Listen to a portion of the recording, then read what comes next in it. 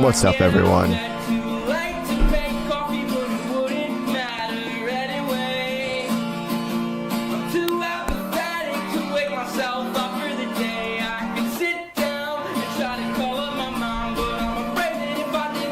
What's going on?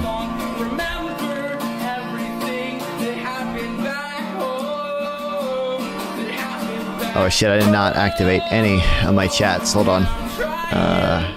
Activate. Activate.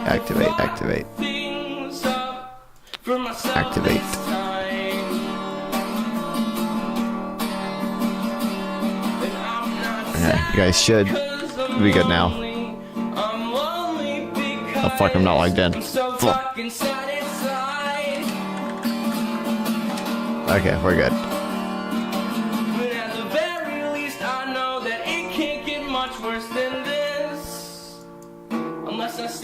You non-fun. What?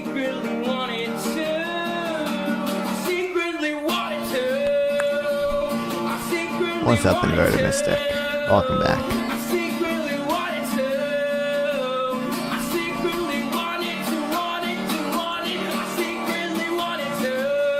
Activate that, and activate that. And hopefully, we're all good now. I missed you? Thank you. I didn't stream for one day. Come on here. One day. I had to edit videos, and I had to do a little bit of stuff for college, okay? One day.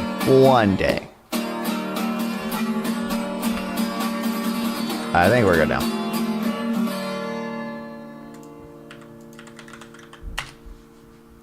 Yeah, I just didn't do that before I started stream like I should.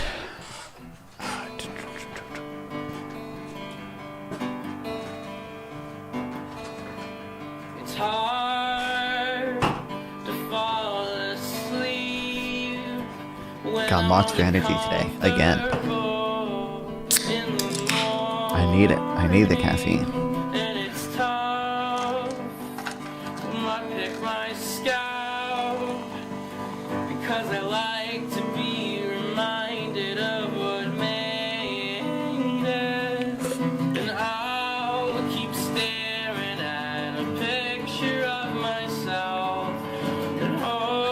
Ice is so convenient, dude.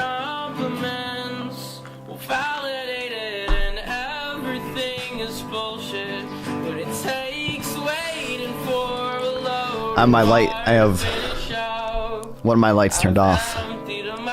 One of them is turned on a little. Creates a chiller vibe. Because we're not doing anything important today. We're just reading. Western Sahara to Georgia. Okay, so Libya. Algeria, Egypt, Israel, Syria, Turkey. Wow.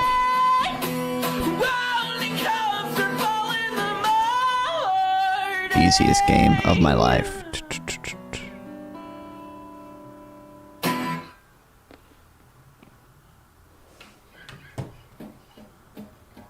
Still the same?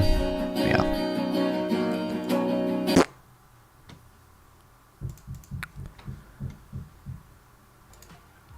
Alright, you know what we get to do today? We get to be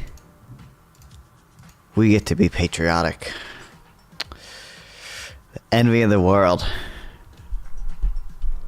The Economist put out, I want to read this today, and also the somewhere if I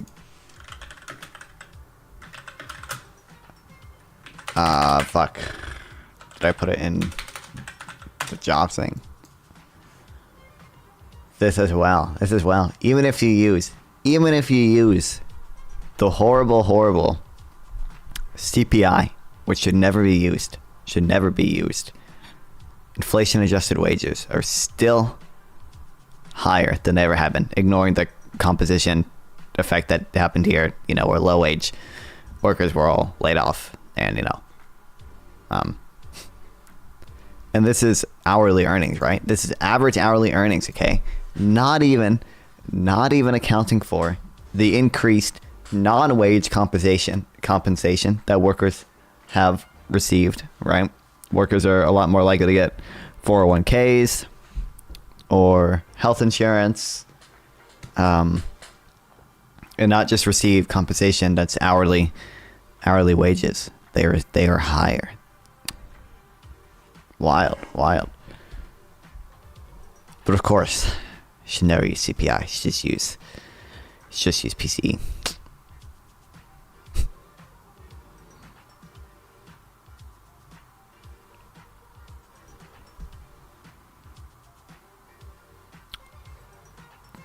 $29.7 was the highest, and then here we got briefly to like 30 because, again, the composition effects, which I'm pretty sure, I don't know if they have it here.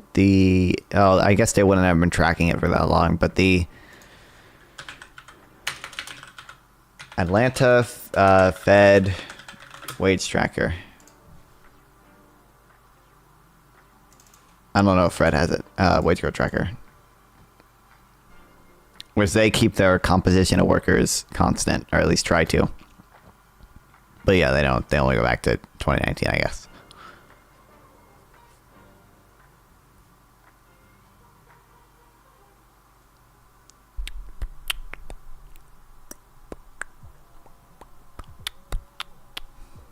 Wild. Well, it's not that wild. I knew it the whole time. But I've been doing my, what would I call it? Well, I don't know. I guess just capitalist apologia. I guess that's the. I've been doing my real wages have not actually been stagnant thing for a while. I'm way ahead of the curve. Way ahead of the curve there. I don't know if I read all these. It's fun to read them. The American economy has left other rich countries in the dust. Expect that to continue. And I have to open all of them in archive.org. But, you know.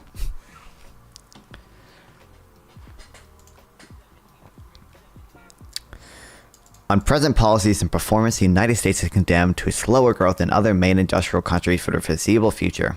So declared their Competitiveness Policy Council, a committee advising America's president and Congress in 1992, a time when America was gripped by concerns that the economy was declining and losing ground to Japan and Europe.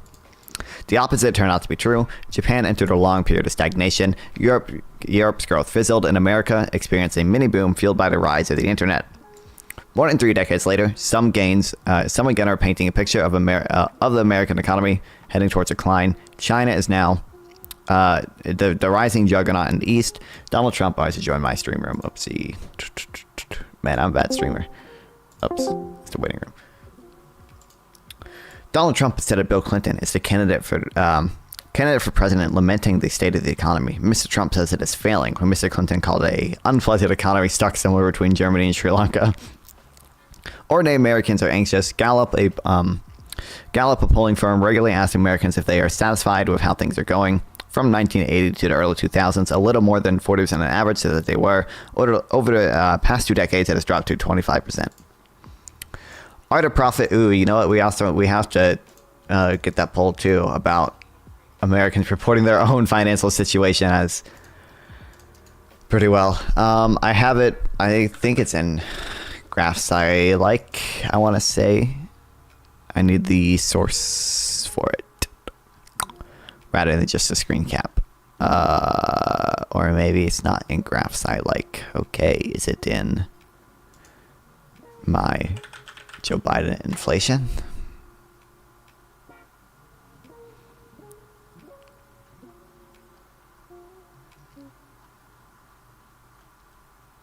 It is. Harvard IOP Youth Poll, Fall 2023.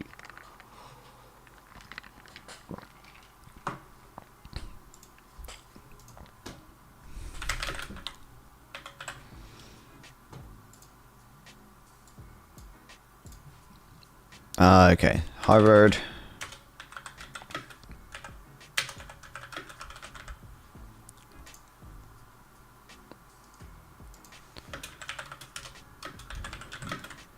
How would you rate your finances?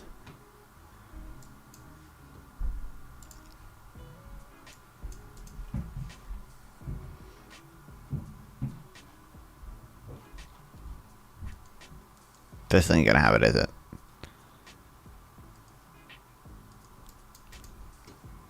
How would you rate America's economy?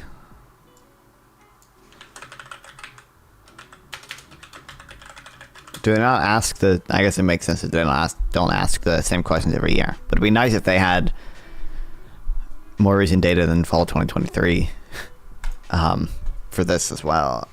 America's economy / your financial performance, financial situation these days.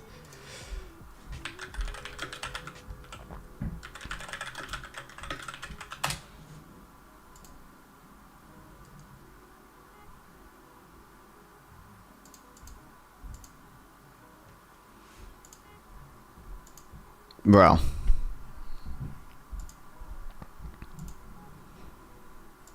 I looked up the exact title.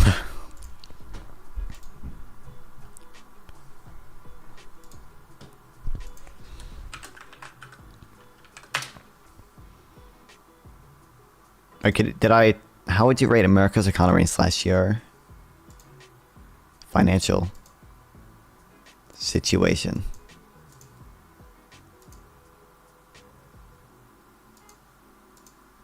These days? Question mark. Fuck you.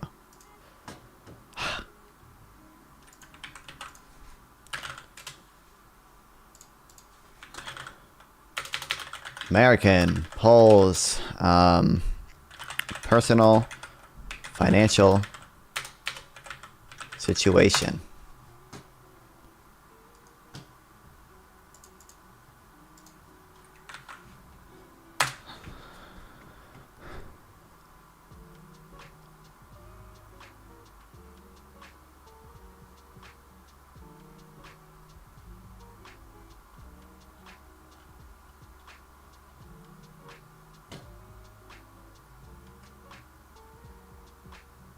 Okay, this is useless.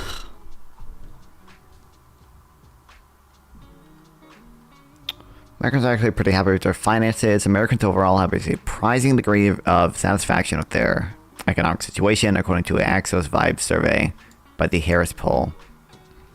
Why it matters, that's in spite of our down reviews among certain subsets of the country, and in contrast to consumer sentiment polls that remain stubbornly weak, partly because of the lingering effects of 2022's inflation. Axios Vibe's poll found that when asked about their own financial condition or of their local community, Americans are characteristically optimistic. Be smart. It's broadly understood that economic well-being influences electoral outcomes. Blah blah blah blah blah. Okay, what's the poll? 63% of Americans rate their current financial situation as good, including 19% of us who say it's very good. Neither number is particularly low. They are entirely in line with the average past 20 times the Harris Poll asked this question. The survey's findings based on a nationally representative sample of 2,120 U.S. adults conducted online between December 15th and December 17th. Okay, god damn it. This might be we might actually only have data from fucking last year.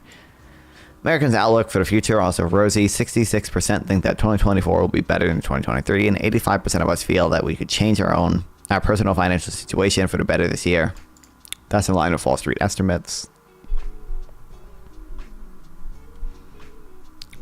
77% of Americans are happy where they're living, including renters.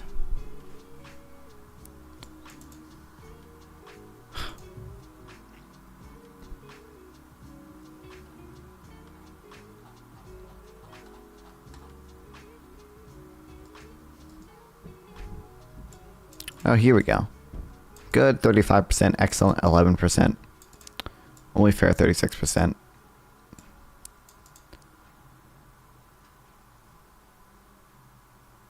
So it was 22% in 2011. I thought this was okay.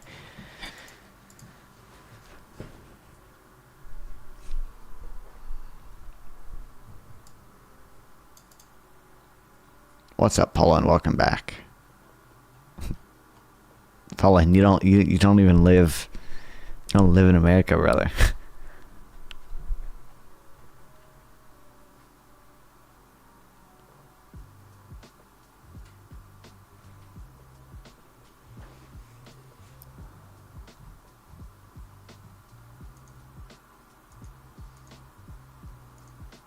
Okay, expected a year from now.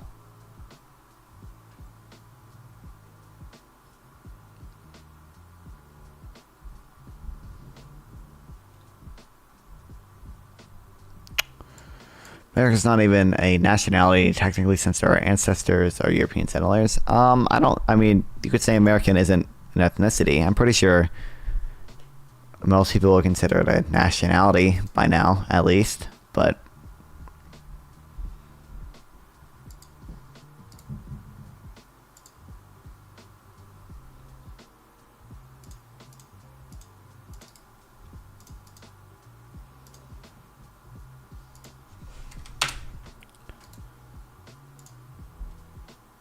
okay, anyway.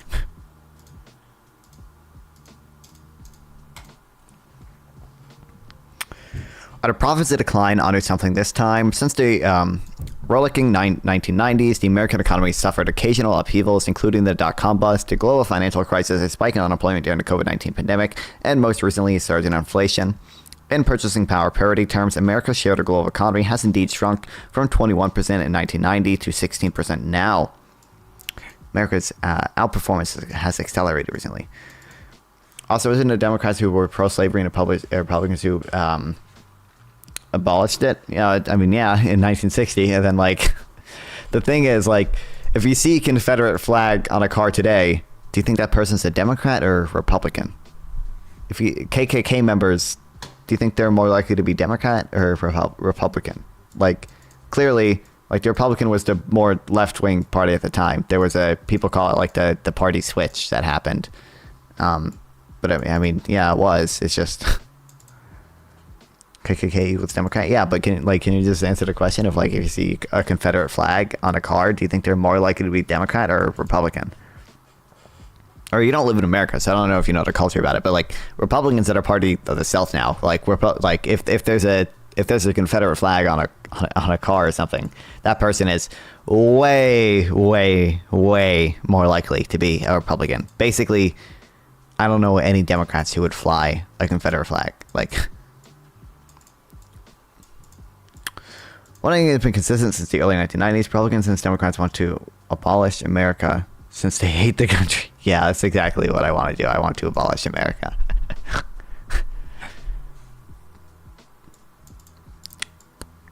America's grown faster than other big rich countries and has rebounded more strongly from bumps along the way.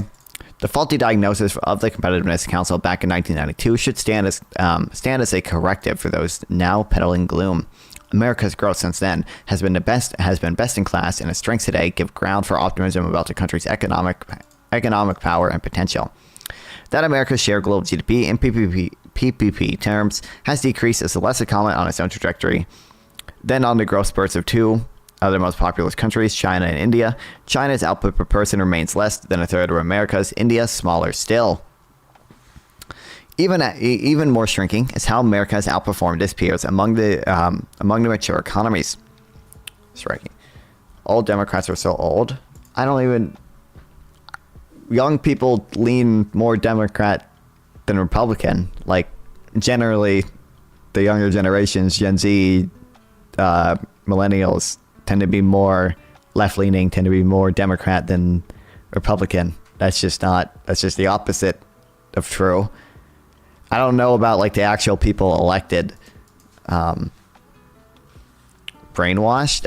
What I just said is objectively true. Like, you get this is a known thing that's been going on for quite a while. Is that younger generations tend to be more left-leaning in America. That means they tend to vote more Democrat than older generations who tend to be more conservative. And then in America, that means voting Republican more often. Yeah, what I just said was, like, 100% true. It's not me being brainwashed. EM16 and I'm Republican. You don't live in America, brother.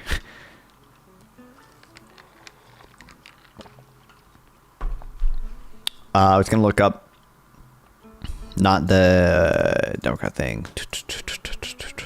So what? Also, that's great. Like there are certainly Gen Z and millennials that are Republican, but on net, Gen Z percent Democrat versus Republican. Like it's gonna be like 60% Democrat versus like. Look, you see how the older you get, the more right-leaning they get? Gen Z adults, 36% Republican compared to 21% Republican. Same thing for millennials. They lean way more Democrat than, Republican. And these independent. I would guess that a lot of the independents here are actually more socialist leaning than they are like libertarian leaning or something. I mean, again, if you just look at like this percentage Gen Z who actually supports socialism, it's way higher than like baby boomers. So that's another, yeah.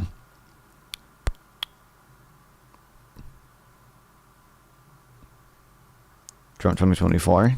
Okay, well, if you just keep repeating it.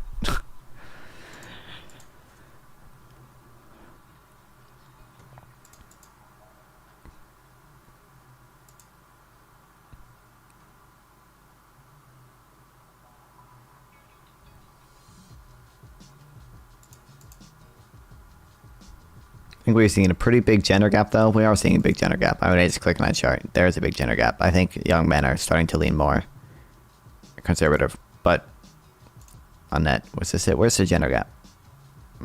This is 12th grade boys. A lot less liberal, more conservative. But I swear, I literally, the chart. Here we go. This shows gender gap. Men are, yeah. Oh, well. They're still... Oh, there's like... old people. I used to probably start tracking at like 18. Seems like even young people... young men are still more Democrat, although I don't know it. I don't know what independent means at all. Because again, I'm pretty sure if we look up Gen Z favorable views of socialism, I'm pretty sure it's like 50% of like Gen Zers have like a favorable view of socialism.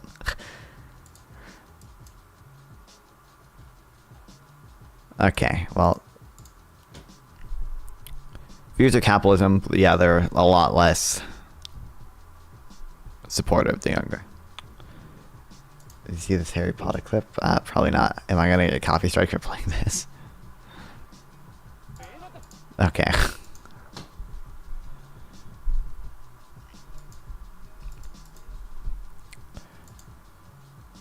Yeah, here we go. Someone says extremely likely to vote for a socialist candidate. That's 64% of Gen Z, 70% of millennials. Interesting that millennials is more than Gen Z. But I don't. Maybe Gen Z's moved beyond socialism. Maybe we've moved beyond to communism. We will only support a communist candidate, not fun as base. True. Are a boomer. Okay. I think you missed a few words, but you? No, I'm a Gen Zer. What? I don't know what you're.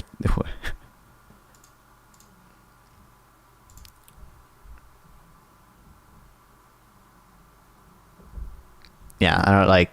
Why am I even gonna get? Obviously, Gen Zs are way more left leaning. Like,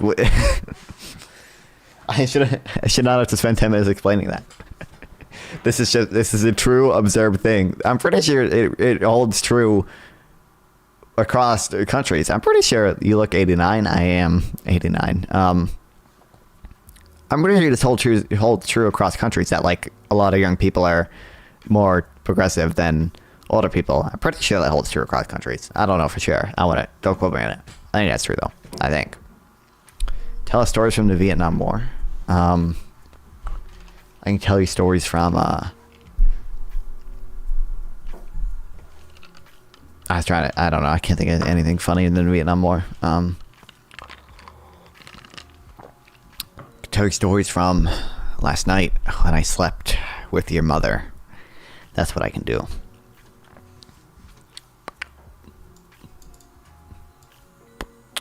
Okay, 1990, America accounted for about 2/5 of the overall GDP of the G7 group of advanced countries. Today, it is about half. God damn.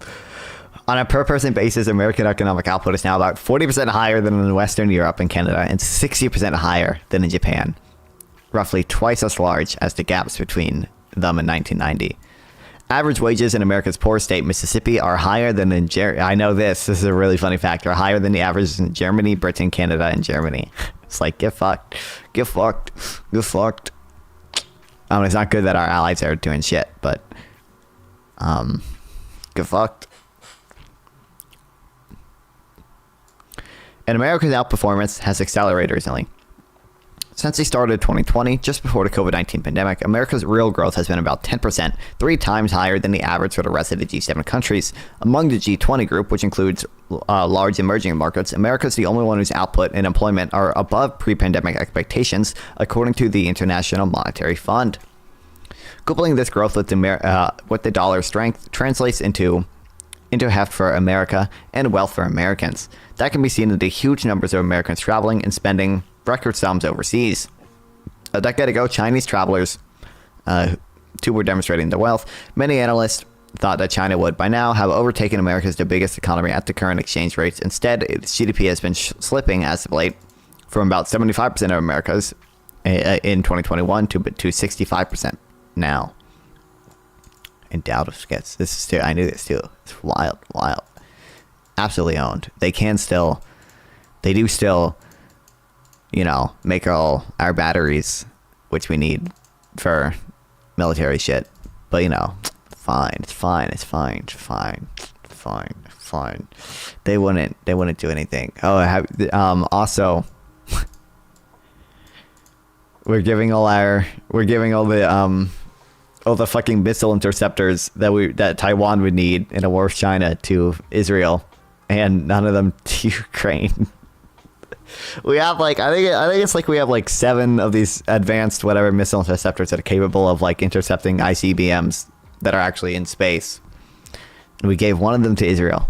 We won't give any of them to Ukraine. And Taiwan doesn't really need them yet, but I don't know. How expensive are they actually? Can we not just make more? Why can't we just make more? U.S. missile interceptor.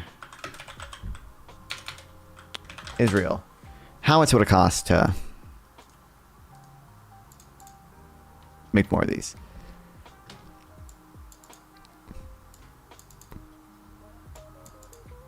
What is this called? High altitude anti-missile system operated. Okay.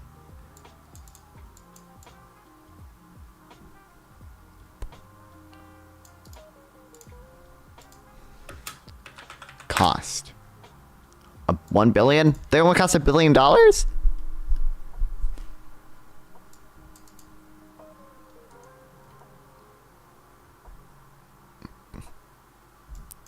Why don't we make a fucking million of these, dude?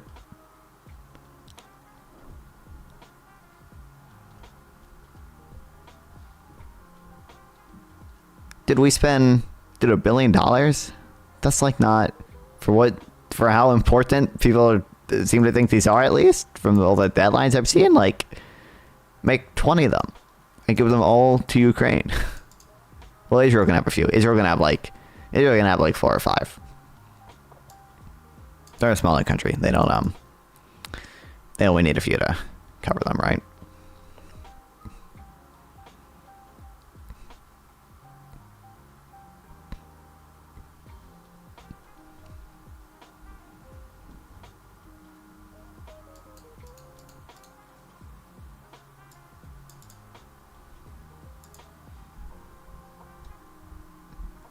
Unit cost, $1.25 billion per battery. What is that? Is that per missile intercepted, or is that per, what is the battery? Is the battery the whole thing, or is that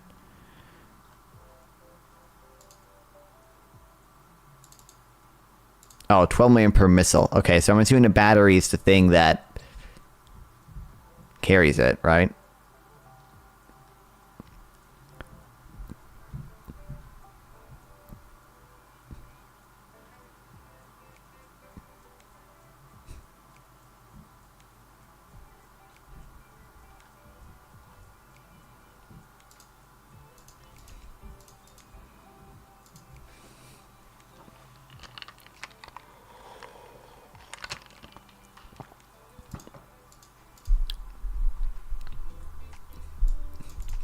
This special report will explain why American growth has been so strong for so long and why it can be expected to continue.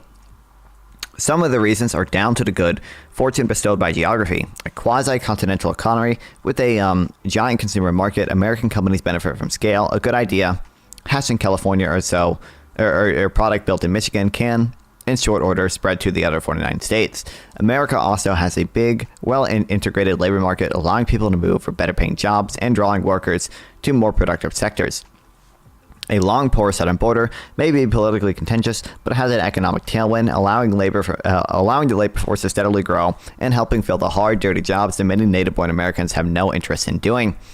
And as important as the size of the country is what lies beneath it. Over the past 2 decades, the improvements in technology for extracting hydrocarbons from once Euplintid shale rocks, Eupilian, what? Okay, well, don't give me the pronunciation then.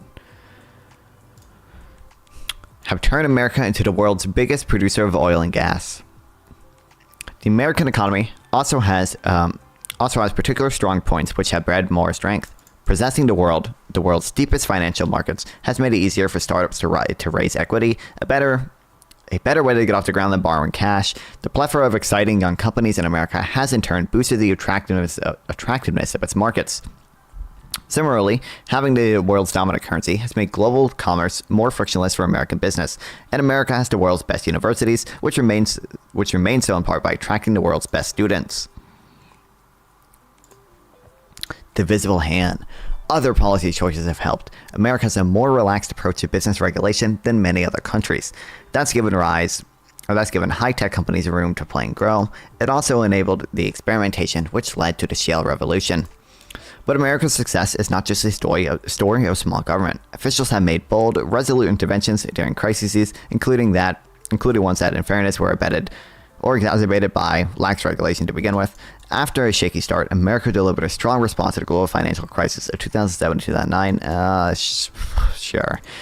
Acting decisively to clean up bank balance sheets. We did do that eventually. And making aggressive use of monetary policy to support growth. It did. Growth compared to Europe, I guess, maybe. Growth compared to, if we just spent more money, just had some better fiscal policy. I have that in graphs I like.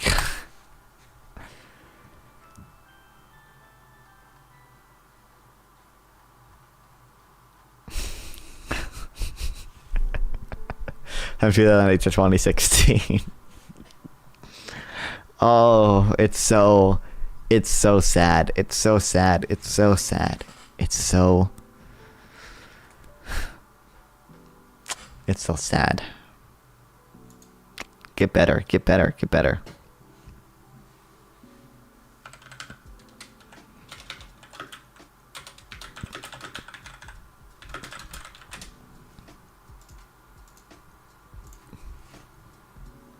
The government's response to the COVID slowdown was yet more extraordinary, with a suite of fiscal stimulus packages that left other countries in the dust. True. Indeed, officials overdid it in the pursuit of recovery, contributing to the global rise in inflation. But it's impossible to explain America's mighty economic engine without acknowledging the government's willingness to step on the accelerated pedal when it sputtered. For all of America's prowess, it is plenty of Maldives. A fundamental test of a country's governance is whether people live good, long lives. On this count, America is wanting. In 2023, the life expectancy for a newborn in America was 79, 3 years shorter than the average in Western Europe, according to UN projections. That startling gap was virtually non-existent in 1980. This is largely a reflection of fewer Americans reaching their dotage owing to obesity and to particularly acute American problems like opioids, guns, and unsafe roads. God, our trucks are horrible. But older Americans fare badly in relative terms too. In 2023, in America, the average 60-year-old was projected to live another 24 years, nearly 1 year shorter than in Europe. And in 1980, the reverse was true. Older Americans were projected to outlive their European peers by almost a year. Many critics of America's economic model contend that this is intrinsically flawed, beset by extreme inequality and ever more dominant companies crushing competitors. But these are exaggerations. There may be a scope for fair distribution of the country's wealth without undermining America's growth, but the widely held belief that the top 1% are taking it all is overdone. As for tech behemoths such as Apple and Amazon, their potential for dominance must be watched and if necessary curtailed, but it's also true. It is also true that they have generated incredible value in daily life and shaken up strongly dodgy industries. And they face fierce competition to stay on top. They stand as evidence more of America's economic success than of its problems. In the history of modern economies, America's 3-decade performance is remarkable. Can it continue? Throughout this report, we will consider reasons for pessimism, from poisonous politics to fiscal fertilities. Set against these as a relentless dynamism, the essential characteristic of the American economy, and an ultimate force of propelling it forward. What's up, Guido Planet? Welcome back.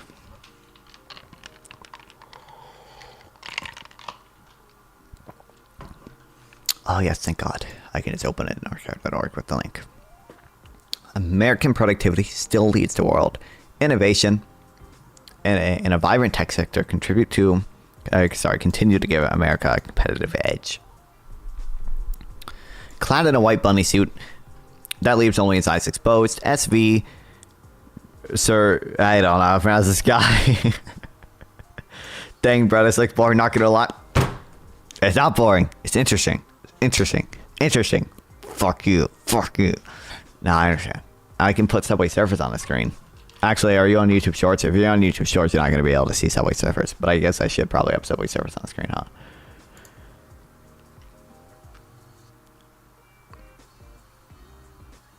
It's not boring. It's awesome and epic.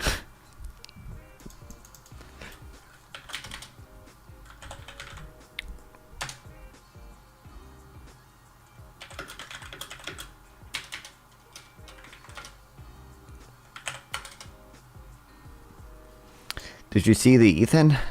The Ethan video? Do you mean Ethan Klein, H3H3? No, I didn't watch it, but like I know most of the stuff he went over already. I don't know. Maybe I'll watch it at some point. I've been shorts, but it's cool. I'm just playing around, Keto. Okay, I understand. People, vertical is superior to horizontal, and Gen Zers these days. Gen Zers these days, bro. I don't even know if you're Gen Z.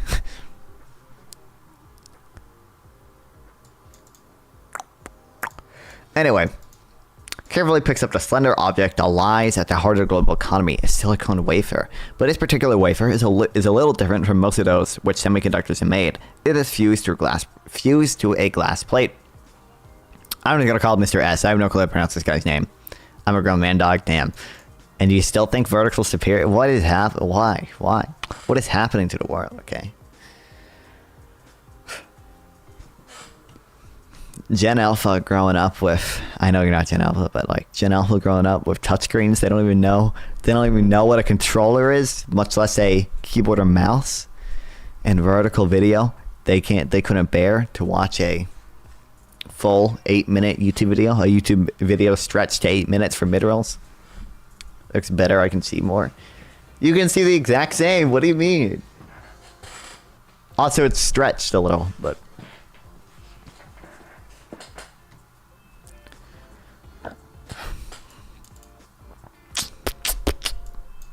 actually, depending on what scene I have, you kind of can't see a little more because my thing isn't covering it. But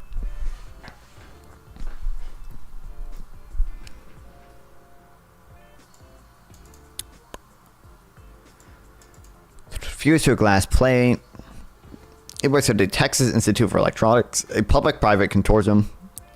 Consortium? I don't know. Takes up my whole screen. I like that. What are you watching? What? You know you can rotate your screen, right? And then the horizontal video takes up the full screen too. What?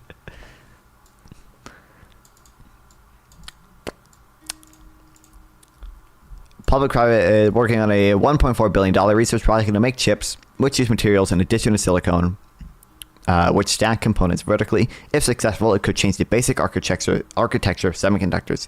People keep asking if innovation in industry will slow down. Mr. S says, if anything, it's accelerating. Plus, I can keep different live stream going while I watch YouTube in a different...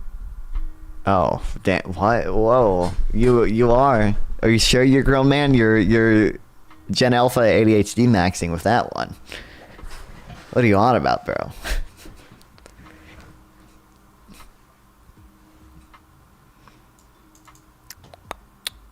What makes it work interesting is not just ambition, but also the provenance of its funding. The biggest single source of infusion of capital, $804 million, comes from the DARPA, no way, Defense Advanced Research Project Agency, a government body that has achieved something akin to legendary status for its role in inventing the internet, popularizing global positioning system, and developing mRNA vaccines that led the world to move past the COVID-19 pandemic. At any moment in time, we're really just laying a whole bunch of bets, says Stephanie Tompkins, director of DARPA. Probably day trader 9 screens. Oh, true. Oh, haven't I seen you talk about that before, Guido, with Sargent? Didn't you guys talk about day trading? I'm watching election info and I saw you were on. Sorry, I popped in. Well, I appreciate it, Guido. Okay. Don't ever think. Yeah, I might make fun of you, but don't ever think I don't appreciate it.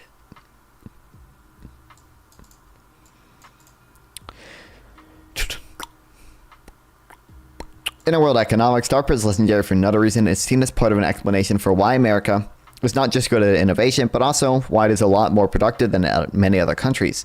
In September, Mario Draghi, former president of the European Central Bank and former prime minister of Italy, argued as much in a report for the European Commission about the continent's slow growth.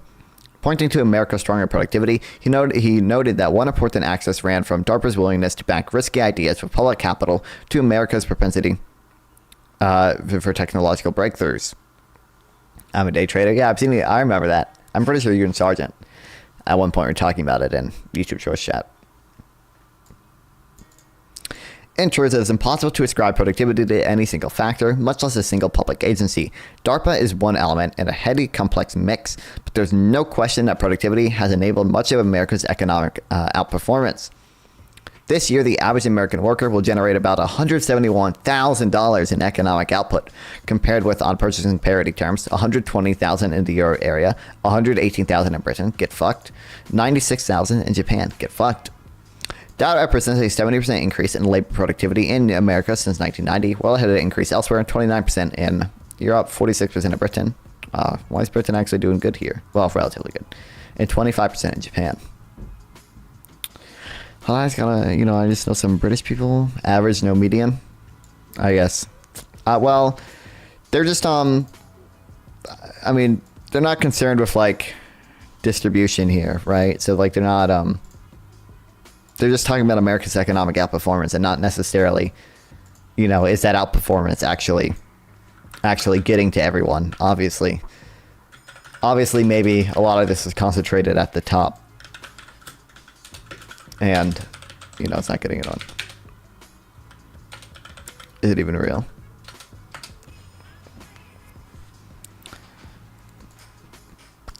Wealth at the top is kind of fake.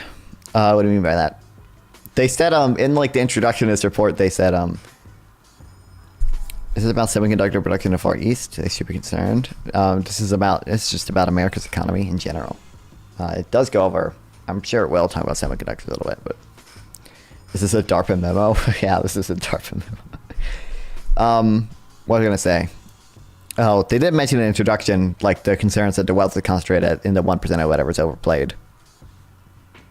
Which, overplayed I would agree with. Not that it isn't necessarily a problem, but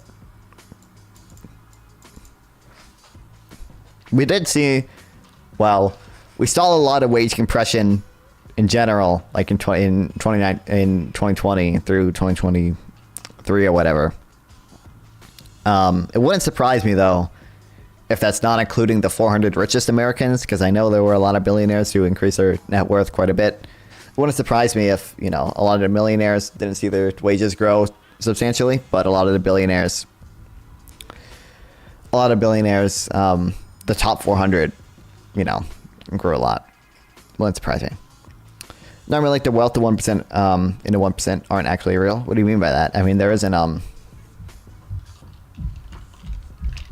mean, it's not all like liquid wealth, right? It's not all liquid. It's not all, obviously, like a lot of it's in stocks, and like it's not actually like worth that much, because if they, you know, were to sell their stocks, then the value of the stock would go down, so they would not actually get the full value that it's reported to have. But is that what you mean, or is it something else?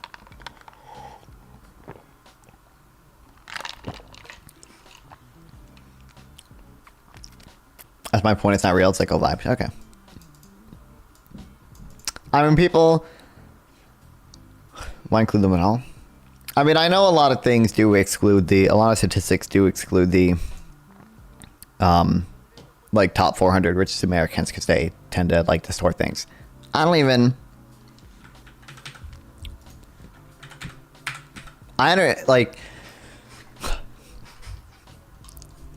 think inequality is that bad. I don't think it's that bad, and I just don't know. Let me rephrase.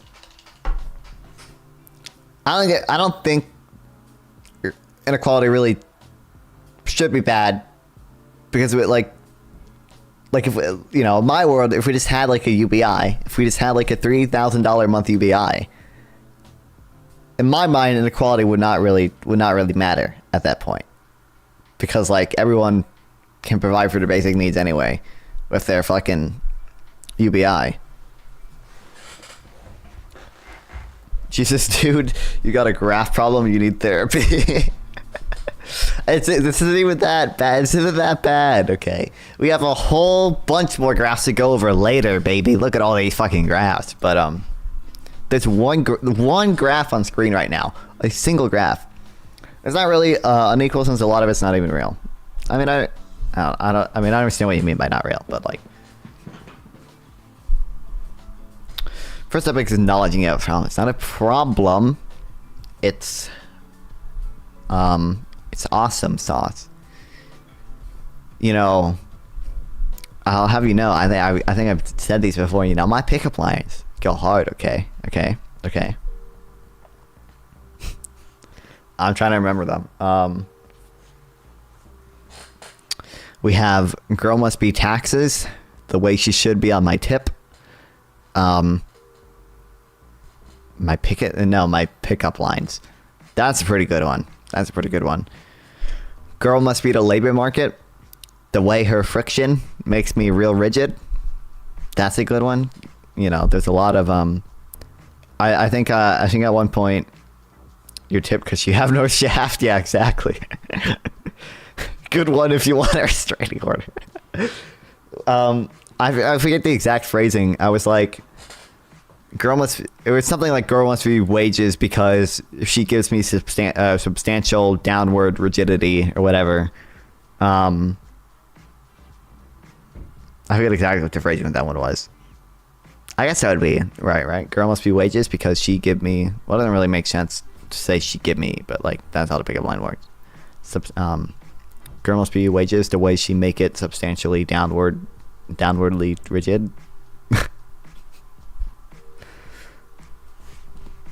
Rigidity is a fun word. Okay. You could probably do something with elasticity too.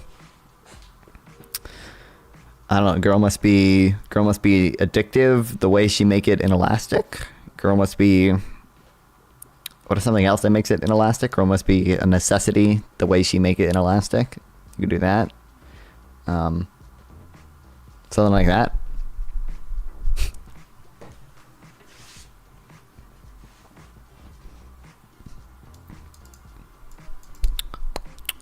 Working holiday hours. A common, I don't know how to pronounce these fucking words, dude. Repost. Reposit? Repost. Repost, okay. Repost is that American productivity is exaggerated since American workers get much less holiday time than appears abroad. But when assessed on a per hour basis, the gap remains sizable. 73% of productivity growth of American workers since 1990 versus 39% in the Euro area, 55% in Britain, and 55% in Japan. See chart. Another criticism is that productivity growth in America steadily declined over the past couple of decades. That, however, has been true elsewhere as countries have grappled with aging populations and what had seemed to be maturing tech landscape. Productivity growth in America remains stronger than most economies. Nah, fam, these lines at it. Your words are too big. No, You don't know. I don't. See less graphs, more English. Okay, listen. Unironically, I will admit the marginal returns on learning some pronunciations. I don't even know that one, bro. Might be a little higher. Okay.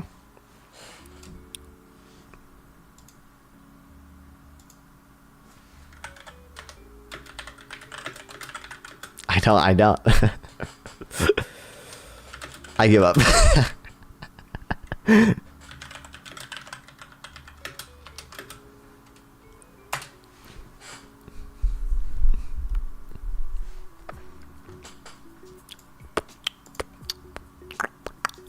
To explain this productivity outperformance, it is useful to break it into a few broad overlapping categories. The first is investment in capital. American workers, simply put, had more tools at their disposal, both the physical kind, such as highways and warehouses, and the intangible sort of in the form of software. Non-residential investments has run at about 17% of GDP in America since the mid-1990s, consistently higher than the share of the large European countries, according to John Fernand of Instead, a business school in France. Moreover, much American business investment is the most potent kind, spending on research and development, which sows the seeds for future growth. Well, with the exception of Israel and South Korea, Americans invest more in R&D than any other country, roughly at 3.5% of GDP. China is one of the major powers that has closed the gap in R&D spending, but it still trails America by an absolute margin. America's overall economic environment, often described as business dynamism, is the second factor. One way of showing this is the churn rate at which companies, or the share that are created or dissolved in any given year. Jesus. This has declined somewhat in America, but it's still nearly 20% of companies annually, roughly half of new businesses, and half are those that are stop operating. In Europe, it is closer to 15%, according to the European Center for International Political Economy, a think tank. This difference reflects twin facts: that it is both easier for old firms to fold in America and startups to obtain financing. Call me the Fed because of the quantities of DMs I ease into. that outlet actually goes hard.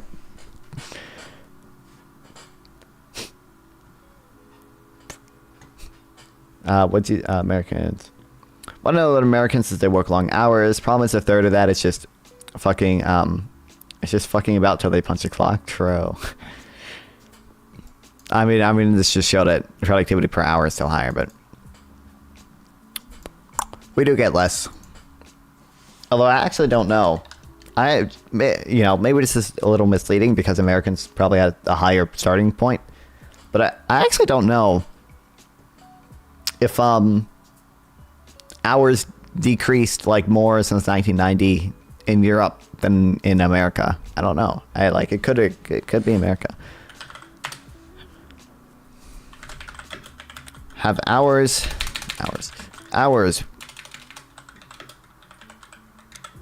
worked, median hours worked decrease more in America or the EU since 1990.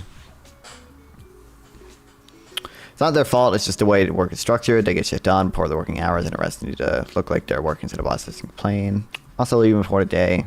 Leave them before everyone else is looked down upon. Jeez, fuck, Americans get anxiety if they take their entitled sick days. I mean, that's true. Which is fucked up when you think about it, yeah. Although, I don't know. It's not just like it's looked down upon to leave early. But I don't know how many jobs let you leave early. Median working hours have decreased more in the EU compared to the US. Here's a breakdown. Okay.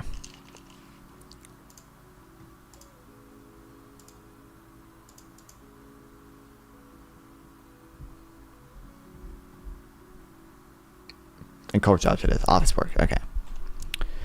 I've been having a cash flow problem because I can increase your liquidity down there. Dude, did AI generate that one? I don't believe you came up with that one yourself. That one's awesome, though. I don't believe you came up with this one. I don't believe it. I don't believe it. This is too goated. It's too goated.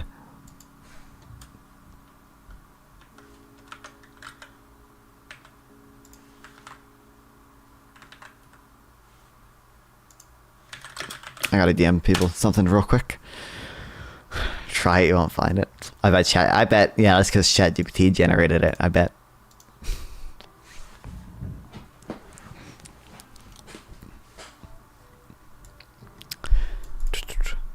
America invests more in R&D than almost all other countries. AI doesn't have the funny bone yet. The dynamism applies to America's labor market too. In any given 3-month period, about 5% of its workers change jobs. In Italy, it takes 1 year to get the same level of labor turnover. A study in 2020 by the OECD found that among citizens in a large sample of Western countries, Americans were most likely to move elsewhere for new jobs. Decisions to move partly stem from things that other countries want to avoid, notably America's weaker union laws and its more limited support for the unemployed. But dislocation can be productive. Those who switch jobs tend to enjoy higher wages than those who stay put, an indication that they have gone to companies in places which are making better use of their talents. The wage premium for job switchers is especially true for women, youth, and people with fewer skills. It's another thing. Wages go up a lot more if you switch jobs. Wages and jobs. True. I love wages and jobs. I like some un-American people in the chat. Over time, this churn tends to push workers, entrepreneurs, and investment more towards productive sectors. That matters because the productivity gap between America and Europe is almost entirely the result of America's outperformance in a few digital-intense segments of the economy, the third vital factor behind America's productivity success. It has done particularly well in tech, finance, and professional sectors such as law and consulting. In other sectors, such as retail sales, European countries often get more out of their workers. The point is thus not that every facet of American life is more productive, but that America is strong in the sectors that have done the most to generate growth and wealth over the past few decades. The underlying cause of America's tech superiority is the country's vibrant innovation life cycle. Did you get a new camera? No, I just don't have my light turned on. Because technically I think it probably looks a little better with this. But I don't know. It's a chill stream, so I don't really need it. I don't think it doesn't look that.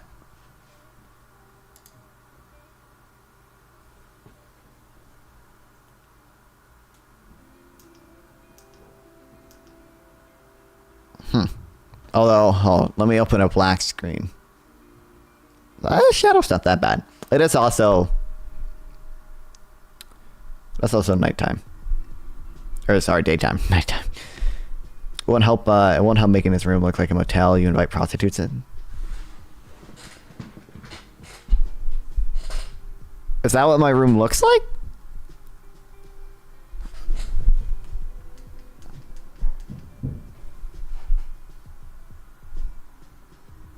That cheap bed? Blue light? My room looks fine. Okay. The low-key does?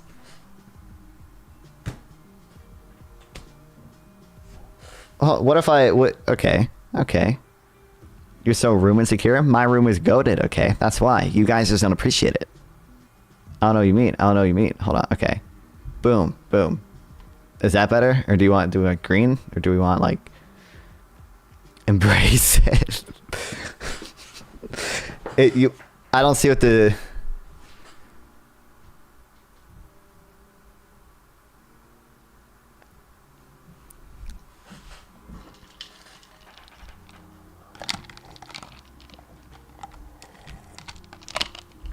let's build embrace it. I just I like my room. It's a pretty chill place. Color just makes it look like those cam girl rooms. Okay, that's understandable. That's goated though.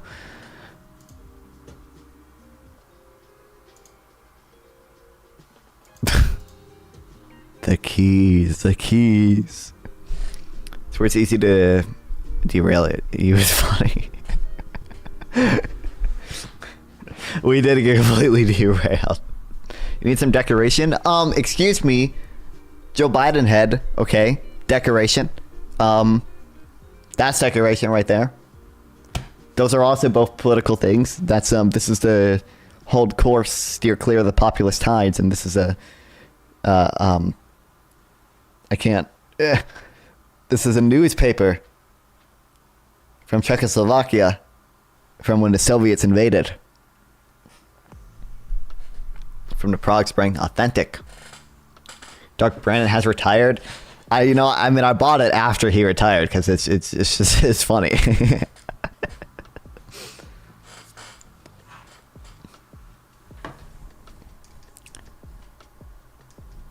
I do kind of off does kind of hold on. What if I turn it down?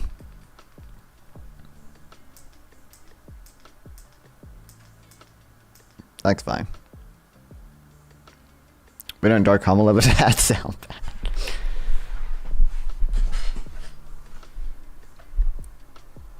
I always don't care about that, fam. Yes, I do. Yes, I do. Where's the power cord for this? Oh shit! Oh shit! I think that's the ideal one. What's the...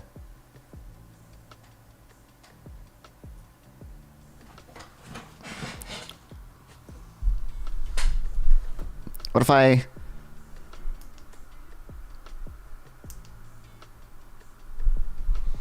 Okay, well, this is too dark. White Kamala. It's actually, it's not that bad. Although, again, it is daytime, so I have, like, sunlight coming in.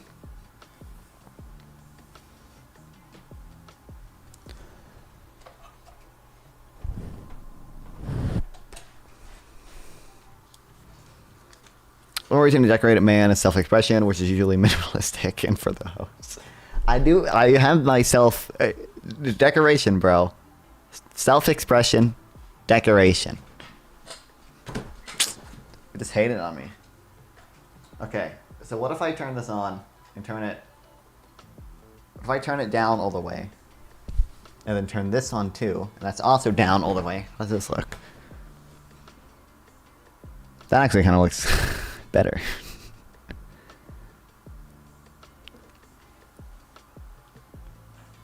I think that, I don't know, I think it looks better. Maybe I'll...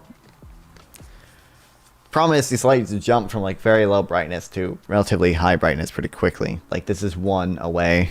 This is as low as it goes, and this is the second lowest. Takes me 2 years to consider hanging up a shelf. I couldn't care for less lights like that. I mean, the lights are for stream. I do think they look good on their own, but... Okay, wait, which one's the... What about that? Are you from a marginalized group? Because I want to explore your marginal utility. That one doesn't even... From a marginalized group, because I want to explore your marginal utility. I don't know. I'll continue playing around with them. It doesn't really matter, but...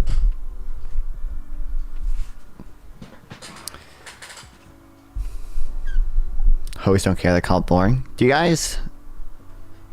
you guys know I don't... There aren't many hoes entering this room, right? So, like... it's not something I have to be too concerned about.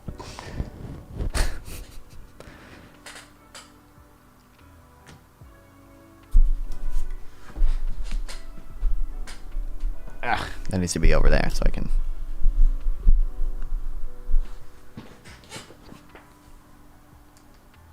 Now I feel like my camera's messed up.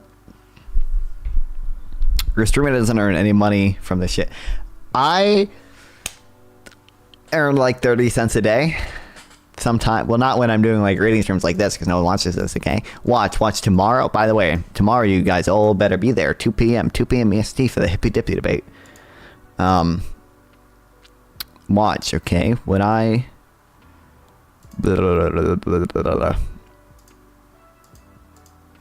all better be here for this. Zimbabwe sends it. I guarantee. Listen, when I stream this, okay, 30 cents that day. Watch, 30 cents. 30 cents. Get fucked.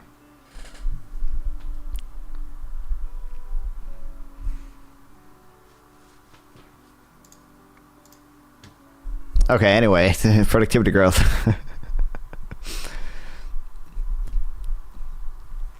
Environment sector innovation. It starts with universities helped by their ability to attract many of the brightest minds from around the world. Public support for research is robust. Financing for young companies is plentiful. And companies face few regulatory hurdles to scale up. It's not that American regulators are lax, but they are comparably favorable to many of those elsewhere in the world. Europe still fragments along national lines. Japan has a way. Japan has a way to go to. A way to go is shaking up its dodgy corporate governance. In China, the Communist Party set its own cause back by throttling its once vibrant private sector.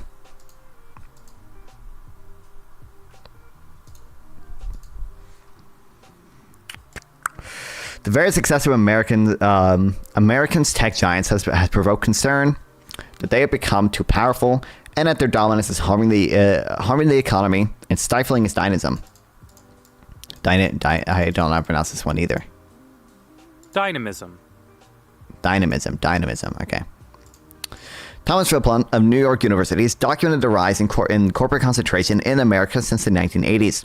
Big companies have taken a larger and larger share of corporate revenues. Corporate profits in general have risen as a share of economic output, and companies, especially in the concentrated sectors, have transformed less in their profits into new investments and more into share buybacks. It's not necessarily bad, but added up, that threatens to be a recipe for slower productivity, weaker growth, and higher inequality. So influential is this assessment of the economy that it's motivating force of the Biden administration's aggressive application of antitrust laws aimed at curtailing the reach of big tech. So true, so base. Lena Khan. Listen, you neighborly sheep. I'll have you know, I went to speech therapy for like 6 years? 6 years, and this was the best they could get out of me. Okay, so.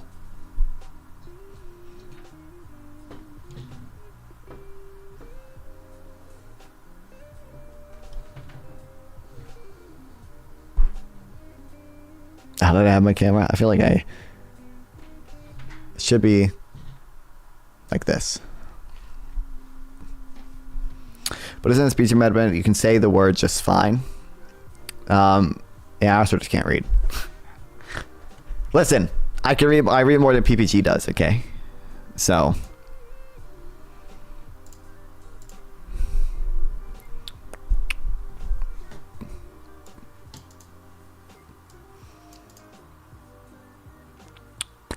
The very success of America's tech giants has provoked concern that they have become too powerful and their dominance is harmful. We read that. Yet the case of concentration has reached harmful levels is no slam dunk. Economic theory suggests that monopolistic will abuse their clout to reduce production and raise prices. Sharat Ganapit of Georgetown University has found pretty much the opposite relationship in 4 decades worth of America's census data. Industries with rising concentrations have also been the most productive, and the companies that have fared the best did not raise prices. This is weird with tech though, because like technically like there is no sticker price for using Google. It's just they just like sell ads, obviously. So it's like I don't know how they're measuring it. Like in theory, it could be. This is Lena Khan's whole philosophy. In theory, like we could have low prices and still good performance for consumers, but just have but still have too high market concentration where it's not a competitive market anymore. One interpretation is that America's corporate champions have excelled by being more efficient, thereby benefiting consumers and the wider economy. You never piss on a floor for content. Google's a bottom feeders a platform. They basically leech off search results. Now they're going further with that by using AI, which completely bypasses visiting sites. That is something weird with AI. Is that it's gonna, it's like you're gonna make it unprofitable for companies, for the people actually writing the stuff that your search engine's meant to find to continue doing the thing, because nobody's gonna be clicking through to the websites anymore. Your AI is just gonna be scraping it and repeating it. It's like, well, how do you? So I mean, yeah, I don't know if I consider them just a like bottom feeder though. Like they provide a valuable service. Like yeah, any media creation is compensated or credited. We go through some nasty shit before we learn how to properly regulate AI. Probably, I don't know.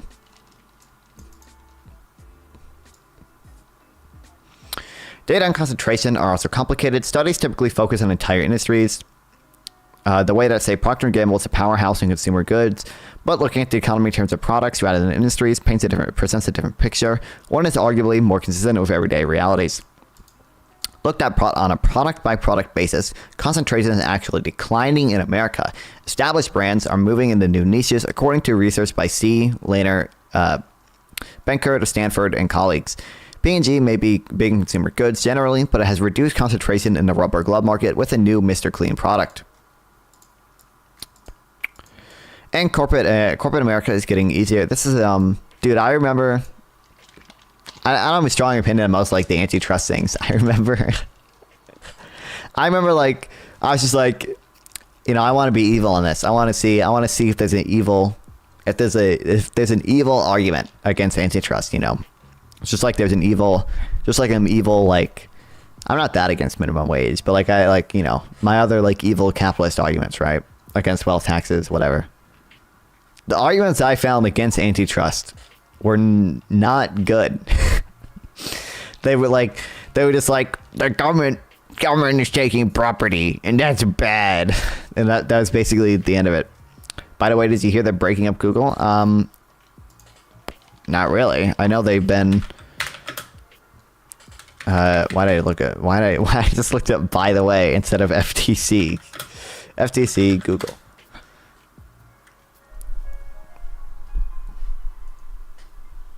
I don't trust CEO who created AI with a voice from a fucking sci-fi movie who wants a fantasy to jerk off to. Listen, that's the best use of AI is creating stuff to jerk off to. That is the most moral use of AI. Everything else is stealing content, but that isn't.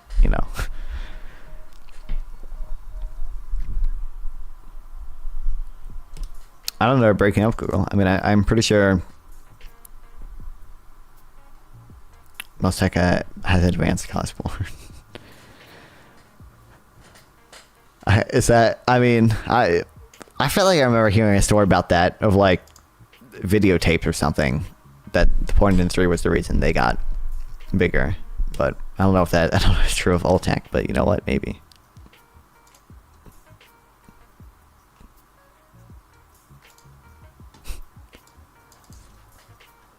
Are they? I'm pretty sure. I remember I read about them suing Apple.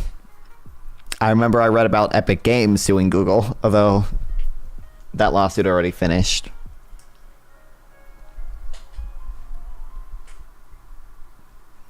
They become too powerful. Porn is a major factor in the better distribution of video content. I mean, that makes sense. United States v. Google Inc. This was in 2012. Lena Khan, Google.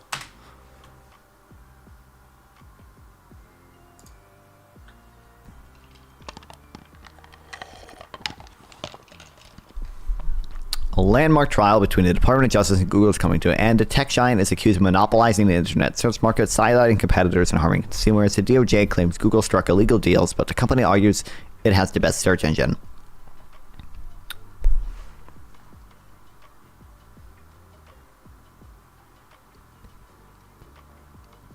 Campsite's probably the backbone of live streaming. Why is the road run by the creepiest neckbeards nowadays? I want my mustachy oil barons back. Oil barons back, true. Barons. I can't say that word either. Barons, right? Oil barons. When was this? May 7th?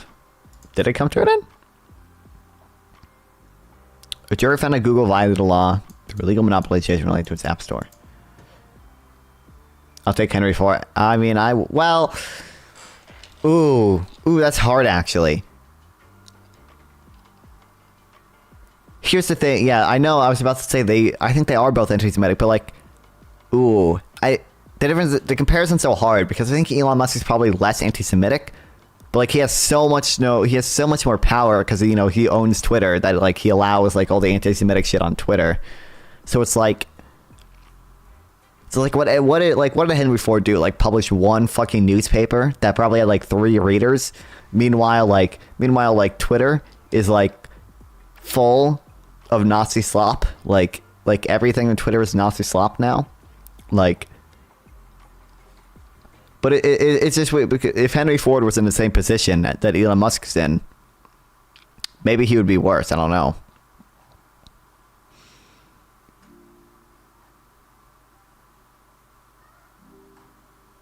I don't know why they claim Twitter, just because Lena Khan.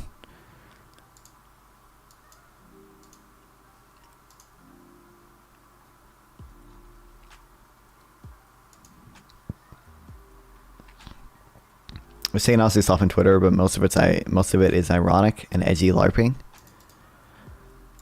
I don't know. There's so many. It's ironic. It could be. I don't know. And like half of the Republican Party are hurricane truthers now. Okay, so I don't know. I genuinely don't know. That's the issue. Is I don't know. I don't know how many people unironically believe that hurricanes are caused by the Jews. I don't know. Although, listen, to be fair, Twitch doesn't seem to care about anti-Semitism either, right? They seem to.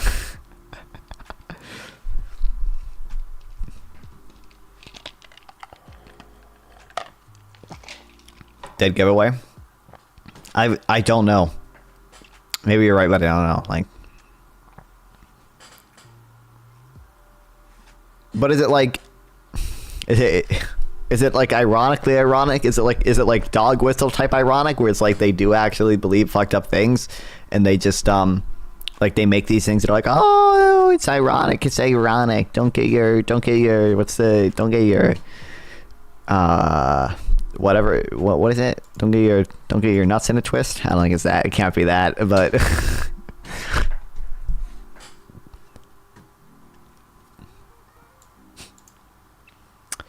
not in general. How much comparison is out there and pushes public opinion towards great replacement or blood libel theories? The actual anti-Semitic ones is one of the articles, and anti-Zionist ones. Okay. And corporate America is getting into areas that are more consequential than dish cleaning. Economists have long observed the duality between national and local competition. Home Depot's heft seems to reduce competition on a national scale, but when it enters a town that previously had just one hardware store, it represents a new competitive force. A similar dynamic may be playing out as tech giants move into markets which are conceptually, rather than geographically, due to them. Companies like Amazon and Alphabet offer one of the best hopes for shaking up America's high-cost healthcare sector, as they get into primary care, diagnostic services, and more. The rise of AI may hurdle a new return to faster growth. Return to faster growth. If tech companies manage to achieve dominance across many markets by being hyper-efficient competitors, then proceed to block new challengers, the worst fear about them might prove justified. For now, though, a recent examination of the evidence by Carl Shapiro of the University of California at Berkeley and Ali Eurotakis Coglu of Stanford put it well. The rise of concentration across American industries looks more like competition in action than competition in decline. What is more, many excited observers think the latest wave of innovation emanating from the tech giants, the rise of artificial intelligence, Harold, I don't know how to pronounce this one either. I think it's Harold, right? But it doesn't give me the pronunciation. A return to faster productivity growth in America and abroad. In a study last year, economists at Goldman Sachs, a bank, concluded that AI could drive a 7% increase in global GDP over a decade. And they estimate that America would reap a bigger boost to its growth than any other country by virtue of being on the frontier of the technology, both in pushing AI forward and adopting it extensively. A healthy dose of skepticism is in order. After reviewing the literature on how AI works and how ideas spread, Darren Acemoglu of MIT came to a more sedate conclusion that it would boost GDP by about 1% over the next decade. You're still talking about that. Whatever the eventual outcome, the rise of AI has served to underscore just how formidable America remains as an engine of innovation. It accounts for more than half of global private sector investment in AI. It's not just the private sector. DARPA is all over the boom, funding dozens of projects that use AI, from beefing up cybersecurity to turning machines into more trustworthy partners for the human operators. It is once again helping write the next chapter in the story of American productivity. Is higher inequality the price for America's faster growth?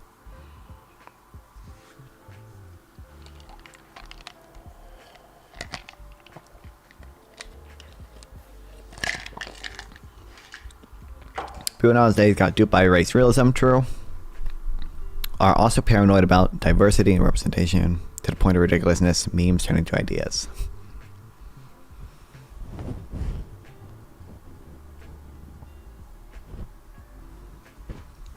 I don't know if that actually made it go down anymore.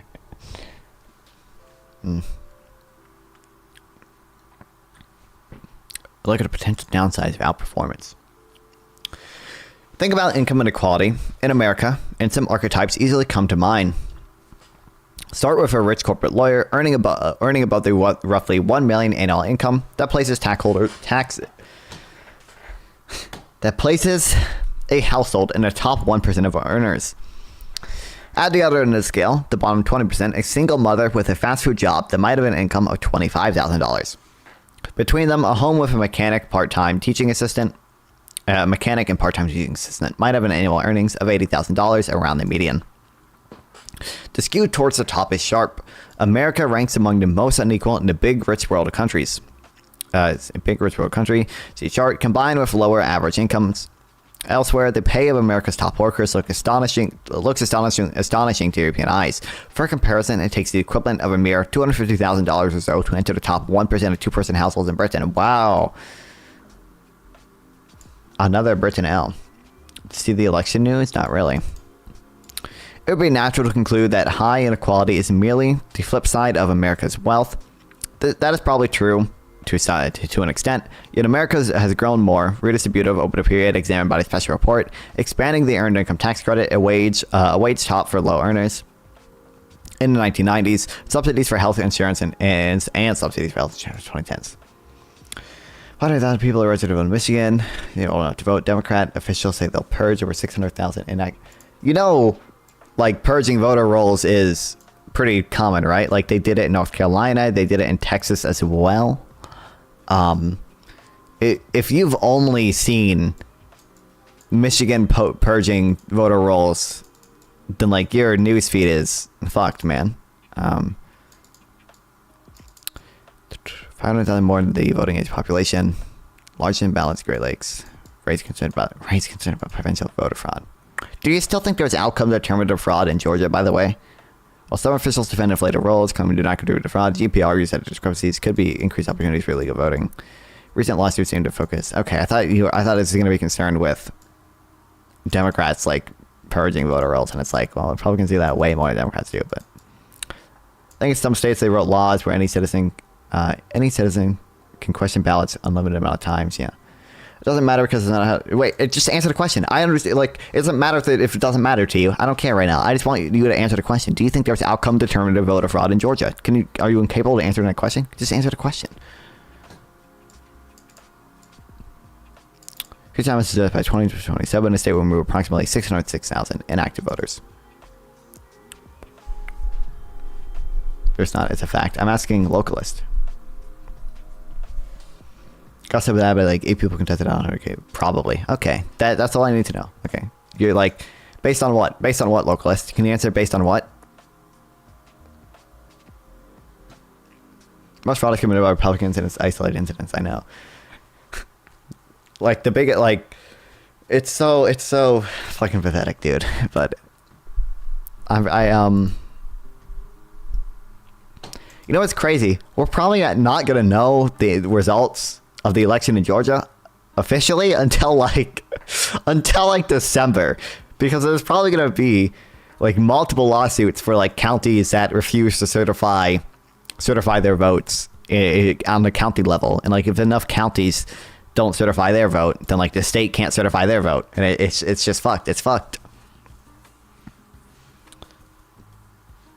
American elections are one of the most secure elections in the world. Yeah, it's not even. Yeah, it's wild.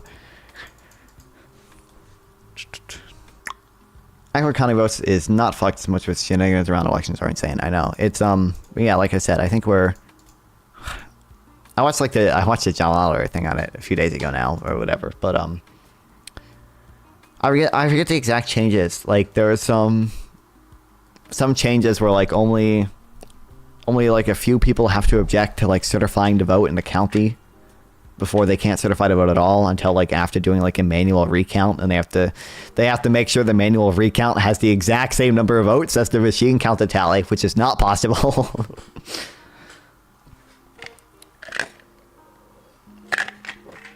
So there's a good chance we don't know the results of Georgia until December. Which is not good. It's not ideal. Subpar.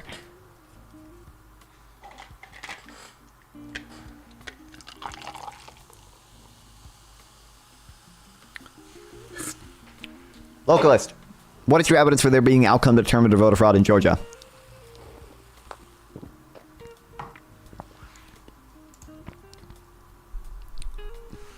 Strategies to delay, waste time and resources. True. I mean, that like, they want all of the voter fraud lawsuits, like they just wanted them because I read it online. Like what? Okay. Usually there's multiple claims that like people make. They'll like mention like the ballot video, the ballot stuffing suitcase video. It's not completely fake. It's manipulatively edited, and Giuliani admitted he lied about it. And then they'll sometimes people claim about like the fucking overflowing toilets and the water pipes or whatever. All that is like total lie and can be so easily debunked with like just a few quick Google searches. But I forget which document it's in. Do you believe this is anything other than ironic?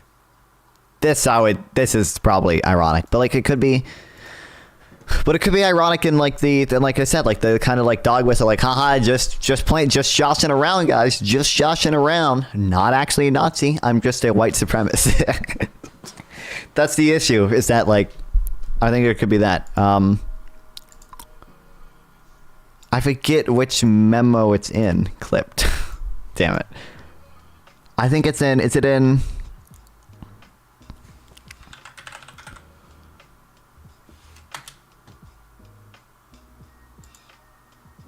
Is it in this? No.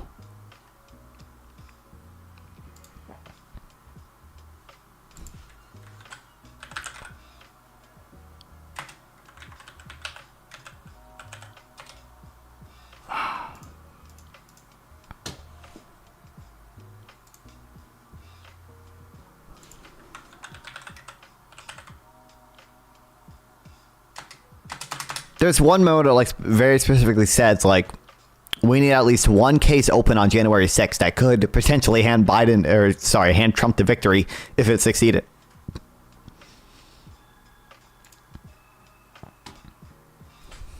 I think it's this. Yeah, there is pending on January 6th in each of the 6 states at least one lawsuit in either federal or state court, which might plausibly, if allowed to proceed to competition, lead to either Trump winning the state or at least Biden being denied the state. Of course, ideally, by then Trump will have been awarded one or most of the states. Yeah, like these lawsuits were not even. They were all based on like bullshit affidavits, and like the merits were shit. First of all, they didn't have standing for most of the, like most of them were dismissed on standing, right? But oh no, how. Around, guys, just joshing around. Not actually a Nazi. I'm just a white supremacist. It's my audio. Just joshing around. Not actually a Nazi. Oh no, it's just my video playing. It's weird.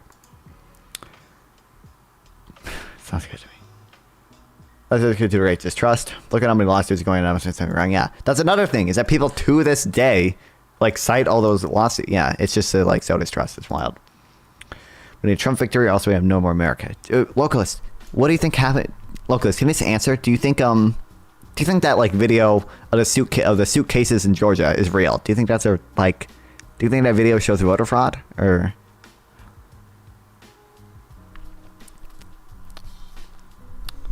Anyone in PPG's Discord? Send a clip to him. No, don't do that. No. I'm gonna lose favor of PPG, guys. Oh no. Suitcases voted for Biden. Is that not sus for you? Do you know Giuliani admitted that he lied about that? Giuliani lost a defamation. Thank you, Raccoon LP, for the sub. I appreciate it very much. It really helps right now. Thank you. I appreciate it. It's probably delayed a bit, but Giuliani admitted to lying about all that stuff, right? He had to pay like $168 million for lying about that. Thank you, iBizzard. Yeah, it's delayed. Thank you, iBizzard, for the stop. I really appreciate it. It really helps out right now. We're trying to reach 1,000 subs on the YouTube channel. If you have not gone to the YouTube channel, please go to the YouTube channel, subscribe, so I can reach 1,000 subs there. Thank you. I appreciate it a lot. It's your 2 Zimbabwe cents. If I get monetized on YouTube, which I need 1,000 subs for, I will get a little bit more money today. Than I do today from streaming on YouTube.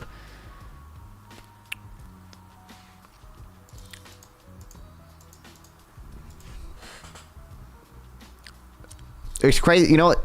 That video, first of all, that video was debunked literally the next day. I think it was literally the next day. The Georgia State, the entire Georgia State legislature looked at that video and decided and like saw, oh yeah, this just shows normal ballot counting, and so they certified the vote. Like all these things were looked into. It's unbelievably retarded that like you would cite that. I don't think suitcases should be allowed to vote. One, they weren't suitcases. They were regular ballot boxes that we realize we have the video of them taking the ballot boxes from the ordinary ballot boxes from where they are and putting them under the tables and then taking them out a few minutes later.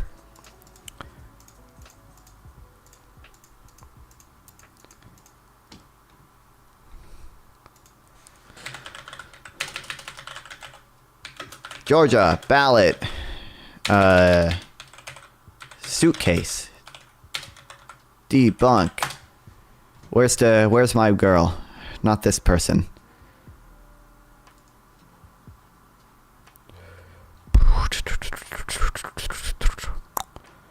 There's like is it this girl? No.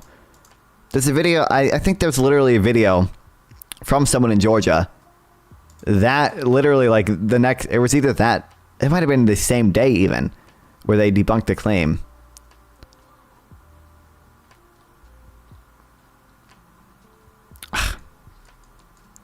I've seen it before. I should have just like saved it.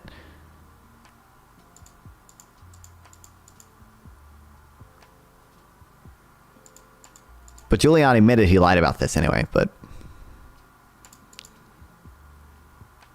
okay, well, these videos will have to do for now.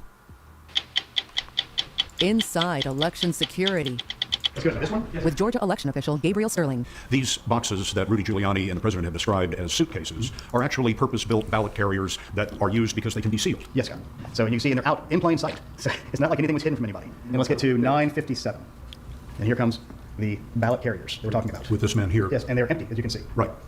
So these are the ballots that need to be scanned still, that they're going to start stacking into these carriers. Now, this is the same room from a different camera angle. Yes. What do you see in this picture? Well, here you have here's some cutters running their work, the flatteners over here getting the ballots prepared, and then up to this corner, this is the press and the observers who are there from the different parties. The Democratic and Republican observers are right here. Yes, and doing a great job looking at their phones. Now, it is almost 10 p.m. election night. Some of these people have been working 12, 14 hours. Yes. And they've just been told that they're going to wrap up for the night. So what are they doing here? This is where they're packing up because they think they're going home. They're packing up to seal them so that nobody can mess with the ballots when no one's there. They're securing the ballots Correct. with the idea that they're going to come back tomorrow and count them. Yes, sir. But then what happened? When we found out at our office, approximately 10:30 or so, that they were knocking off for the night, the secretary was upset because we wanted people to work as long as they could so that we could have the results out as fast as we could. So our office called the director of Fulton County, who subsequently calls the manager on site here and says, y'all need to keep on working. So they keep on stacking in here. And again, that's 3 of the boxes that fit perfectly inside that box. She's got the lids in her hands. There, she's finally sliding the lids on. She's putting the lids on the ballot carriers. She's doing her best with the lids on. She's just having a difficult time with this. But again, it's still 10:01. The monitors and press are still in the room. You ready, Non-Fun? I So guess seal I on this am. part. She's putting the seal on right now, which is these blue items here. So she's sealing the ballot carrier box so that no one can tamper with it. Correct. Those are ballots that have been opened from their envelopes but have not yet been counted. Correct. What she's thinking in this moment is what she's been told by her supervisor is, put those away, we're going to count them tomorrow. Yes. And it's 10:06. The monitors are still there. But this is where you see them slide this box under the table. Why under the table? Get them out of the way. They're still walking around doing stuff. They got cords, they got boxes. This is stuff out of the way. Can you see out of here? Boxes are the exact same kind of box. They just want to get these out of the way to know that these are the ones we have scanned later that we hadn't scanned yet. At this point, the Secretary of State's office, your office, has called Fulton County and said, you guys can't go home. You've got to keep counting. Yes. And so we're about... Where's D? The defendant Giuliani, for purposes of this litigation only, does not contest it to the extent the statements were statements of fact and otherwise actionable. Such factual statements were false.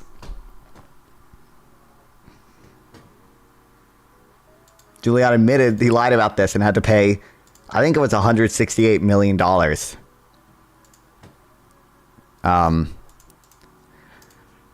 Because of this. President or I mean, this just goes over the same exact to thing. leave, but they were told. Anyway.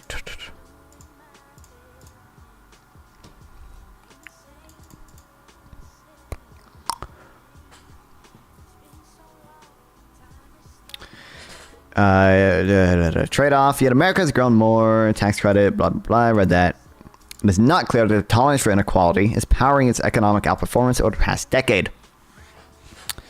If you can't tell they're being ironic or not, it doesn't matter anymore since all of it is seen as ironic. True. Dead corporate lawyer. Even after taxes and transfers, the average real income of this household grew by 110% from 1990 to 2019, according to the Congressional Budget Office. But most of that growth took place early in the time period. Jesus. In 2019, he was probably doing worse than his equivalent in 2007 before the global financial crisis. By contrast, incomes of the lowest 20% of households in which the fast food worker resides surged in a tight labor market in the late 2010s. By 2019, she was enjoying after-tax and transfers household income 25% higher than those of her in 2007, and in part thanks to Obamacare. Even after the full period since 1990, the bottom quintile's after-tax transfer income was 77% the same. As for the highest quintile, thus excluding the highest earning 1% from the top 20%, which show the poor enjoying faster income growth in the upper middle class. In the 2020s, the burger flipper probably had a boost from the tight post-pandemic labor market, which lifted wage growth, most at the bottom end of the income distribution. It is a mechanism and teaching assistant in the middle who has the best claim to having missed a party. Median real income rose by 57% from 1990 to 2019. But that is still a healthy 1.6% per year, a far cry from the stagnation in the median earnings that is sometimes alleged, based on in part an inflation index to CPI, which is biased upwards. True, never use CPI. I hate it. I'm going to make a video. I think these are my... Now that I'm in college, I think I'm going to start doing a little bit more video essays. I think I need to come up with a name for a channel, okay? Because I want... it doesn't make sense for like me to have for me to do it on like the same channel I do like lame, like low effort reaction content. What I think I want to do, I need to come up with a name for it. I probably just want to do one about me ranting about why I hate CPI. I hate it. CPI, horrible. It's not that bad, but it's horrible. Probably didn't want to do one. At some point, I don't have enough information to do this one yet. I want to do one about either, the different theories of banking. So credit creation theory versus fractional reserve banking. I'm thinking the only way I'm gonna suffer through reading about the different fucking theories of banking is if I make a script out of it and make a video out of it. And then I probably want to do one about the Phillips curve, and I probably want to maybe one about the business cycle as well, and maybe one about immigration. Probably. I'll do that at some point. We'll see. We'll see if I ever get the motivation. Some argue that things are different. The CBO numbers in the middle of the range of income inequality estimates. Calculations by economists Thomas Piketty, Emmanuel Saez, and Gabriel Zechman show a rise in after-tax and transfer inequality that is sharper, or those by Gerald Otten and David Splinter, published in July in the Journal of Political Economy, showed a much smaller increase. Show a much smaller increase. This is because Saez and Zechman, they do a few funny things. One, I think like since 2018 or whatever, they assign all of the like incidents of corporate tax to, I think they assign all of it to corporations. They don't assign any of it to workers, even though some of it is probably going to fall on workers. And one thing they do, which is, I mean, they mentioned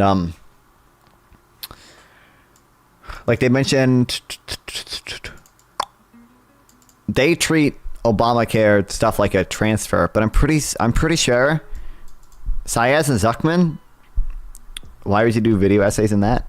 Because they're awesome. It's just like I need to make more stuff like basically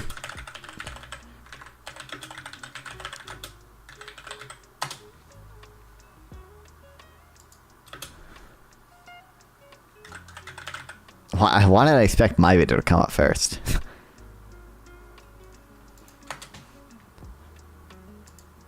I like videos like this that are like debunking like Twitter points.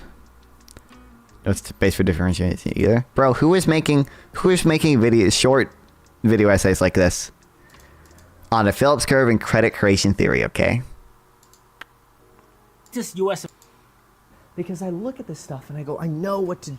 The biggest factor pulling inflation up continues to be shelter. Shelter is at 5.5%, and it was all. What is his argument that inflation is artificially high? Because that's based. Came in and inflation went down slightly to 3.4%, up 0.3% month on month. There are two big problems with this inflation data. The first big problem is that the real level of inflation in the US right now is at 2.6% or thereabouts, and there are only really two major factors that are keeping that rate above 2% in the first place: high energy prices, artificial, and high car housing costs are really funny. Both of what do you these mean? are high not because of a systemic inflationary pressure pushing them up, not because of some this video is based actually serious problem, but because these sectors are busy profiteering under the guise of inflation. I'll explain all of this in some detail. Okay, well that's a little. Well, now he's doing the greed inflation thing.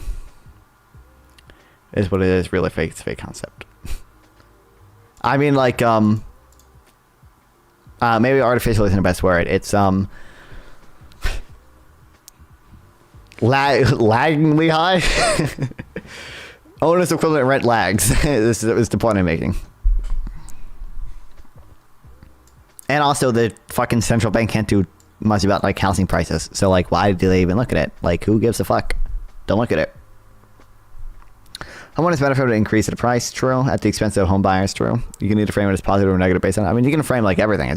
It's economics, dude. You can frame the COVID stimulus as like such a good thing because of the low unemployment, or like such a bad thing because of the high inflation. Like usually there's a trade-off between inflation and unemployment, and like, you know, you can frame that as a good or bad thing.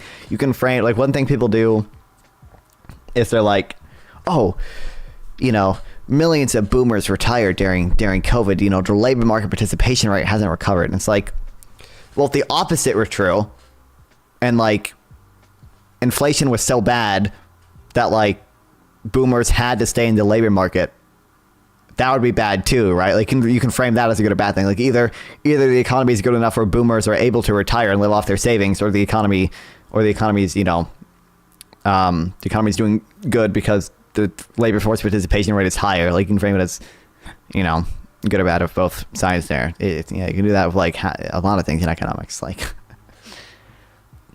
you do it with the trade deficit versus the capital account surplus. Go for economy, make all land state and lease it out for 60 years with penalties when not utilized. True. Land value tax would fix this. Partly. So homeowners are getting rich and home buyers are getting screwed. I mean, you're not entirely wrong. I mean, you probably do need to decrease the rate at which home prices are increasing. I don't think we should decrease the price of homes necessarily, but do you think inflation is a tax? Like, kind of, like, yeah, like, sure, but like, that doesn't, it doesn't change any way, like, arguments around it. Like, it's just like, that, like, okay, it's a tax. That doesn't change it. Like, it works like a tax when you print money. Well, that's true. I should say, I mean, obviously there's short run inflation that doesn't really act like a tax. It's just due to supply side shocks. But sure, it's just like there's still probably positive trade-offs that can be associated with it sometimes. Like taxes also can have positive trade-offs associated with it. Inflation caused by shrinking economies on a tax, sure. Like, yeah. It's just like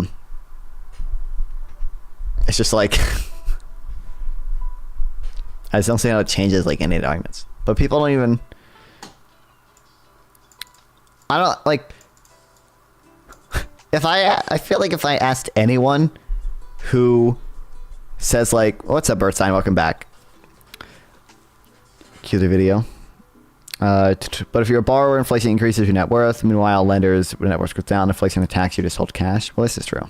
But yeah, inflation is also good for, you know what, localists, we can flame inflation as a good or bad thing too. Inflation is good for people in debt.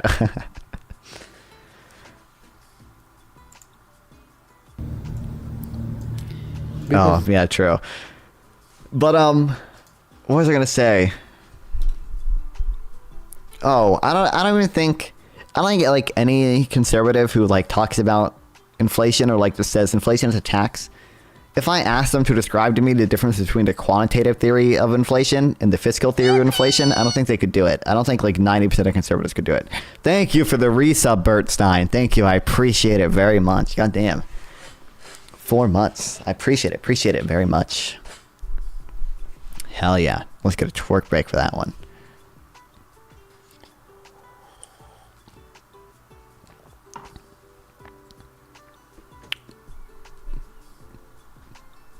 Nice alien dance. Almost. Nice one. Oh, Sias and Zuckerman do this thing where they count health insurance premiums, like even private health insurance premiums, as a tax.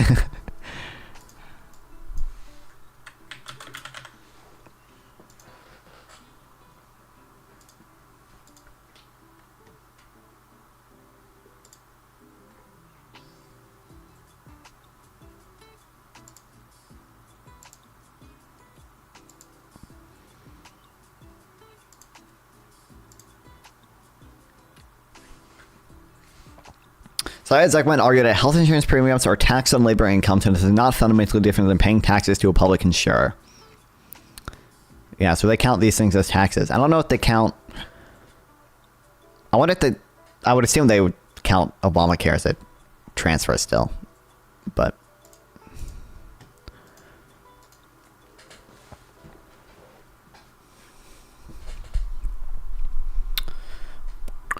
Income inequality, it's also only one type of inequality. Nobody disputes that wealth inequality has risen this century, even if most estimates wrongly ignore the value of a single mother's future. Entitlements to Social Security payments in old age. Legit not scraping 1, 2, 4, 19 amendments is a mistake. Why? Scrapping. America faces other social problems which can exacerbate a sense of inequality. Does a mix of treasuries and bank reserves matter? It must for you, otherwise MMT is true. I don't know. I still don't know. I still don't know. I don't know. I don't know. Like, the issue is I don't know if banks lend reserves or not. I don't know if credit creation theory is true or not. I don't know. I haven't done like reading on it, so like I don't know. I don't know if like, I don't know, like, if they don't lend reserves, then, like, if reserves really aren't useful or whatever, I don't know.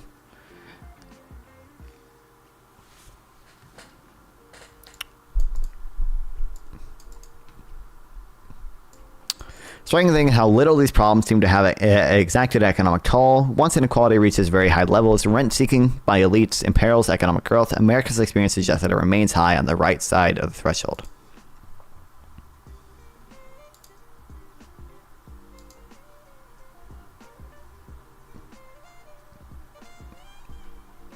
The shale revolution helped make America's economy great, but will the country's oil resources discourage a similar revolution in renewables? Depends if Danny Trump gets elected or not.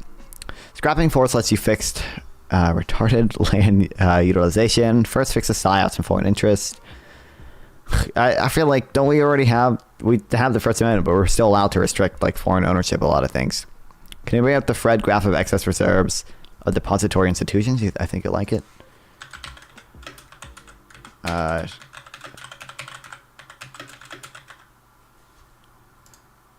Is it? I mean, after 2008, I'm assuming, yeah. What about it? This is, yeah, we were in a limited reserve system, and then we were in an ample reserve system after 2008, because we started doing interest on reserves, right? That's my understanding.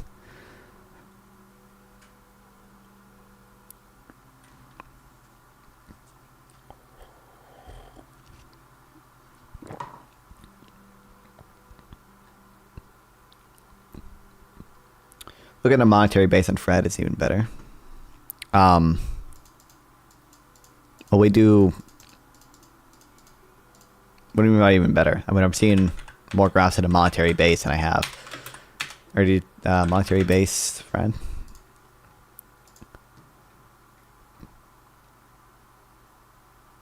Well, don't we count reserves as, you know, don't we count reserves on, as monetary base, but then we don't count securities, right? I don't think there's a lot of foreign psyops now. I do, but aren't we allowed to, like, aren't we already allowed to limit that stuff? Even with the First Amendment? Like, can't, like, foreign countries not own, like, radio channels and shit? I thought we could, like, isn't that the justification for the TikTok ban? No. I thought we could. I guess I don't know for sure, but, like,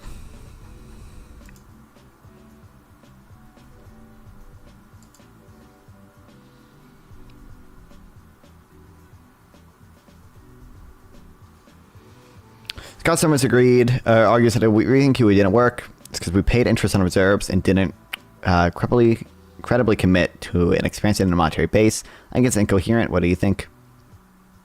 I don't know. I'd have to do more reading on it. But, you know, likely harasser restricted. Ooh, not fun. Let me take some Adderall.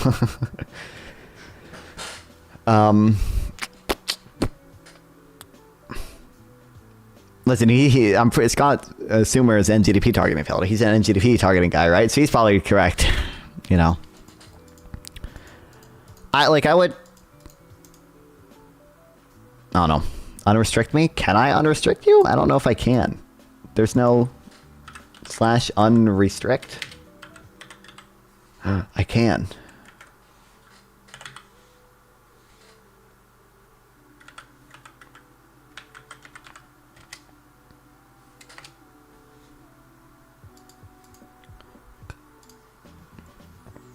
New monetarism is even worse than the old one.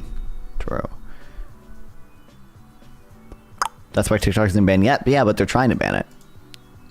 I think TikTok is saying it's unconstitutional, but free at last is still chaos. So, I mean, like, because Twit's more to us a likely harasser, you are in a tight leash, okay? I will just like ban you if you...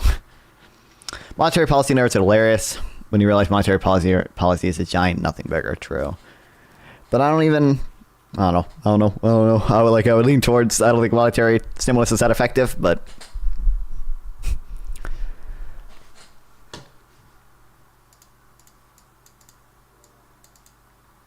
I haven't said anything ban-worthy ever, don't worry. Okay. In a dense hilly forest in northern Pennsylvania, Trapper Wyman steers his pickup trucks down a gravel path until he reaches a small clearing at the end. It is a modest industrial site with a lattice of pipes and valves, a few engine units, no bigger than SUVs, one worker who is monitoring it all. The operation runs in almost total silence, unseen under wells that plunge some 10,000 feet below the ground and turn a corner to another 10,000 feet horizontally, or the gas that flows back up and into a pipeline that traverses the country. This is the Marcellus Shale, a family of rocks rich in fossil fuels. For Mr. Wyman, an owner of a local crane company, it is a site of a deep reverence. You only ever see bits and pieces of the Marcellus above ground, but is like a giant factory producing energy for America and the world, he says. Cops ever catch me, I'm going to scream on a blaze of glory. This is for not fun.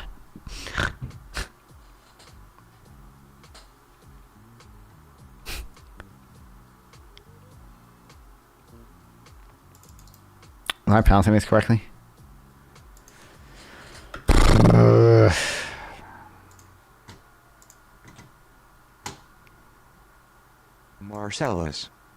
Marcellus, okay. Just one of several such rock formations around America, from the oil-rich Bacon Shale in Montana and North Dakota to the Permian Basin, endowed with both oil and gas in Texas and New Mexico. The revolution in tapping their hard-to-reach hydrocarbons got underway in the latter half of the 20th century as companies and government researchers worked to combine hydraulic fracturing, or fracking, the injection of specialized liquids to open cracks in the rock, and horizontal drilling.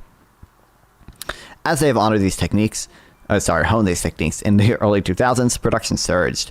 Now America produces some 13 million barrels per day of crude oil and 3 billion cubic meters per day of natural gas. Is this 3 billion? Or is this a different measurement? Making it the world's biggest producer of both. It is 3 billion, I think.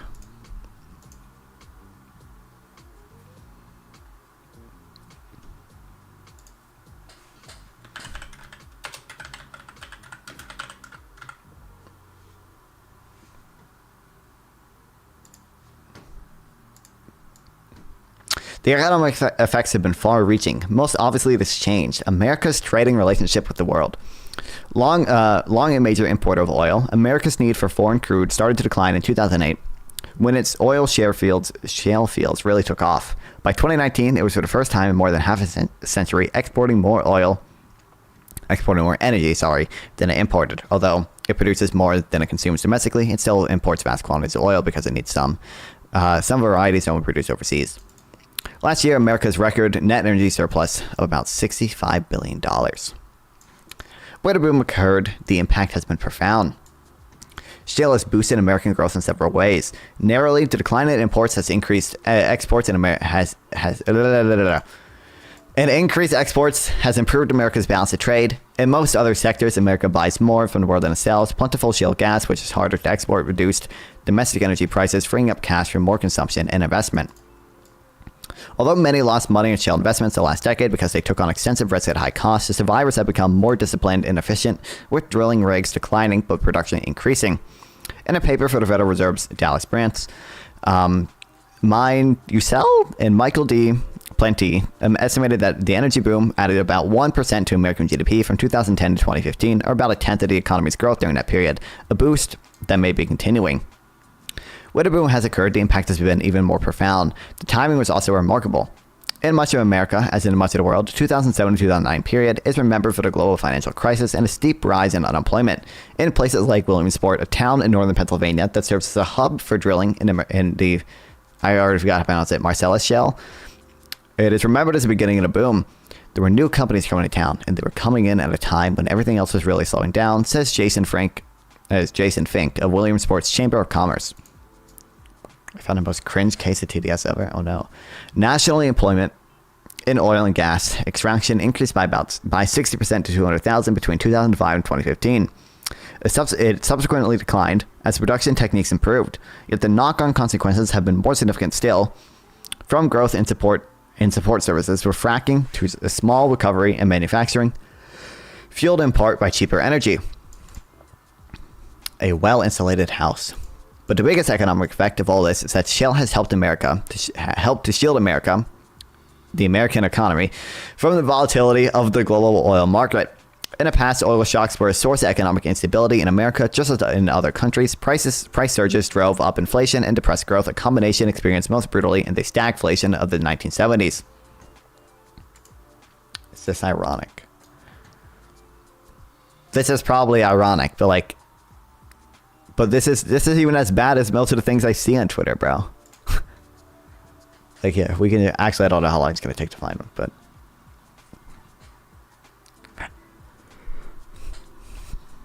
Is this Nazi slop? No.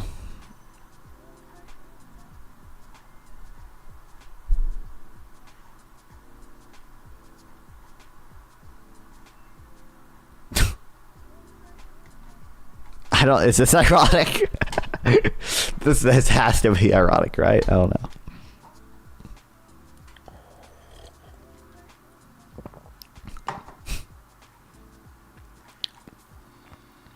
Clearly it is. I'm pretty sure this is ironic, but I don't know. Jewish bear, not Zionist bear. Y'all still performing it because that you become anti-Semitic.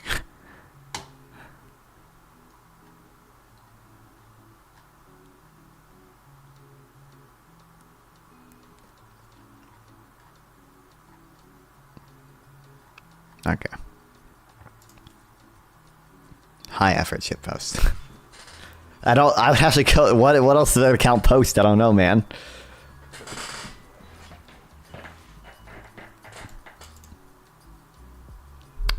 See no Nazi slop.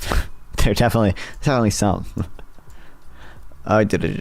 Shield us from blah blah blah blah blah. Stagflation, 70s. In recent years, the drags have been far milder. Higher prices have led to ramp-ups in domestic oil and gas production, thereby supporting economic activity in the energy sector, even as higher prices hurt downstream users.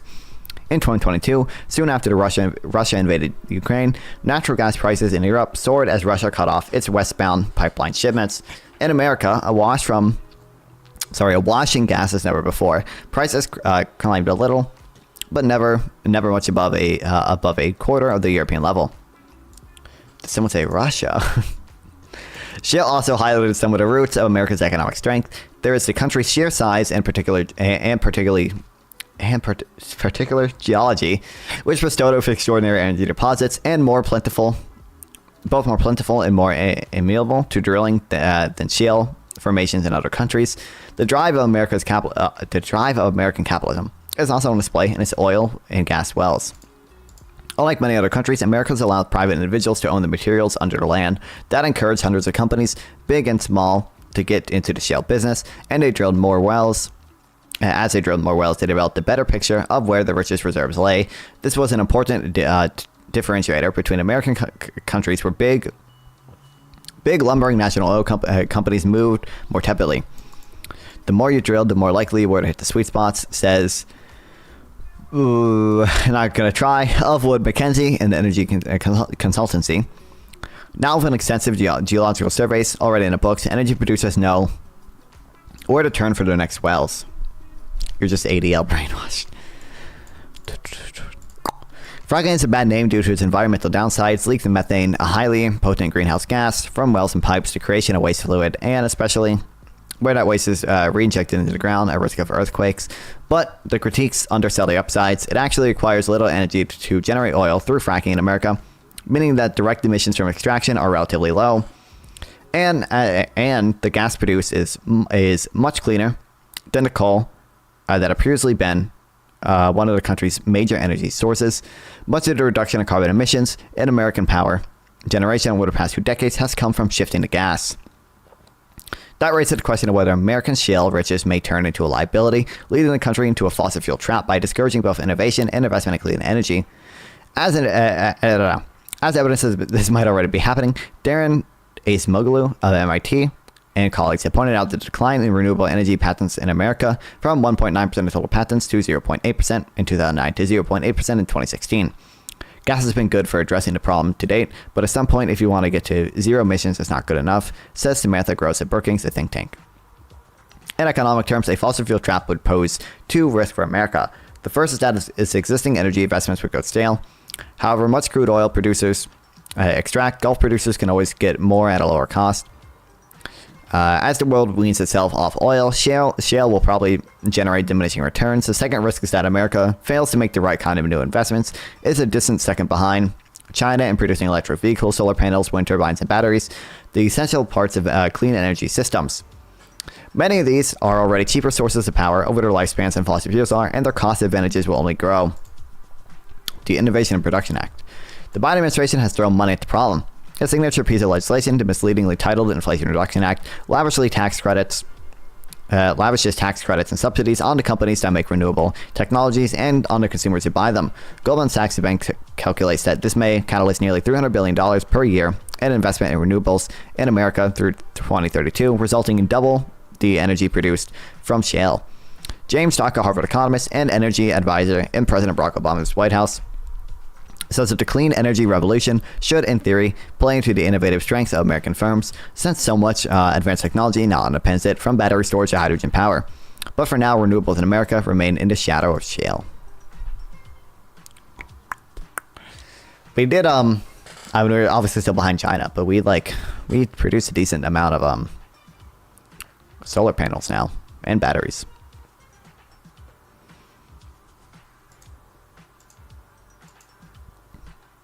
Why the American stock market reigns supreme. Lower returns are coming, but they should continue to be world-beating.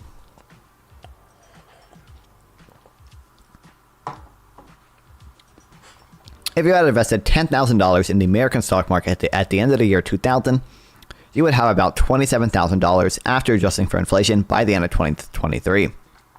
If you had invested in global equities excluding America, you would only have about $16,000. Wall Street's outperformance this century has propelled America's stock market to a 61% share of global market capitalization. That has not surpassed the all-time high reached during the 1960s, but it is close. And it is close even though America dominates the real economy far less than it did half a century ago, before the rise of the Asian emerging market gains and the fall of the Soviet Union. America's share of the global stock market is 2.3 times share of its share of GDP, a ratio that has never been higher. Damn. What accounts for the boom? In part, it continues a long-running phenomenon. In the 20th century, American equities produced a real dollar return of 7% per year versus 4.9% in the rest of the world. According to Elroy, I don't know why I messed that up so many times. Elroy Dimson of Cambridge University and Paul Marsh of Mike Saughton of London Business School. That gap may sound small, but such is the power of companies' interest, and that an investor in only American stocks would have ended the century with more than 7 times richer than an investor in stocks elsewhere, only in stocks elsewhere. High returns are not unique to America. Over the very long run, Australian stocks rival American ones. Some small countries with very few big companies, such as Denmark, home of the drug maker Novo Nordisk, can boast a higher ratio of stock market capitalization to GDP. What makes America's stock market unique is its combination of enormous size and high returns. Still more striking, its return advantage over the rest of the world has grown over time. There are 2 ways for a stock market to outperform its rivals. Setting aside inferior ups and downs, America's stock market is no more volatile than those of other major economies. One source of high returns is if the companies comprising the market make more profits. The other is for investors to value those profits more highly. America's recent stellar record reflects primarily the latter effect. In a paper last year, Cliff Asness, Antti Eliman, and Dan Villayan of AQR Capital Management compared the American market with a currency hedged index of large and mid-cap stocks in underdeveloped countries. They found once the effect of rising valuations,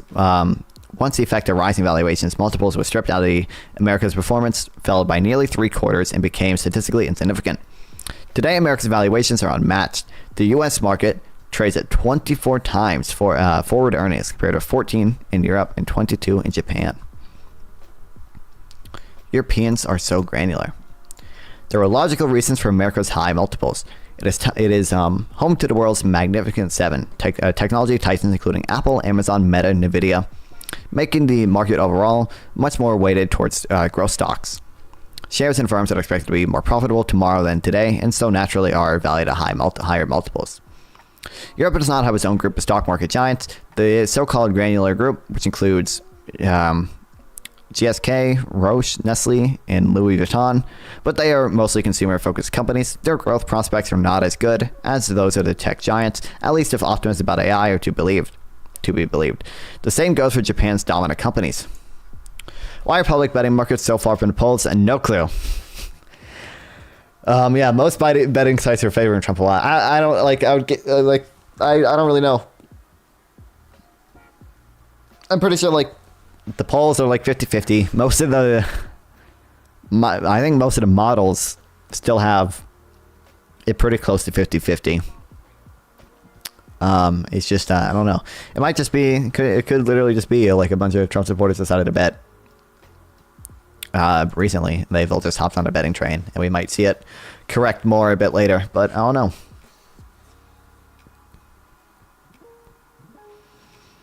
Does seem like a bit. Seem like a way to earn money? No, not really, because the expected value is higher. Well, I don't here. Well, why don't we just look it up? Why are betting markets favoring Trump?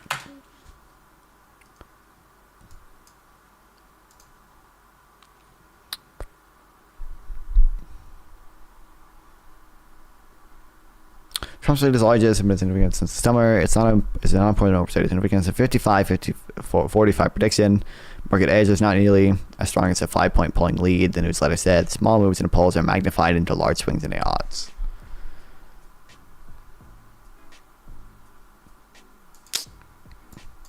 Goddamn. Gotta get NC Blue. Gotta get NC Blue. I'll make it happen. I'll make it happen. It's too late to register to vote, so I can't. I don't know. Some of my friends registered. I just gotta make sure that they actually fucking vote. It's gonna be the hard part. It's like 90% about PA. I know, but I live in North Carolina, so I feel attached to it. But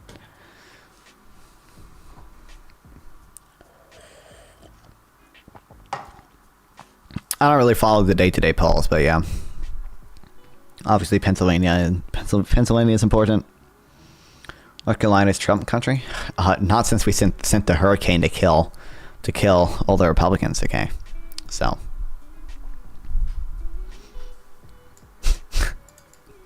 like we went for Obama in 2008. We're not that red. It's just that we're horribly gerrymandered. We have a Democratic governor. I think the Kamala hurricane exactly. I think the last.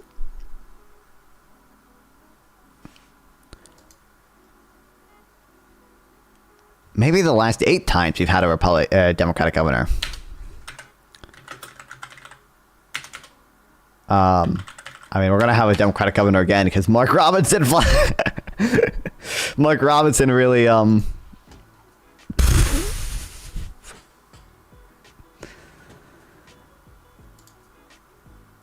think this guy was a Democrat. Oh no, he's a Republican. Damn, never mind. I'm lying. This guy's probably a Republican.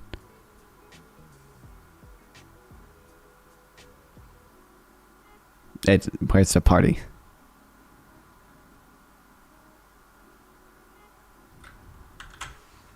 Oh, political party Democrat. Okay, never mind. So we had a 2009 to 2013. We had a Democrat, and then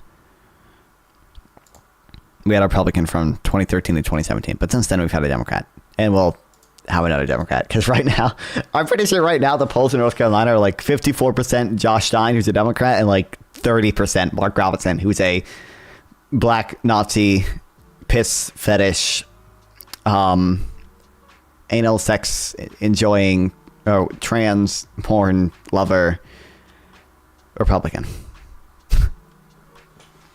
Because nothing ever happens, same policies anyway. True. Democrats need to chill the fuck out if I'm being honest. What do you mean?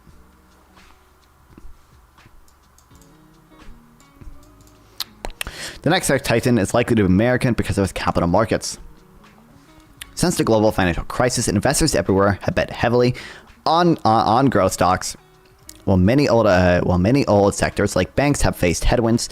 Note strategics like Goldman Sachs. Damn, this has contributed to America's valuation advantage. Investors are also drawn to American firms because they tend to reinvest more of their profits, increasing expectations of future growth.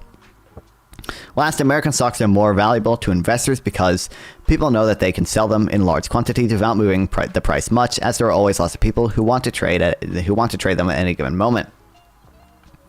The result is that global stock markets have become concentrated on 3 levels: geographically in America, sectorally in technology stocks, and at the company level in the Magnificent Seven, as well as the top of the European and Japanese industries.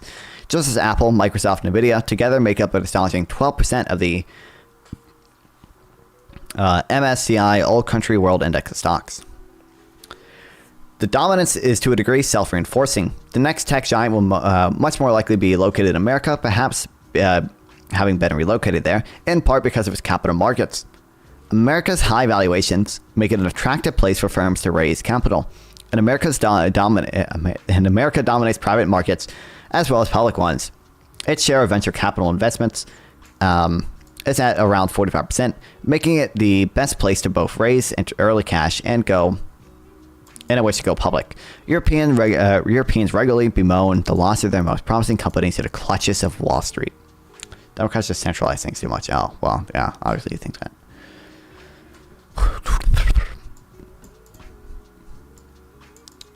Don't want to force your ideas on a whole unit. Based. One threat for the American market is that investor confidence in AI-related stocks dissipates.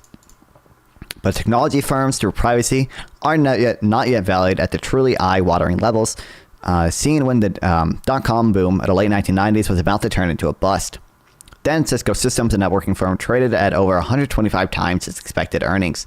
And even excluding technology stocks, America's share of global equities is still 55% up. 55% up 20 percentage points since 2008.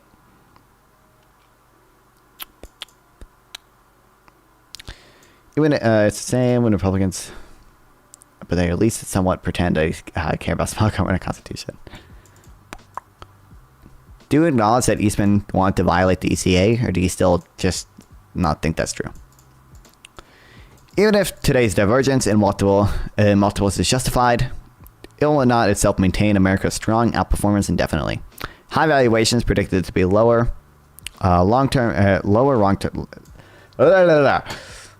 predict lower long-term returns, and Americans have only ever been higher in 2 previous economic cycles. According to Mr. Asness and his colleagues, international diversification is still worth it, even if it hasn't been delivered for U.S.-based investors in 30 years. Do you acknowledge that Eastman wants to violate the ECA or no? Why are you so allergic to answering questions? Oh my god, it's so annoying. That is especially so if emerging market stocks grow in anything like the proportion to their forecast share of global GDP. Today China's share is so small in comparison, like ours, in part because they only count free float, excluding shares that the international investors cannot buy because of the legal restrictions. Count everything? I don't think so. So that email I sent you, where Eastman literally says, please, I urge you to consider one more. So he's saying consider one more relatively minor violation of the ECA. You realize he's asking them to violate the ECA. He said it himself. Do you just think that's fake, or like what's the deal there?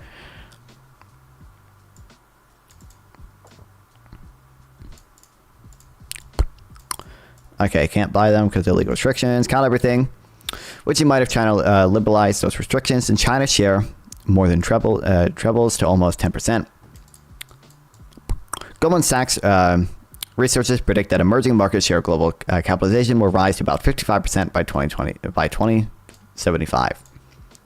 That does not mean America's equity market is going to lose its status as the world's biggest, however.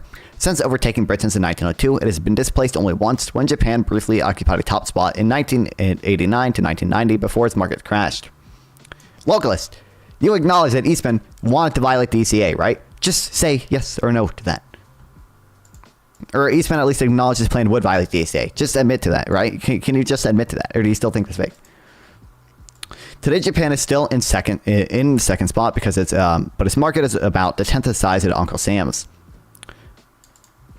The ACA, the ECA. Did I say ACA? Goldman predicts that 2075 American market will be almost as big as China and India's combined. It is a measure of the success of the American stock market that it precisely because it achieved extraordinary dominance. Its global share may be near its peak. Damn.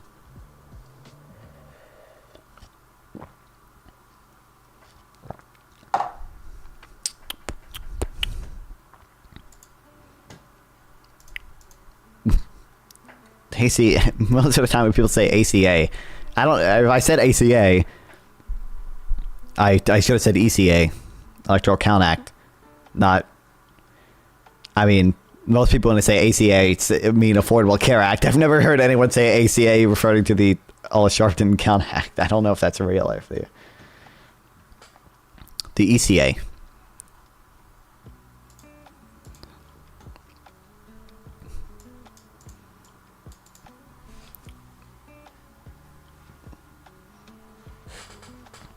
And then, like, in its other memos, he said, like, oh, the first break with the Electoral Count Act will be, which I guess he described it as a break of the Electoral Count Act. He didn't describe it as or the break with, I think he said, like, break with typical proceedings. Eastman memo.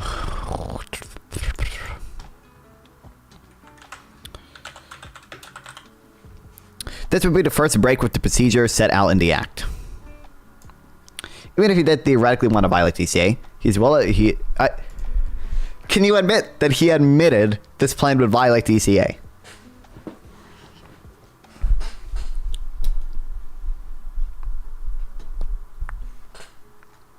That's all I'm trying to get you to admit right now. Which is like, he wrote it down 2 different times.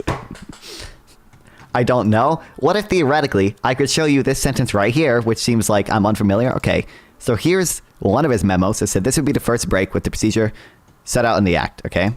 This is him, he's referring to the Electoral Count Act. And then also, guess what? We can go to page 42 of this, not this, of, oh,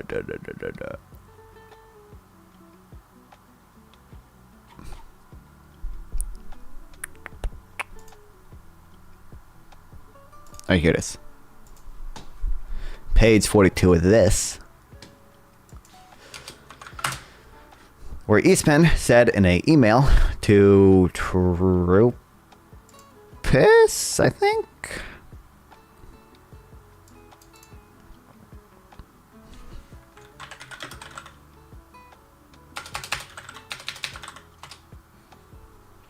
I implore you to consider one more relatively minor violation of the ECA and adjourn for 10 days to allow legislators to finish their investigations as well as to allow a forensic audit of massive amounts of illegal activity that occurred there. Counting one said, this is him admitting that he wants to violate it. You acknowledge that Eastman... I mean, I would say this is also him saying that he wants to break it.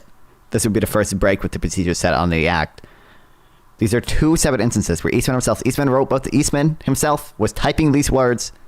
Oops, I'm not going to click on fucking pillows. Where he says he wants to violate it.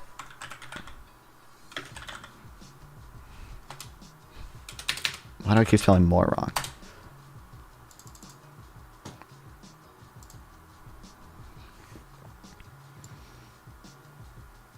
This is Eastman, co-conspirator 2.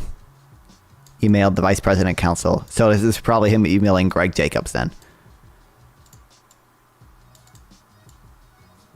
saying, I implore you to consider one more relatively minor violation. So he's saying this is a violation, and also he's saying one more, which implies that the other parts of the plan are also a violation. And then here he says, when he gets to Arizona, he announces that in multiple states of electors, and so he's going to defer decision until finishes the open state, until finishing the other states. This would be the first break with the procedure set out in the Act. So he's admitting that this is going to break the procedure set out in the Electoral Count Act. So he admits it here, and he admits it here. So can you acknowledge that Eastman admitted that his plan would violate the ECA?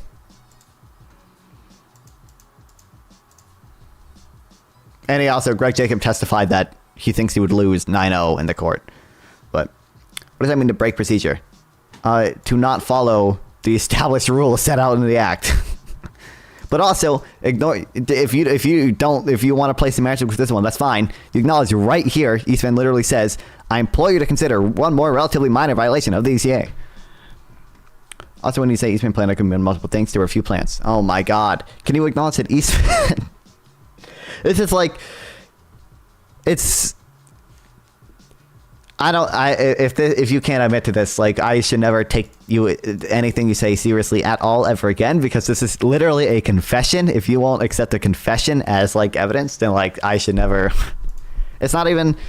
It's worse than at least you could like say maybe the confession was coerced. These are internal documents. Like, these aren't like, the DOJ, like, pressuring him into confessing. This is internal documents before January 6th saying, this is what we're going to want to do. This is like the House delegation plan, by the way. This is what you want for your investigation into election fraud. And he's saying that this would also be a violation of the ECA. Asking someone to consider something isn't illegal. Oh my God. I'm not claiming that this part, well, it's part of a bigger criminal conspiracy, but like, correct. Like, just asking someone to consider something isn't illegal on its own. I'm just saying the plan is illegal. This is him saying that the plan is illegal. That this plan, he wants them to consider one more relatively minor violation of the ECA. This is him saying he wants to consider him breaking the ECA.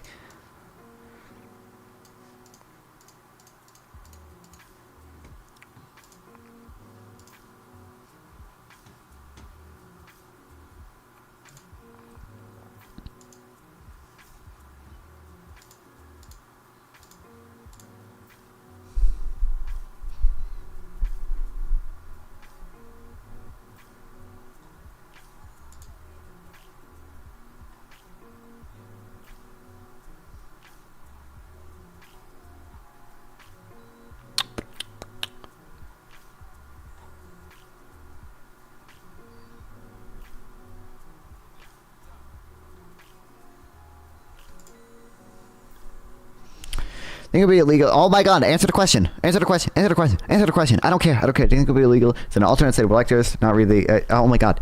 Stop. Answer the question. Answer the question. Do you acknowledge that Eastman admitted that this plan would violate the ECA? Oh my God! Oh my God! Answer the question.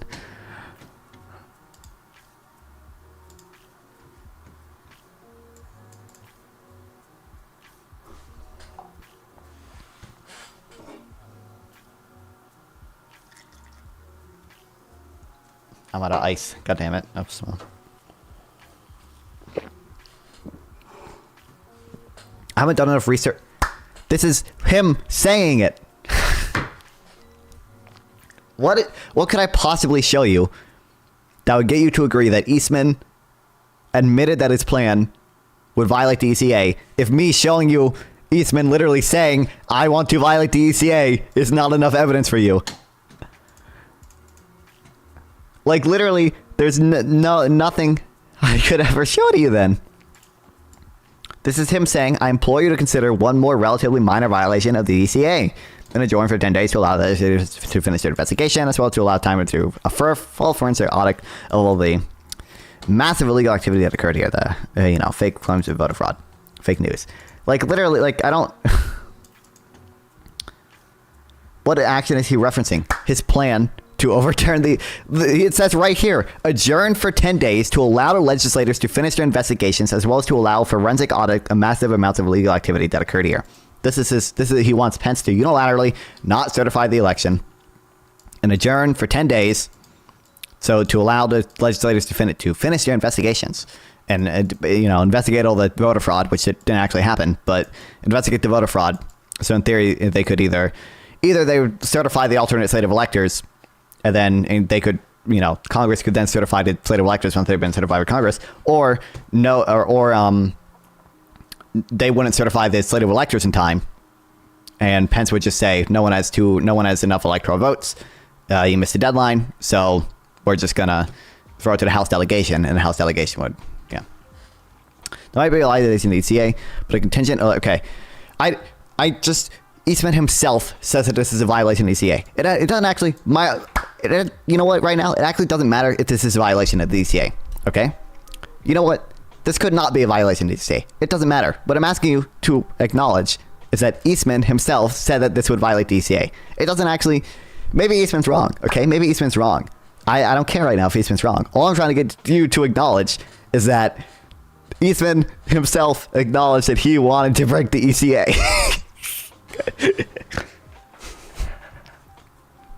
That's what I'm trying to get you to consider right now.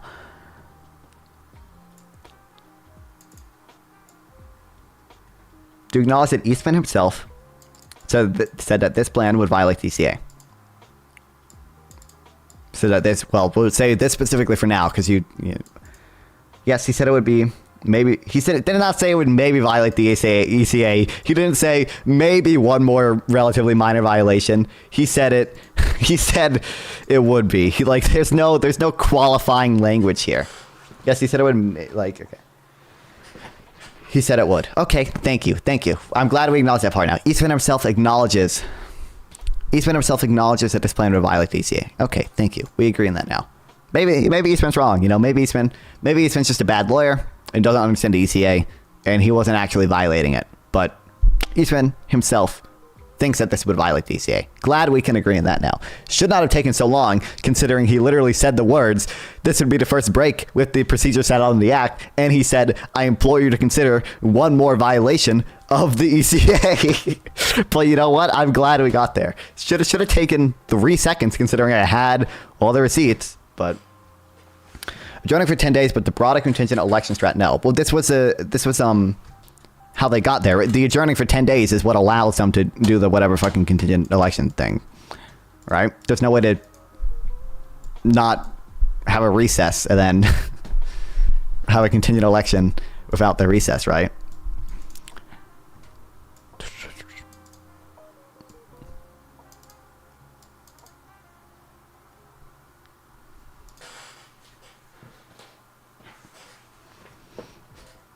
I think my pen's just not. Oh my god, that's not okay. Whatever. Okay. After the collapse of the Bretton Woods system, up fixed exchange rates in 1973, the prestige of the dollar looked gutted. America had valued its currency twice. Had devalued its currency twice in a scarcely year. Quote: "The dollar is regarded over the world as a sick currency," said a writer in the New York Times. Predictions of falling use of the greenback were rife. Those views, notes Barry Eichengreen of the University of California, Berkeley, in his book Exorbitant Privilege, could not have been more wrong. America's share of the global economy, measured in PPP, did fall from 27% to 23% by 2000, but the rest of the world parked its growing wealth in New York, and governments built up reserves with which to defend our currencies. Demand for dollars grew.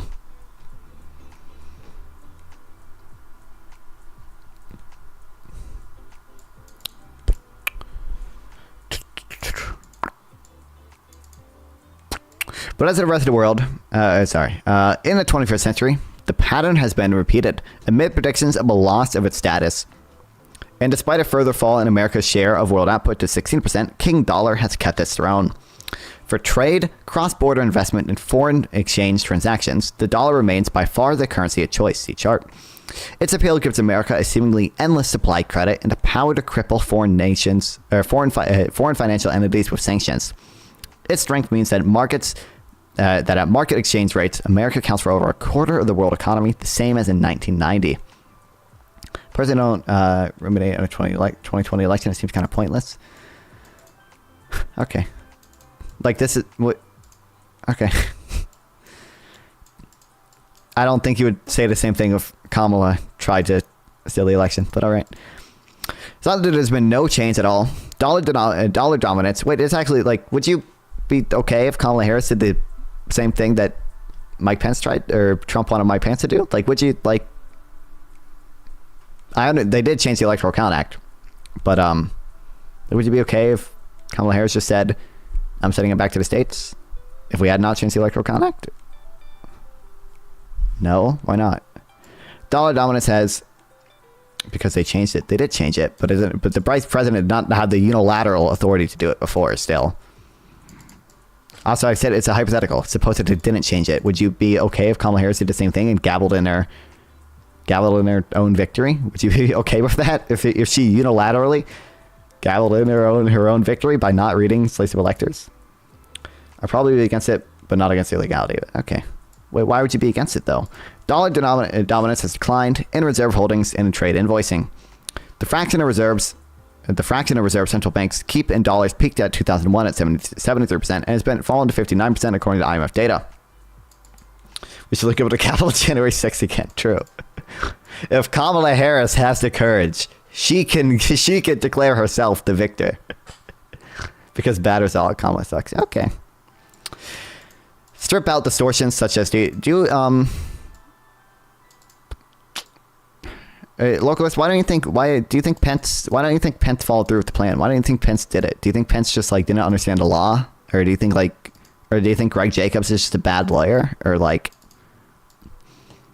strip out distortions such as the effect of dollar appreciation and the greenback share has fallen in fact fallen to 56%. According to research by Shurkin Arshalanov of the IMF and two co-authors, including Mr. Eichengreen, China is responsible for the dollar's decline in invoice for trade. As it has attempted to internationalize the yuan. I forget how to pronounce this.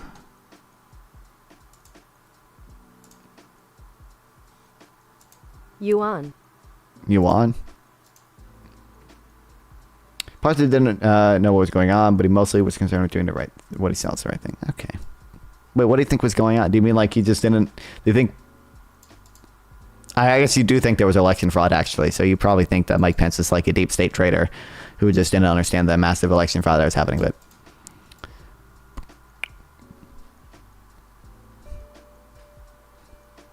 I think he was well versed in legal theories. Okay. What about Greg Jacobs? Greg Jacobs also isn't well versed in legal theories, but Eastman is. I mean, like, one of these people has been disbarred and one of them hasn't. Greg Jacobs, as far as I know, still has his law license. I don't think Eastman does. I don't think Giuliani does either. And I think Chesbrough and Troupis probably are in the process of getting them removed. Chesbrough definitely should have it removed. And Troupis as well, but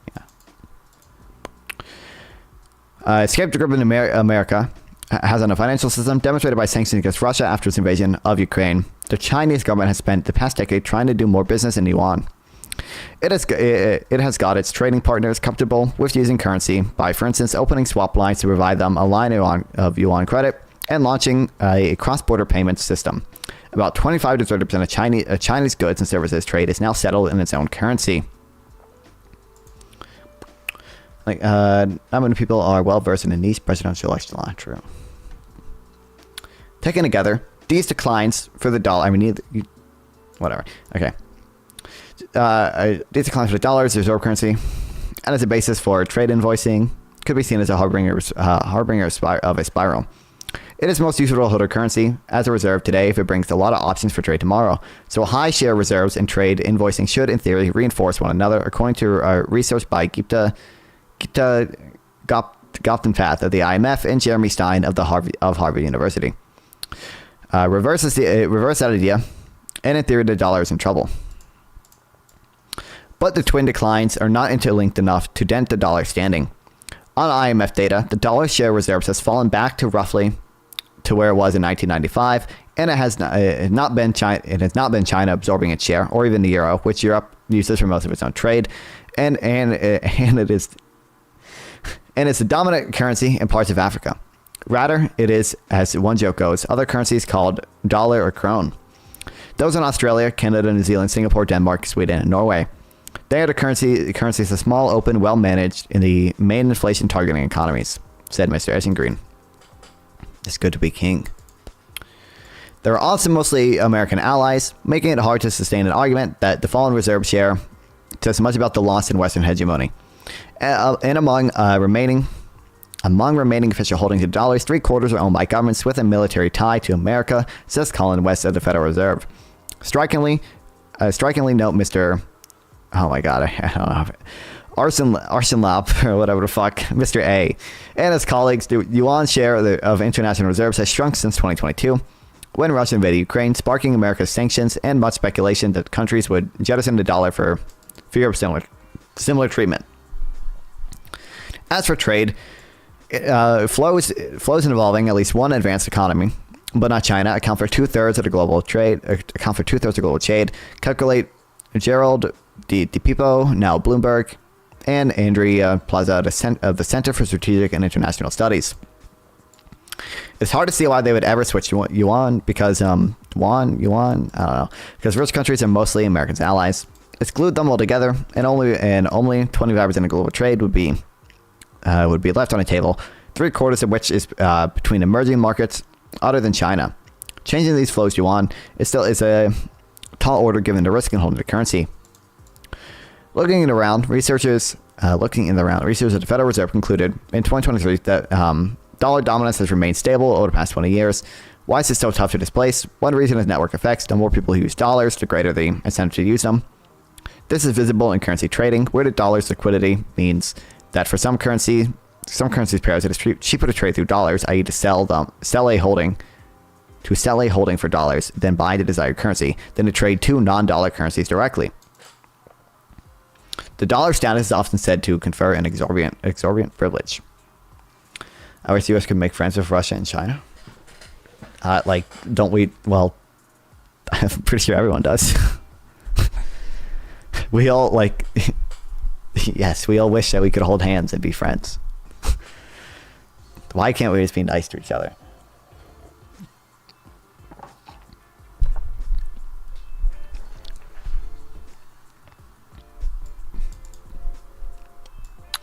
Network effects do not guarantee the status quo forever, as shown by the fall of the past reserve currencies such as the British pound and the Dutch guilder.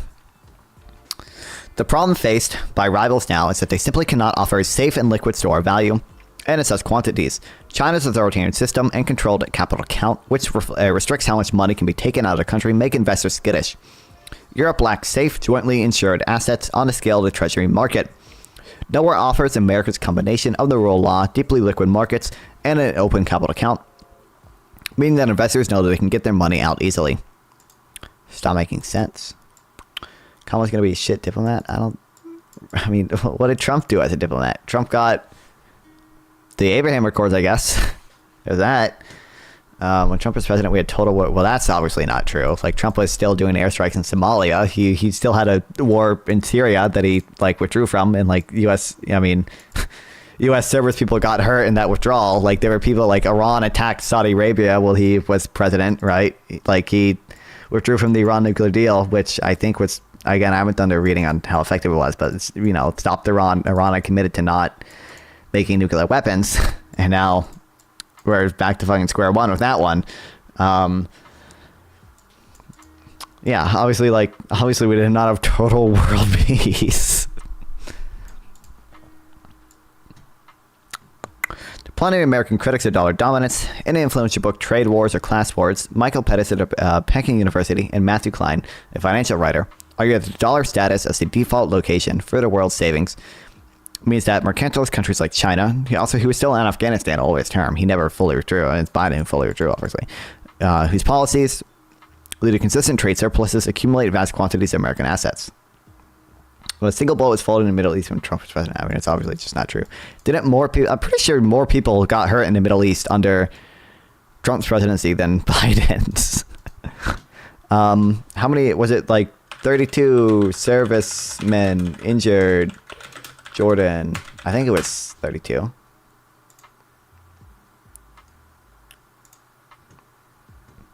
Okay, it was even more than that. Oh, this is 2024, not this one. Was it in like 2018 or something?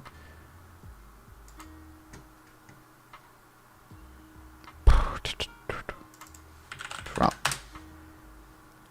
13 servicemen? That was in Afghanistan.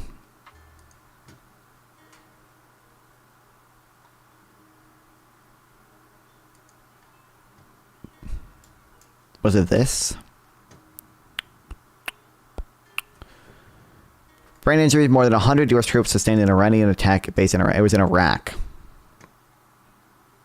109 American troops suffered traumatic brain injuries as a result of Iran's Shan 8th missile attack on U.S. bases in Iraq.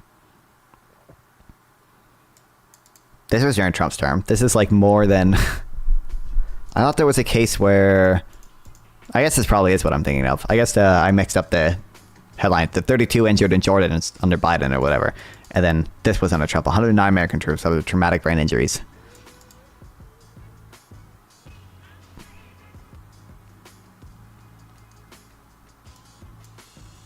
Oh, he also killed Soleimani. Like, that isn't...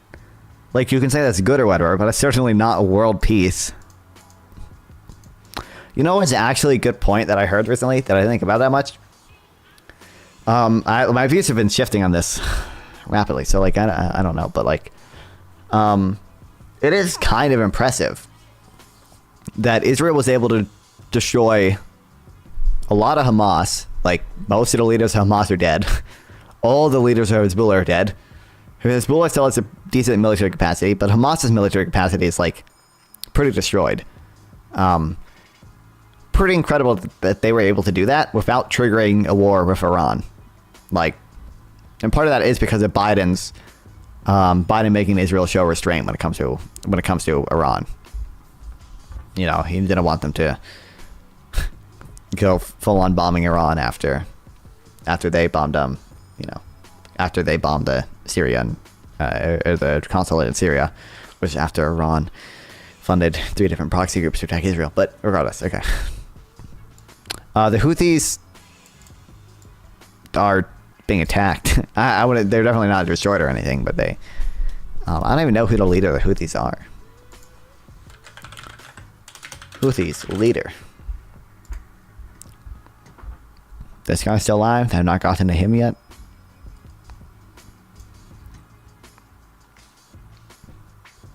Oh, wait. Missing in action? Oh, killed in action. Oh, 2004. He died. Never mind. So the Saudis probably got to him or whatever.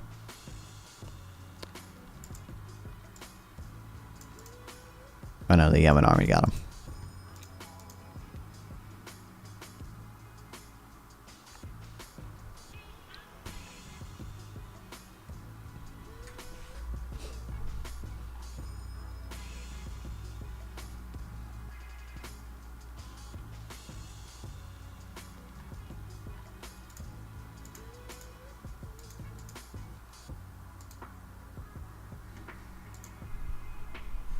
And also, obviously, the war, the Russia-Ukraine stuff didn't escalate until Biden, but, like, Russia was still in Ukrainian territory during all of Trump's presidency. And then, you know, Trump threatened to withhold aid to Ukraine in exchange for dirt on Hunter Biden, but, you know, whatever. No one mentions that anymore. No one seems to care about that.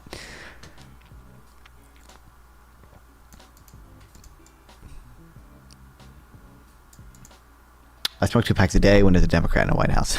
Based.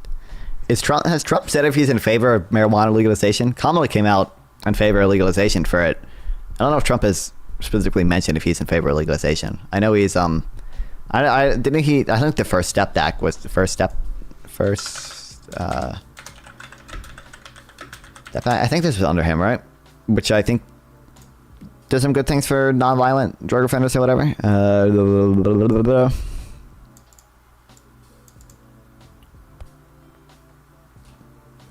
He did say it leads for the states, okay. Well, Locust's probably in favor of that, but...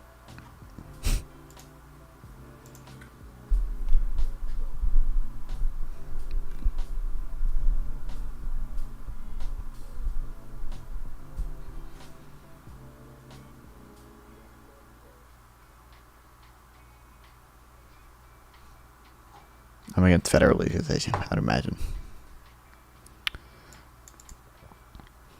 Well, what is federal legalization? Like, because right now it's illegal on the federal level. Does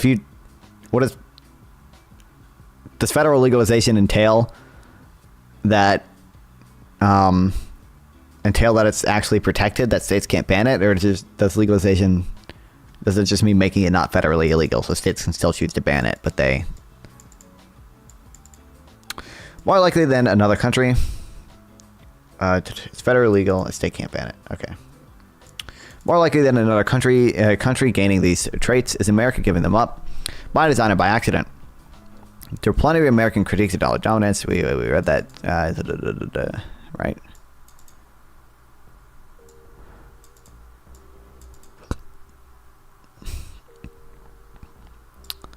I think we read that. Okay, it's not a logical argument, but it's hard for researchers to identify how much the foreign buying dollars makes the greenback stronger versus how much of the same foreign demand pushes down interest rates, which weakens rather than strengthens the greenback. Simple comparisons of bond yields show that little exorbitant privilege. In fact, American interest rates tend to be higher than those elsewhere in the world, in part owing to a strong economy. American firms can simply borrow more cheaply. Should legalize all drugs, true. Shouldn't legalize, but they should remove the laws. Okay, that's what you mean.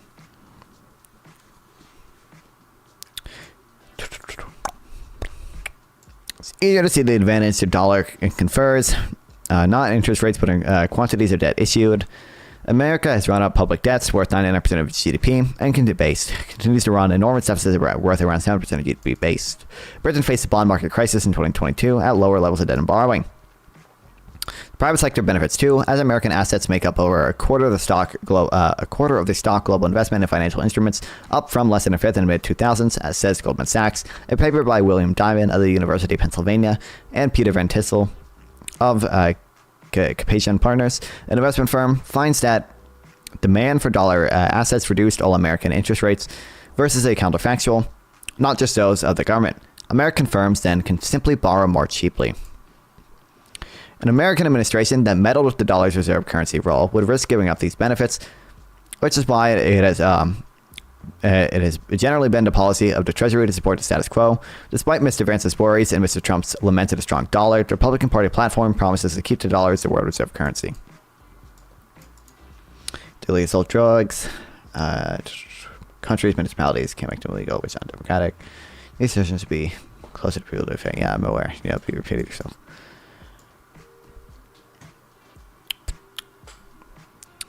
That leaves an accidental loss of status. The Bretton Woods agreement collapsed because America could not satisfy the world's demand for assets, given the dollars pegged to gold without compromising their safety.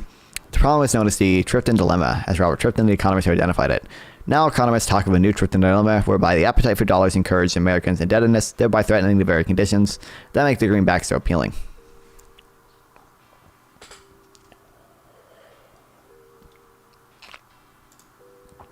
The new Trifton Dilemma is unlikely to bring about a dramatic crisis so long as there is no suitable alternative to which investors could flee suddenly at scale, but it is conceivable that American indebtedness could gradually make the dollar debts look less safe.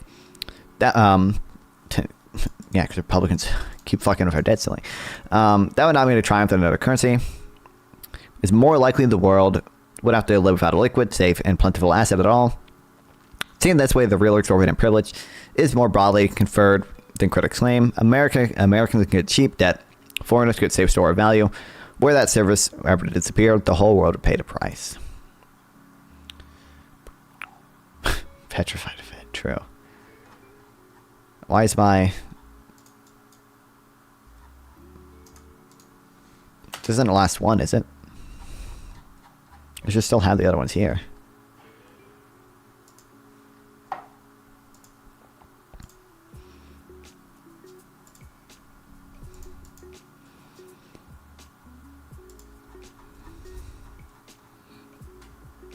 Yeah, the second's the last one.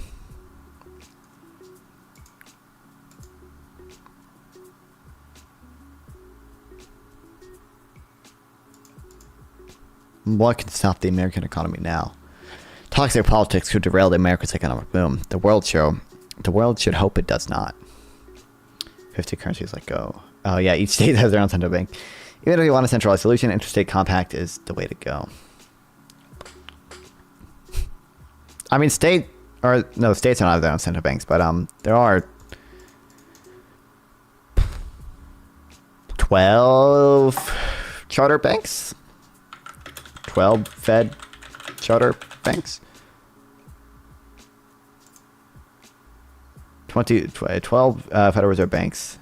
I think they're 12, right? Boston, New York. 1, 2, 3, 4, 5, 6, 7, 8, 9, 10, 11, 12. There are 12. For the districts.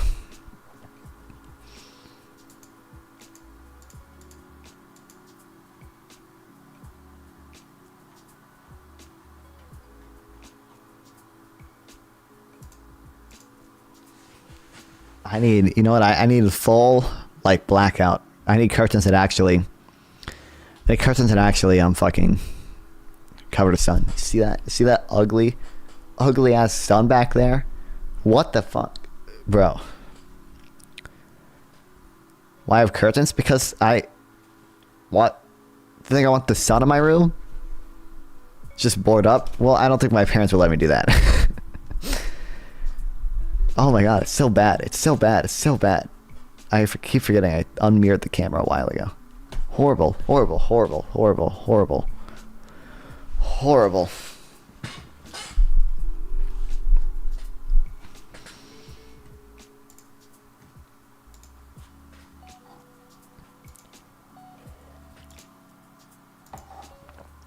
Put up your door. First thing, they won't be able to stop you. True. It may not be the finest work of American literature, but The President is Missing, a 2018 thriller by Bill Clinton, yes, him, and James Patterson, does get an essential truth. A cyber attack threatens to cripple the country and crash its economy. Knowing how utterly dysfunctional the political system is, the president goes rogue to save the day.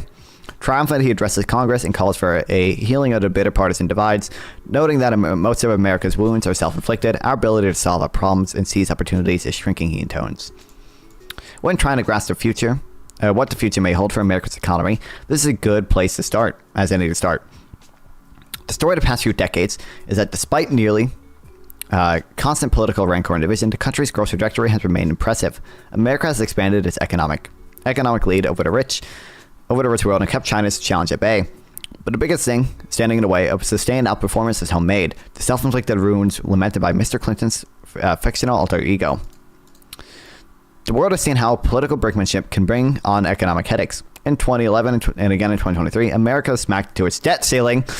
Oh, don't say Americans smacked into a debt ceiling. Republicans weaponize the debt ceiling unconstitutionally. Unconstitutional. Localist, unconstitutional. Debt ceiling, unconstitutional. The validity of public debts must not be questioned as per the 14th Amendment. A limit imposed by Congress on how much the Treasury can borrow.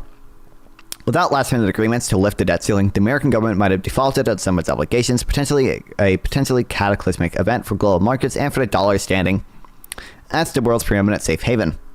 That danger still lurks in a country's toxic politics. One thing that marijuana legalization, it would consolidate markets. Right now, each state has their own market. Some better than others. Regulation. If you merge markets, then you're gonna run a regulatory system, which will push you to course is interstate commerce based. Always a borrower B. Simplest measure of economy's fiscal health is its debt to GDP ratio. America has nearly tripled since the outbreak of the global financial crisis in 2007 to about 99%. The Congressional Budget Office, a nonpartisan scorekeeper, forecast that it will soar to more than 160% over the next 3 decades. Alarming as that seems, it is impossible to know. It is impossible to know how much is too much. Japan's debt to GDP is about 175%, and investors still lap around the sovereign bonds. Probably have to do with shit. Given the dollar's centrality to global markets, America probably has even more room to run, but it lets its political leaders off the hook from having to make unpopular decisions, namely raising taxes and cutting spending to rein in deficits. This makes America's fiscal woes a festering problem, not an imminent hazard. America, locals, I'm really curious. To be clear, I don't know a ton about the legal theory. Do you think that the debt ceiling is unconstitutional? America's drift towards more extreme politics, as exemplified by Donald Trump, poses a dangers to the economy. The ugliest is a surge of anti-immigrant rhetoric, feigned by the former president, who has vowed mass deportations if elected again. Foreigners attracted to the promise of America have helped make the country what it is, and not just in Silicon Valley or on Wall Street. The return of migrants in large numbers after the COVID pandemic, many with limited education, replenishes an ultra-tight labor market, a major reason that growth has remained robust at the same time as inflation has receded. Mr. Trump has, for the first time in nearly a century, also made tariffs an integral part of America's economic statecraft. If he returns to the White House, he's determined to slap a 10% tariff on all imports, a decisive way to turn away from the free trade that, though unpopular today, has helped the economy flourish. It is true America it does not have the manufacturing power it once had, but manufacturing is not as significant as politicians make it out to be. An economy with an unemployment rate of 4% and a per-person GDP of $85,000 does not have to be made great again. It is great. As for Vice President Kamala Harris, she seems intent to continue Biden's administration of a high vigilance towards America's tech giants, which some fear is a strategy to cut them down in size. Her opponents are obviously being absurd when they label her a communist, but her regulatory instincts look decidedly European, which is not an optimal recipe for economic growth or high-tech breakthroughs. Optimism should be the default assumption about America's economy. America faces other concerns too, as laid out in this special report. Its shale boom has helped fuel its growth over the past few decades, but a rise in renewables means that plentiful oil and gas may no longer confer the same advantages as America lags behind other countries in the transition to cleaner power. American financial markets may be near a high watermark outperformance, if mainly because of equities now trade at very rich municipalities compared with those in other countries. Some reversion to the mean appears inevitable, and America's leadership in technology, with it again at the fore of what may be the next big thing, the AI revolution, will eventually lift other countries as its ideas and tools spread more widely. In this sense, America's innovation contains the seeds of other countries' catch-up growth. Yet despite American challenges, there is cause to be cheery about its economic future. Indeed, one conclusion from its successes thus far is that optimism should be the default assumption. Politically, America's tendency towards self-harm has been matched by capacity for self-correction. At its moment of greatest economic need, the global financial crisis and COVID pandemic, leaders have been able to work together across the aisle. America's governance has also proved resilient. Just look at the wheels of justice slowly grinding down on the insurrectionists who stormed Capitol Hill on January 6, 2021. And America's heft gives it extra insulation. If a global trade war does not erupt, it would probably come back. Does erupt, it would probably come a lot better than other nations in a more autocratic, self-sufficient, I don't know how to pronounce this,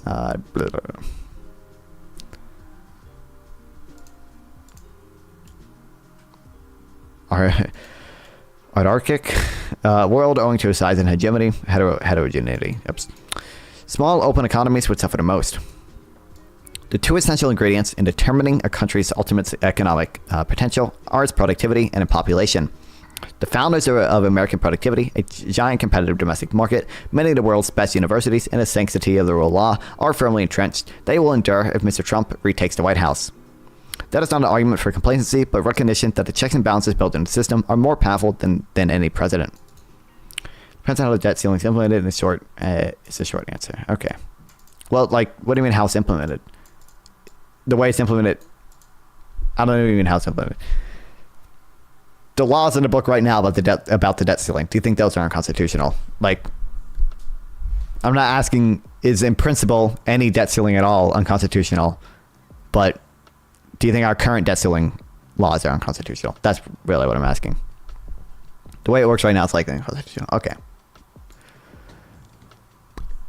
America's demographics are another American century. America's demographics are also healthier and healthier than often appreciated. Like most other countries, it is getting older, but unlike most, it maintains a slightly higher fertility rate and a better ability to absorb immigrants despite the rising xenophobia in its politics. Even Mr. Trump, when not promising expulsions, says the country needs to bring in more skilled workers. He has mused about giving green cards to foreign-born graduates of American universities. I mean, he took that back because people got mad at him. It's a good policy, but today America accounts for 4% of the world's population, and by 2100, it will still be about the same according to projections by the UN. During that same time, China's share is expected to fall from 18% to 6%. while the European Union will go from 6% to 3.5%, and America will, in relative terms, be a younger country.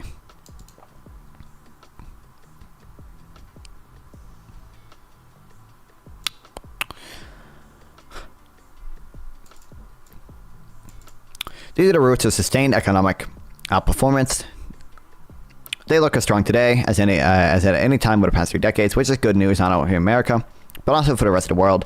That America, a liberal democracy, remains a bigger economic power than its authoritarian challengers is an unalloyed positive for a global order under intense strain. For other countries to truly benefit, though, America will need to overcome its protectionist impulses to return to a position where its wealth helps to lift others, and it can lead through inspiring example. Our view is that it has ample economic capacity to do just that, as long as its politics allow. There will, of course, be downturns, doubts, and drama along the way, but if we want to bet against Americans, the economists will gladly take the other side of the wager. What's up, Lucarus BF2? I'm doing good. Welcome to the stream. Glad to have you here.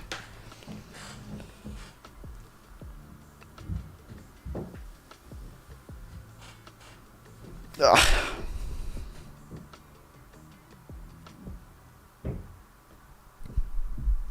Luca, whatever you like. That's fair. What is that test? What?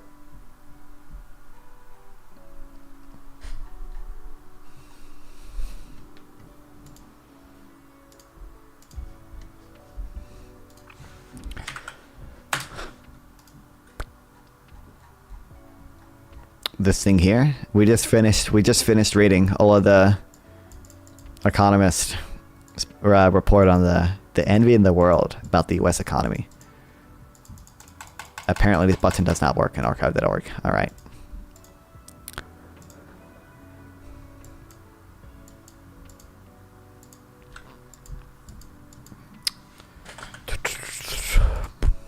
Iraq, Syria, Israel, wait, Egypt. An American who knows geography? Only a little bit. Fuck, as evidenced by that. Libya, Chad. Fuck, I don't need Chad? What do I need? Niger? Oh, I don't know what's in between Niger. I don't know what's in between Niger and Mali, bro.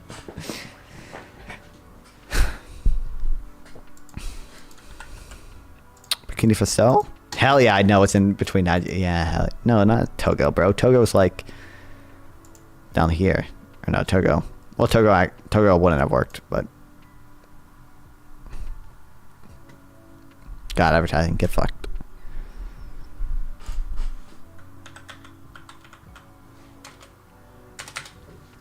Togo wouldn't have worked, but Burkina Faso did. I'm a genius. Satera, Africa. I always forget how to fucking spell Satera.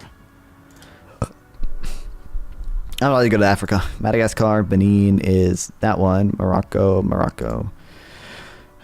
Mozambique, Angola, Burkina Faso, South Africa, Mauritania. Oh fuck! It's this one is that one. Fuck this one. Fuck that one.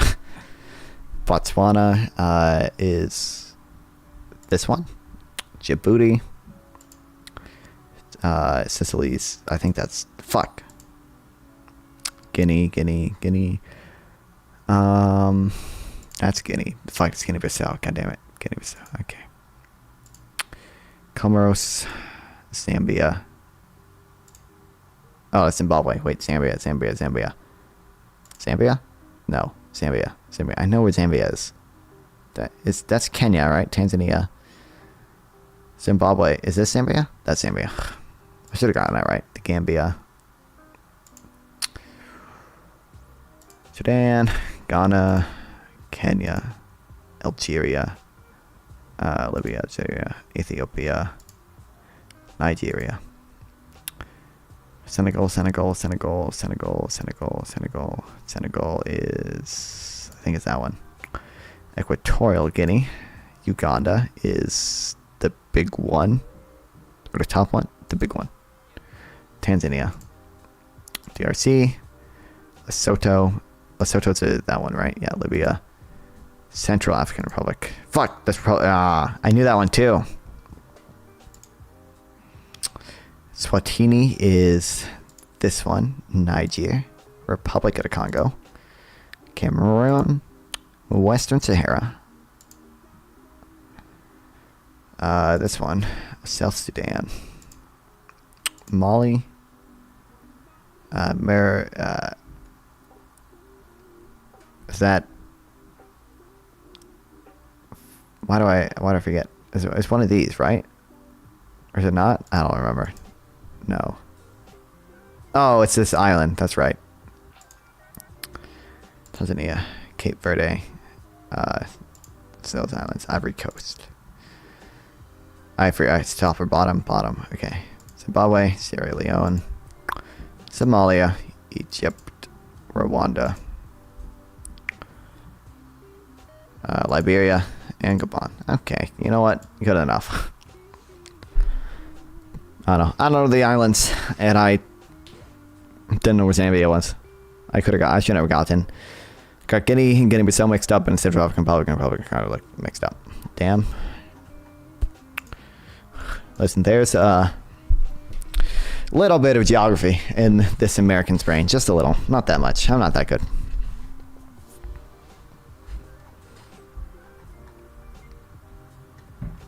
Better than my parents.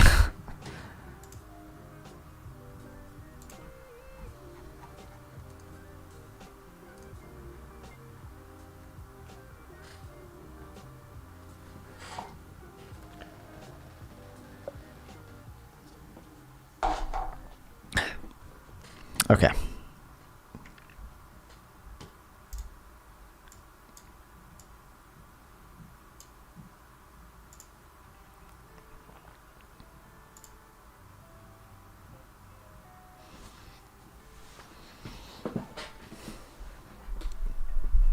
So do you watch trailer on Steam? Didn't catch the answer.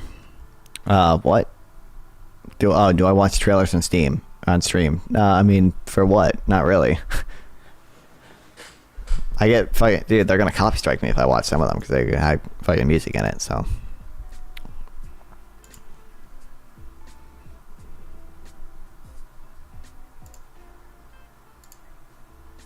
probably gonna need these.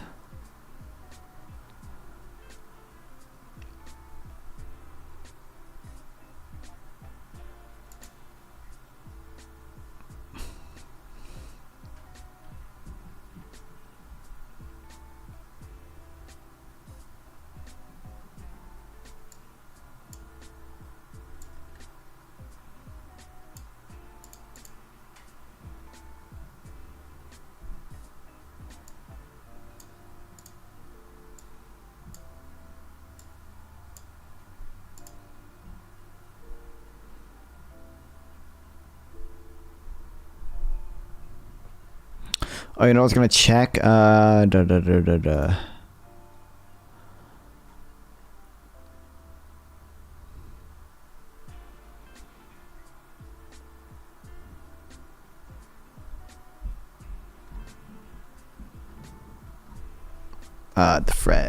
Fred. Born.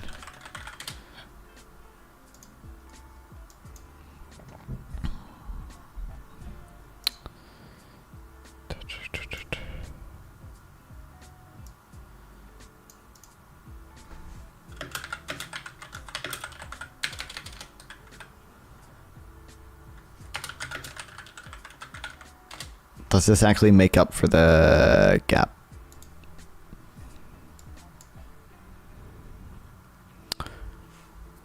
So I think it decreased by 119,000 or whatever from.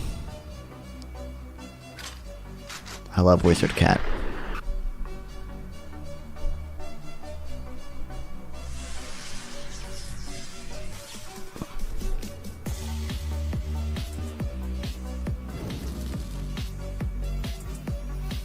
Oh, this doesn't only decrease by.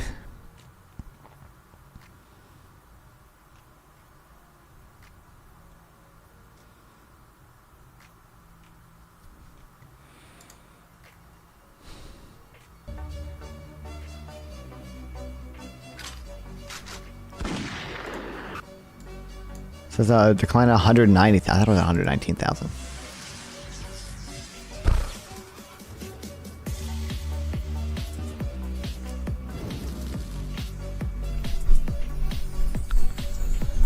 Fairman Supreme. Isn't that guy? Isn't that the UK guy? Oh no, I'm thinking of I don't know who they. I'm thinking of Lord Buckethead. Lord Buckethead's awesome.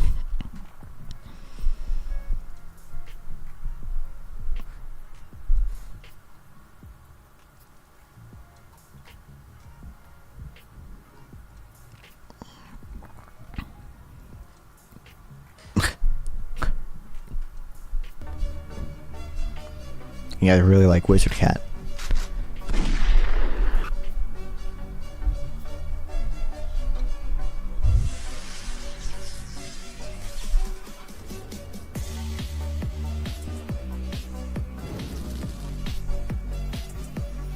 I'm writing in Joe Biden. Unlawfully taken off the Democratic ballot. Writing him in. I love him too much.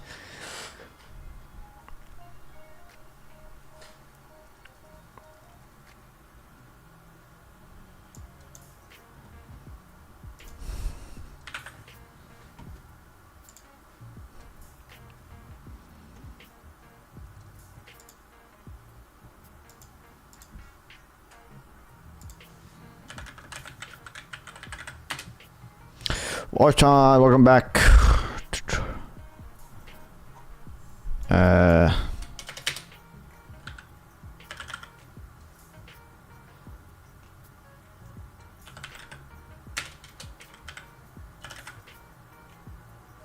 Oops.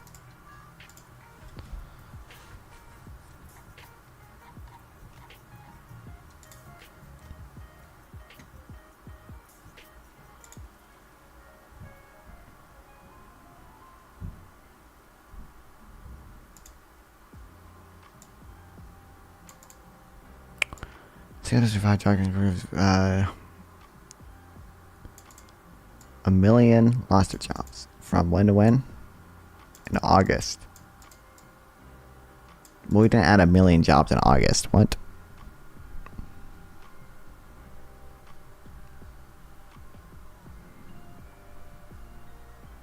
Put Pink Floyd on, bro.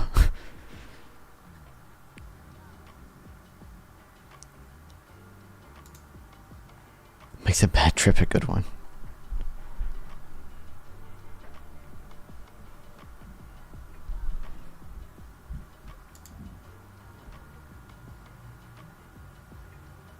Oh, wait, it has this here, so it doesn't go away. There's still a gap. That's what I want. I love you, G. Love you too, Ortons. Appreciate you coming to my stream. Almost every time I stream. Tell me about LSD.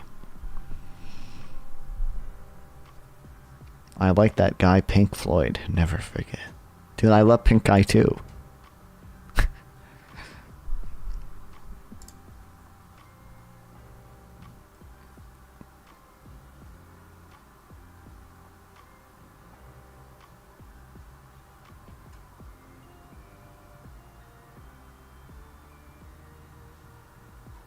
This is a Cum Town bit? What? Really? I did not. See you in a better place? Is that a threat?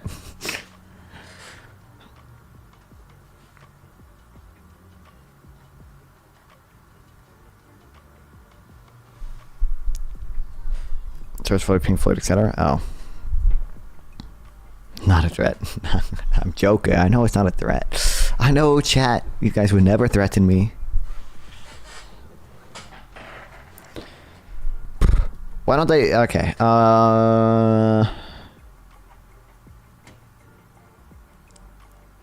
What's up, Gohan?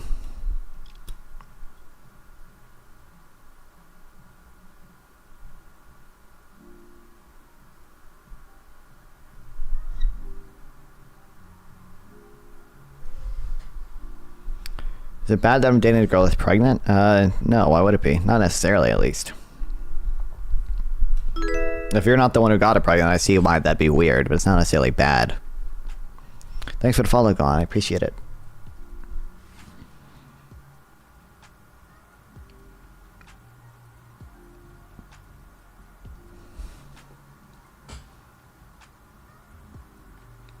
I don't think it's. What do you mean by bad? It's like a little weird, but I want to say it's bad either way. Like if you're chill with it, and like she's chill with it, and like whatever. It's her ex-boyfriend kid. Then like, I don't know. Like if you're okay with that, then like whatever. Like is it weird? Sure, but.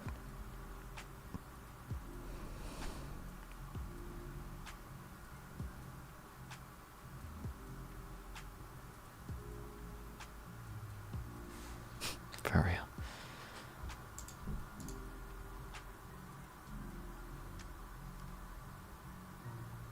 When I submit that, okay, we're always by 740,000. The claim is that immigrants. Oh, so wait, that gap does. Well, there's still a gap there because they revised form of unemployment up too.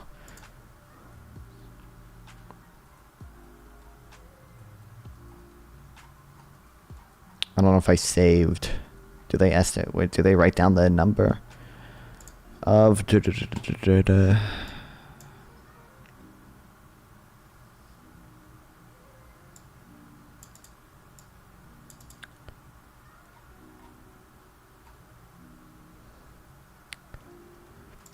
Increase in employment among foreign-born people was 1.7 million. And native-born was 740,000. Okay, so what's 1.7 million minus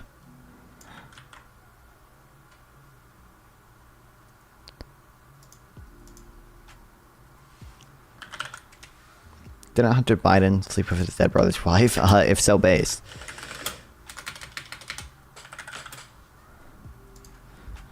Minus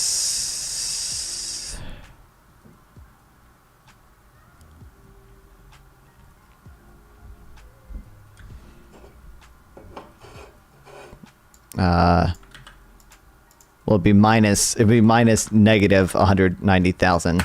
So that's that, but it's still just 1.7 million if you, or 1.8 million, yeah. Compared to, oh sorry, wait, no, 1.2 million minus negative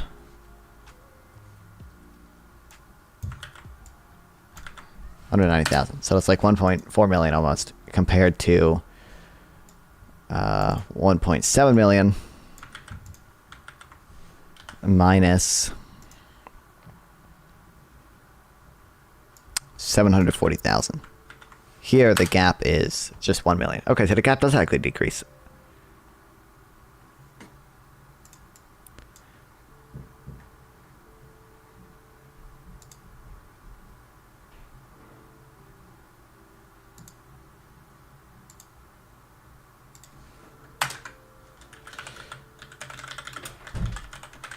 So published estimates. There's food upstairs. Okay. I'm streaming, so I'm not eating, but published estimates show a gap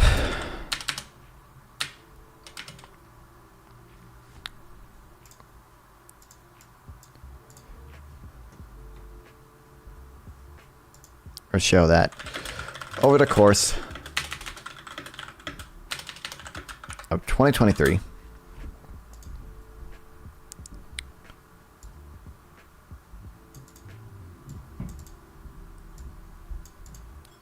the increase in employment among foreign-born people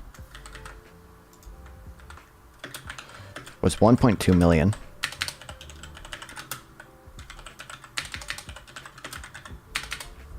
Mom is going to clean my room later. They said there's food upstairs. I'll take the dog out there in the ad break.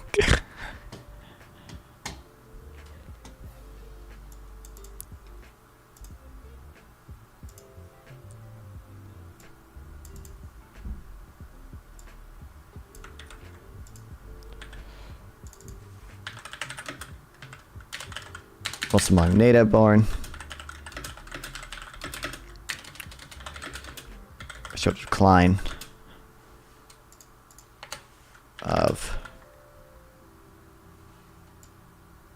190,000. So what's the gap for that? It'd be 1.2 million minus negative 190,000. So the gap is 1.3 million.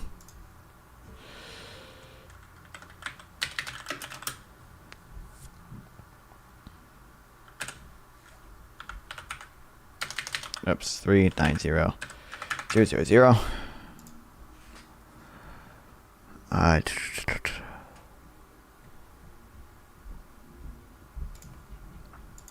Better spaces.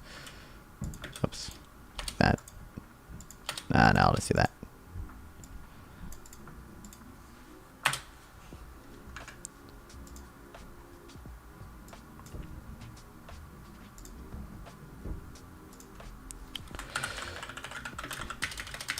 Brookings estimate shows over the course of 2023, the increase in employment among foreign people was 1.7 million.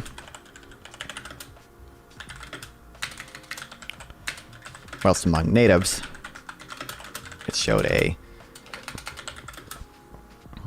740,000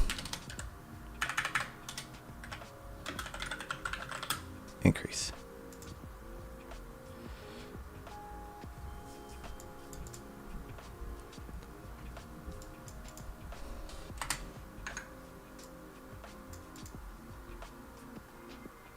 So the gap there is only 960,000.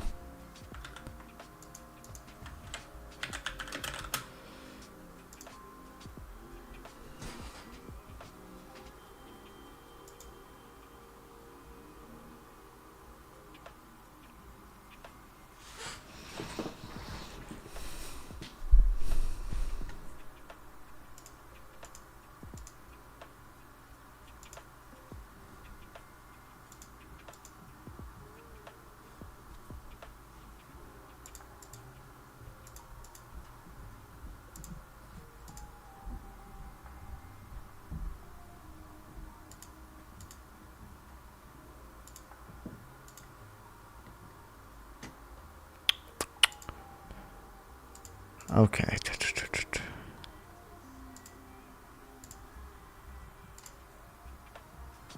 How should I do this? I'll keep this here in case I need it.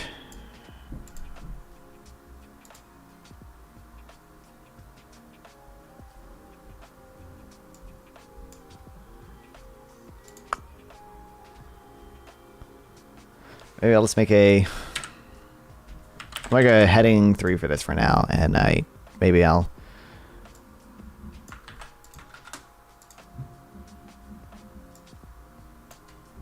put it underneath somewhere later.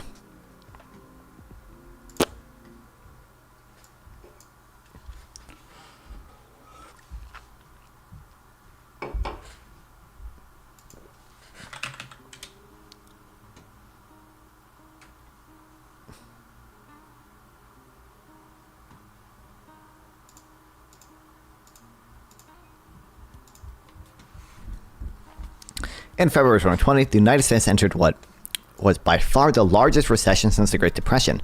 Nearly 22 million people lost their jobs, and the real GDP fell 9.2%.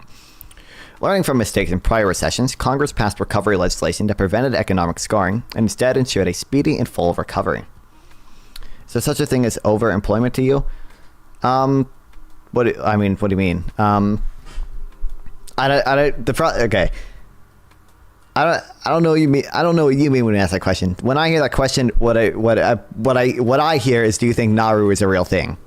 I don't think you even know what Nauru is. So, to me, I don't put a lot of faith in Nauru. I don't put a lot of faith in being above full employment, in terms of having above full cyclical employment. To you, I'm assuming you have your own dumb, stupid, unrelated definition of what overemployment is.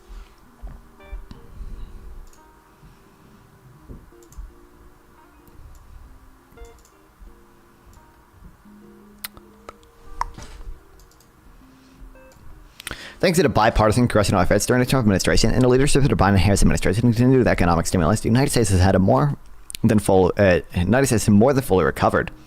In fact, economic growth has outpaced projections that were made before the COVID-19 pandemic. In other words, the economy in 2024 is stronger than experts had predicted it would be in 2024 before COVID ever happened. It is stronger now than was projected by 2024 at the beginning of the Biden-Harris administration.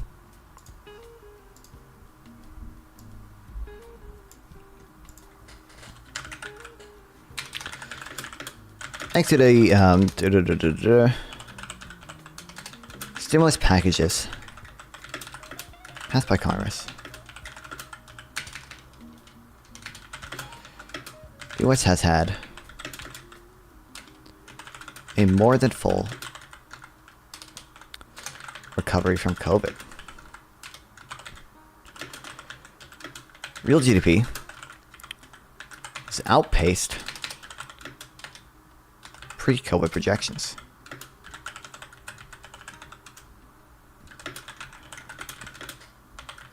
I mean, the economy is stronger now than experts predicted it would be.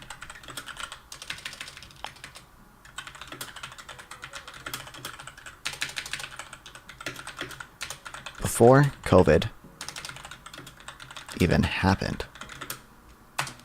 How would you get above full employment? So there's 4 types of unemployment. The model doesn't work like that. It's confusing, okay? So there's 4 types of unemployment. There is cyclical, frictional, structural, and seasonal. Seasonal unemployment is mall Santas, right? Mall Santas are, they work during the winter. They are seasonally unemployed in the summer. No one wants mall Santa in the summer. Structural unemployment is unemployment caused by there's a technical definition, but it's unemployment caused by changes in manufacturing, caused by automation, things like that. There's a better technical definition. I can look it over a second. That's if a factory gets better equipment and it can automate stuff about workers, that would cause structural unemployment. There is frictional unemployment. Frictional unemployment is just workers swapping between jobs. It's people who move to a different part of the country and they're in between jobs. Then there's cyclical unemployment. Cyclical unemployment is what we care about. It's unemployment caused by fluctuations in the business cycle. Full employment only means no cyclical unemployment. You could have full employment and still be at 4% unemployment, because the only thing we care about for full employment is cyclical unemployment, meaning there's no unemployment caused by fluctuations in the business cycle. There can still be frictional unemployment. There can still be structural unemployment. There can still be seasonal unemployment. But yeah, although I think the unemployment numbers officially are seasonally adjusted. I think they take out the seasonal unemployment essentially. But there's a better definition of structural unemployment. Structural unemployment. Unemployment resulting from industrial reorganization, typically due to technological change rather than fluctuations in supply and demand. Yeah, there you go. What the hell is above full employment? Basically, the way I've heard it described is one, you can have no cyclical unemployment, and then you can start to reach into the other forms of unemployment, right? And then there's there's an example given, for a certain amount of time, you can operate above full employment because workers can just work more hours. How do you get above full employment? You can have no cyclical unemployment, and then you can have, frictional unemployment can decrease, and then now, you're above full unemployment. But we can, we can get above full unemployment temporarily because people can work more hours temporarily in the short run. I think technically being above full unemployment in the short run is possible because of that. I think that's economy operates above full employment, above its full employment equilibrium, producing goods and services at a higher rate than potential long run averages as measured by GDP.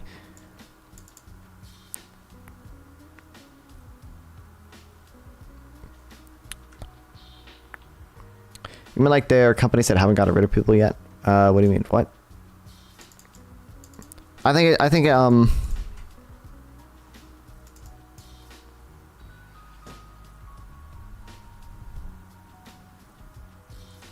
that's how the Fed defines it. The Fed defines full employment, by the way. Not exactly how I define it. The Fed okay. The Fed defines full employment, NARU, the non-accelerating inflationary rate of unemployment. They think that's equivalent to full employment. That's just the amount of employment you can have before inflation starts getting pushed up by wages. So clearly we could have over full employment in that term using Nauru, because you could, in theory, have so much employment, such a tight labor market that there's a wage price spiral, and it would cause inflation.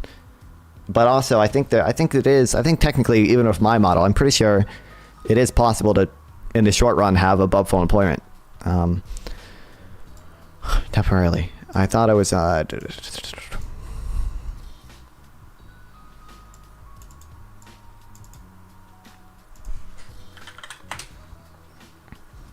why can we reach above full employment in the short run? Economy can temporarily operate above full employment due to several factors. Increased aggregate demand, sticky wages. In the short run, wages and have not been immediately changing economic conditions. Stickiness can allow output to exceed potential GDP temporarily.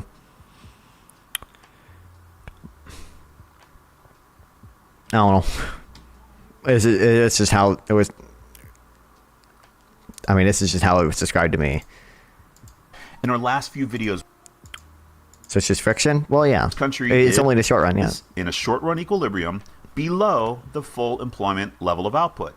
Experience desired about the inflation long run AS curve. Got to label all the curves. Wait, hold on. Wait. Brain blast. Fuck, what is it? Following econ. I think it's this. Where is it?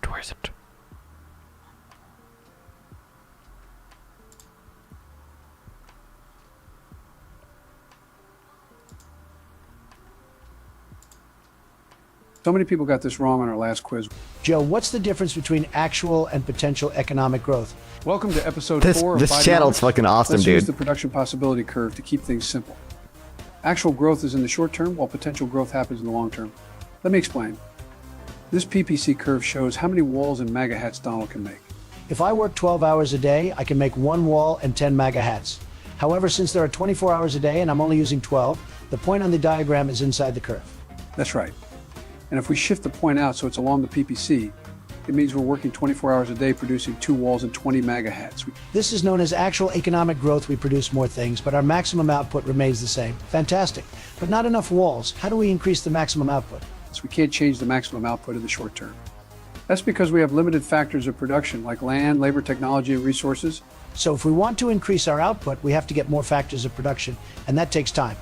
Especially if we need to conduct research and innovation first. And how do we show this on the diagram? If the maximum output increases... Hold on, there's something... Stop mixing up your price control diagrams. Wait.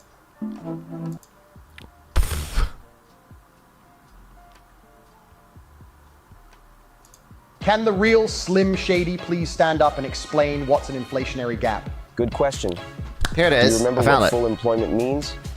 Yeah, the full employment level of an economy is located at the LRAS. I think it shows the maximum GDP the country could have in the long run.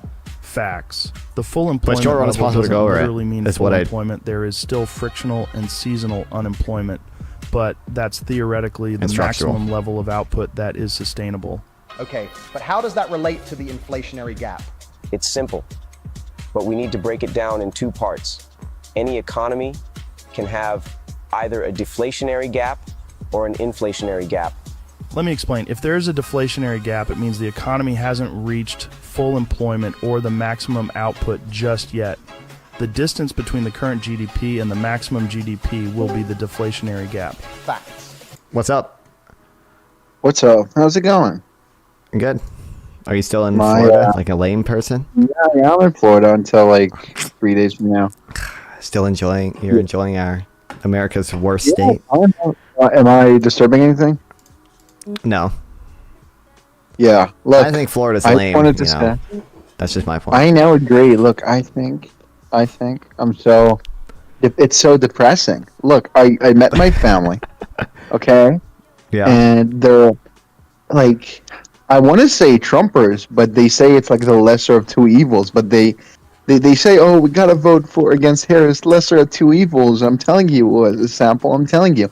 And then they're like, by the way, I mean, kids in schools in Pennsylvania are like being dressed up as cats and have litter boxes, and also, you know, the average Walmart basket of goods has gone up 450%. I mean, it's crazy, the economy right now. I mean, I feel like I'm listening to schizophrenics. I feel like I hate this. I don't understand. This is my family. It's so I would laugh if it was not my family, man. What is this? What is this? Come on. We have to consider Harris did just, you know, send a hurricane to their state. You know, she turned on the weather machine. Just And fucking kill me, dude. And I wanted to blow up. I wanted to blow up, right? I wanted to like be like, oh yeah, let's go down. Let's go. Okay, lesser of two evils. Can you give me like two criticisms of Trump? You say he's like an evil. What's evil about him? What do you think he's evil, right? So what? Why? Because I guarantee you they could not say a thing, or maybe like he lies. Not like he tried to steal a fucking election and said he will suspend the Constitution for it. Like, what the fuck? And the Harris is just like a fake story about litter boxes in Pennsylvania? Give me a fucking break, dude. From like 2 years ago? Like the most obviously fake shit ever. And I tell them like, no, it's fake, bro. And then they're like, no, I mean, we saw a kid in the school and they said like it was the case. Or like, oh, no, I saw a video of a guy going through the basket of goods and showing that it has gone up 450%. I'm like, just open fucking CPI, and CPI in itself is dog shit. Just open CPI, it's gone up like 20% in the last 4 years. What are you talking about? And do you even shop at Walmart? You're rich. What are you talking about? It's like, oh my god, bro, we need the Walmart CPI, bro. That's the only good metric. That's the only metric I trust. I can't, and I'm like, I did the thing. Look, I'm such a neoliberal lover of capitalism. I did like, oh, what do you think the profit margin of Walmart is? And they said like 30%. I'm like, it's 3%, bro. Yeah, it's 3. Yeah. It's 3. It's very competitive industry. They cannot just jack up prices 450 fucking percent in 4 years, bro. That's a 100% increase a year. Are you kidding me? I can't. This is so depressing. Am I crazy? I don't know. My God. No, you're just the anti-BLS propaganda in the U.S. is what's crazy. People don't. It's not even that. It's the fact that I have to listen to my family, whom I love, tell me localists. They did. They kids did. It was are based. They did. It was shitting in litter boxes in Pennsylvania, and that's why they have to vote against Harris. What's this? I can't. I can't. This is delusion. This is schizophrenia. It's not. I would laugh if it was not my family. The people I went to the beach with, like yesterday. What is this? Can they not be normal? Can you not like recognize that Trump's like an evil guy and you just don't have to vote for him? Like, just I would appreciate it if they were like, you know, we're like single issue voters, Israel, whatever. I don't care about anything else. I would respect that. Maybe I'm not even sure.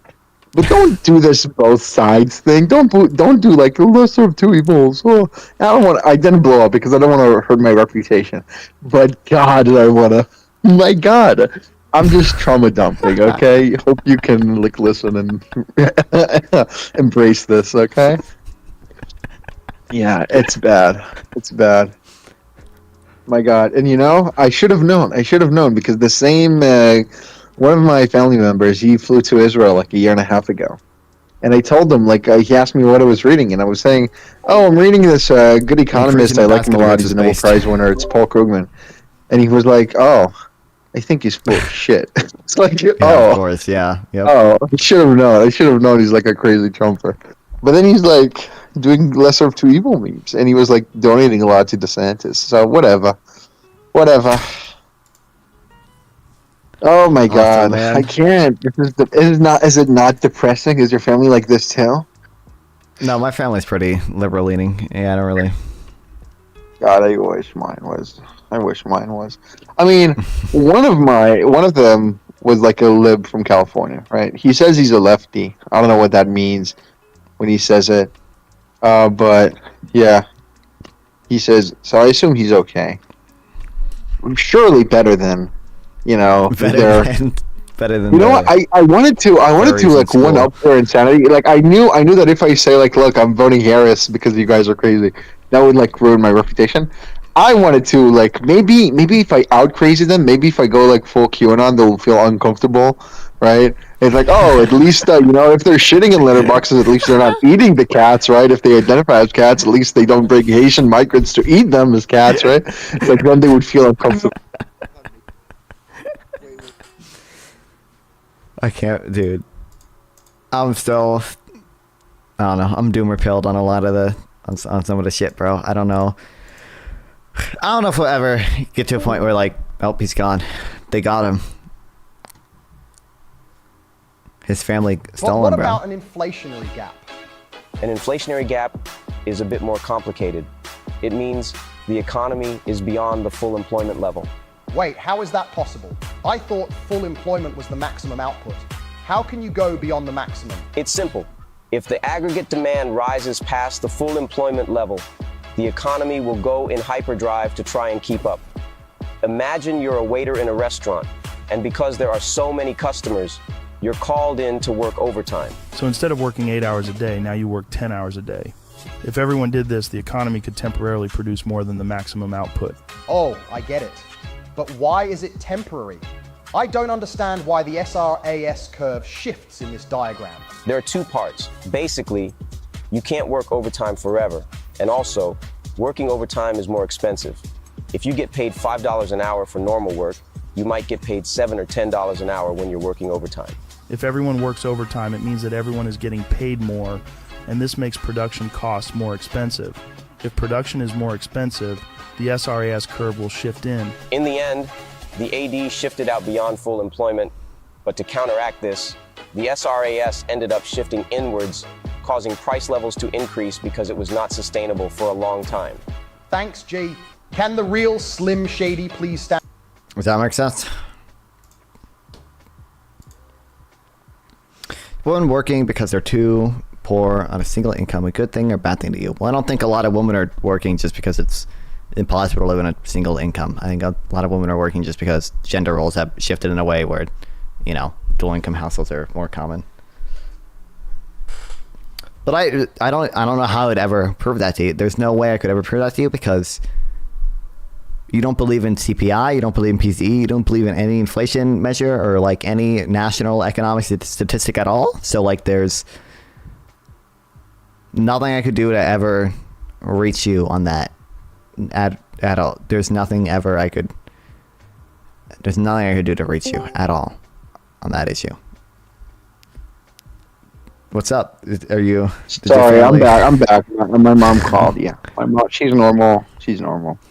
It's only my dad and like my mom's family who's insane, but my mom's cool. Vocalist, I don't understand why you believe yeah, the paycheck I to mean, paycheck I'm thing, just, but not I CPI. feel so desperate. I feel like helpless, watching these people say the most ridiculous shit ever. And I just have to zip my mouth because I know the moment I say, and my dad, he tried to involve me in this. He said, so my mom's uncle said like, oh, that's why we have to vote against Harris. And then my dad was like, oh, by the way, Sample is like, and I was like, don't.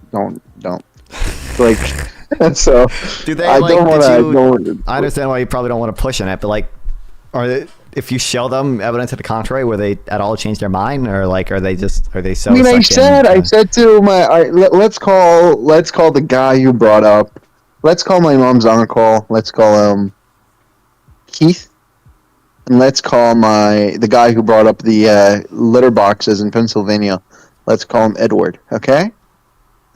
So Edward, he brings up like the kids in litter boxes, and I tell him like, look, Edward, it's fake. I remember Joe Rogan saying this, and it's been debunked to hell and back. I mean, why? And he's like, no. I mean, I've literally heard like my friends, she has a baby, 11-year-old baby, or not baby, child, 11-year-old child, and he went to school and he told me. It's like, okay. And I asked, do you have a picture? Like, did you see a picture? Do you have a picture? And he's like, no, I don't have a picture. I'm like, of course. And I said to myself, they didn't hear me. I'm like, look, and then my dad is like, oh, no, they do that. And it's like, oh, if your kid is identifying as it, that's crazy. And you have to have borders with your kid. You have to have borders, because if you don't have borders for your kid and let them do whatever you want, you hate them. It's like, wow, dude. Wow, awesome sauce, bro. It's so deep, bro. That's so deep. And he tells me like, no, they identify as furries, it's called. And I'm like, wow, bro. Wow. Wow. Tell me about it. That's awesome sauce. And it's like I sit there and I look grumpy and I hope they could tell. And then it's like, you know, and he was saying before that, like 10 minutes before that, and I didn't realize we were going there, but he said, like, you know, oh, I saw this video of a guy. I think I found the original video. I don't know if it's true or not, if the guy's lying or not. Maybe there is some basket of goods that did go up for 455, like 50%, okay, from $200 to $900. Maybe there is. That's definitely not the fucking average, right? It's definitely not. Definitely not. You just go to fucking. We did our grocery shopping. We did it. We went to Florida, the great state of Florida, and bought our stuff. It was less than $200 because we bought it for like 2 weeks. It's like, come on, bro. What are we doing? What are we doing? I can't. And I'm like trying to explain to him. It's like, look, you know, these grocery stores, they operate on a low profit margin. They cannot afford to. I mean, doesn't Costco only have like all their profits come from like memberships? I don't know if they do. Whatever. It's like very low profit margin. Are they doing the greedflation thing, or are they doing the Biden-Harris? He kind of did. He kind of did. He kind of did. Like he kind of said, like, my dad was asking, like, in a sense, my dad was like, why do they increase the prices? And he said, like, because they can. It's like, okay, that's not how stuff works. And then my dad said, like, oh, you have to have competition. I'm like, they do have competition. What are you talking about? It's crazy. I feel helpless. Why can I not debate my family on stuff like? Does he even like? Does he know about like any of the? I wish. Yeah, I mean the new thing with the ensuring that you can sign out of things. Yeah, that'd be epic. Yeah, I don't think they could. Look, I don't want to assume the role of like the Dem propagandist. Okay, I'm good. I'm good on. There's no convincing them. I mean, it's just. I don't even. It's not my job to fucking fix them. I'm fucking off to Israel in a week. Let me fucking. I don't want to do this. And Florida is not close, so whatever. Right? Yeah. Like Florida is like 5 points behind, right? Something like that. Yeah, like it's even not. more. Yeah. At best, they'll maybe get a senator there at some point, but. Oh yeah. Yeah. I mean, it's literally the country right now. It's literally like. It's a meme, but it's like a country. The country's like, oh, which candidate is more likely to eat a homeless person? It's like 60% people. Like, I'm sorry, 80% people say Trump. Like 20% people say Kamala, and then it's like, oh, who do you plan to vote for? 50-50. It's like, what am I listening to? What is this delusion? And I hate that it's like the playing field is so uneven that Kamala, who like did fucking nothing, right? What did she ever say? What, like one time to the ACLU that she's gonna trans the migrants or whatever the fuck? Yeah, she's gonna trans the migrants, and she's gonna pack the court to make sure. Yeah, of course, all that, right? Like one time, maybe, and not even that. Not really. It's just like whatever. So that versus like fucking Trump. What like no Democrat. If it was even like, I don't know. Even if it was Pete, they would say, oh, I mean, whatever. And if it was like, I don't know, even fucking Polis, they would say, oh, no, he's a radical. Like, no, nothing. No Democrat can ever be non-woke to them. I don't get it. I don't like it at all. I want out. I want out of this. We need to win in the election and bash this ideology, as Ron DeSantis said, to the dustbin of history. We need the re-education camps. I wouldn't go as far as that. Look, I'm Jewish. We did that. We tried that like in 1930. Didn't work. Yeah. Oh yeah. By the way, speaking of, there's so much like racist stuff Israel did against like black Jews, Yemeni Jews, and like Mizrahi Jews that like pro-Pallies don't talk about at all. And that like. I feel like they should if they want to make the case against Israel, but I guess no one cares about Jew-on-Jew violence, right? No Jews, no news. I guess not. So it's like there's literally a whole story. No, I don't think there's any good evidence for it at all. But there's the whole story of like, you know, when Ethiopian Jews to go back to Ethiopia, which is just even worse. The Ethiopian Jews, not Ethiopian, the Yemeni Jews. So they went to Israel, right? And it was like a whole mess. The integration was terrible. Very much bad and crude. So a lot of children died in birth and whatnot. But even that, so some of the records were just missing for some of the kids. And the whole theory was that, like, you know, the government was taking the kids, the babies, and giving them to Ashkenazi couples who wanted to have children. And it's like I don't think it has any good evidence. Some stories float around. My dad believes that like he met one of them, and he was employed by his dad or whatever. It's like, okay, but there's no good evidence or anything like that. But like still, the story is horrible because the grain of truth there is that many fucking Yemeni baby children died because the integration was so terrible. That's like a horrible story, but no one brings that up. Or like there was literally a whole period of like 20 years or something where we if you were I think Ethiopian Jew and you donated blood, they would have a secret policy of just throwing your blood donation away. Damn. literally, just stuff like that. It's like, what the fuck? Right? That's like, I don't know why profiles don't talk about that ever, right? Like that makes Israel look so bad. But yeah. I mean, I don't know. Whatever. That's funny to me. But yeah, you said you watched the Einat Wilf Destiny debate and it made you more pro Einat Wilf.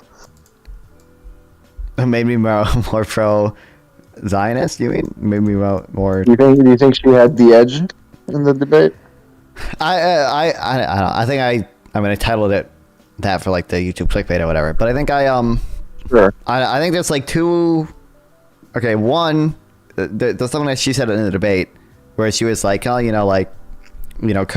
We don't do like the same type of like outrage over as we've seen with Israel. So it's probably something to do with the fact that it was Jews migrating to Palestine that make people upset.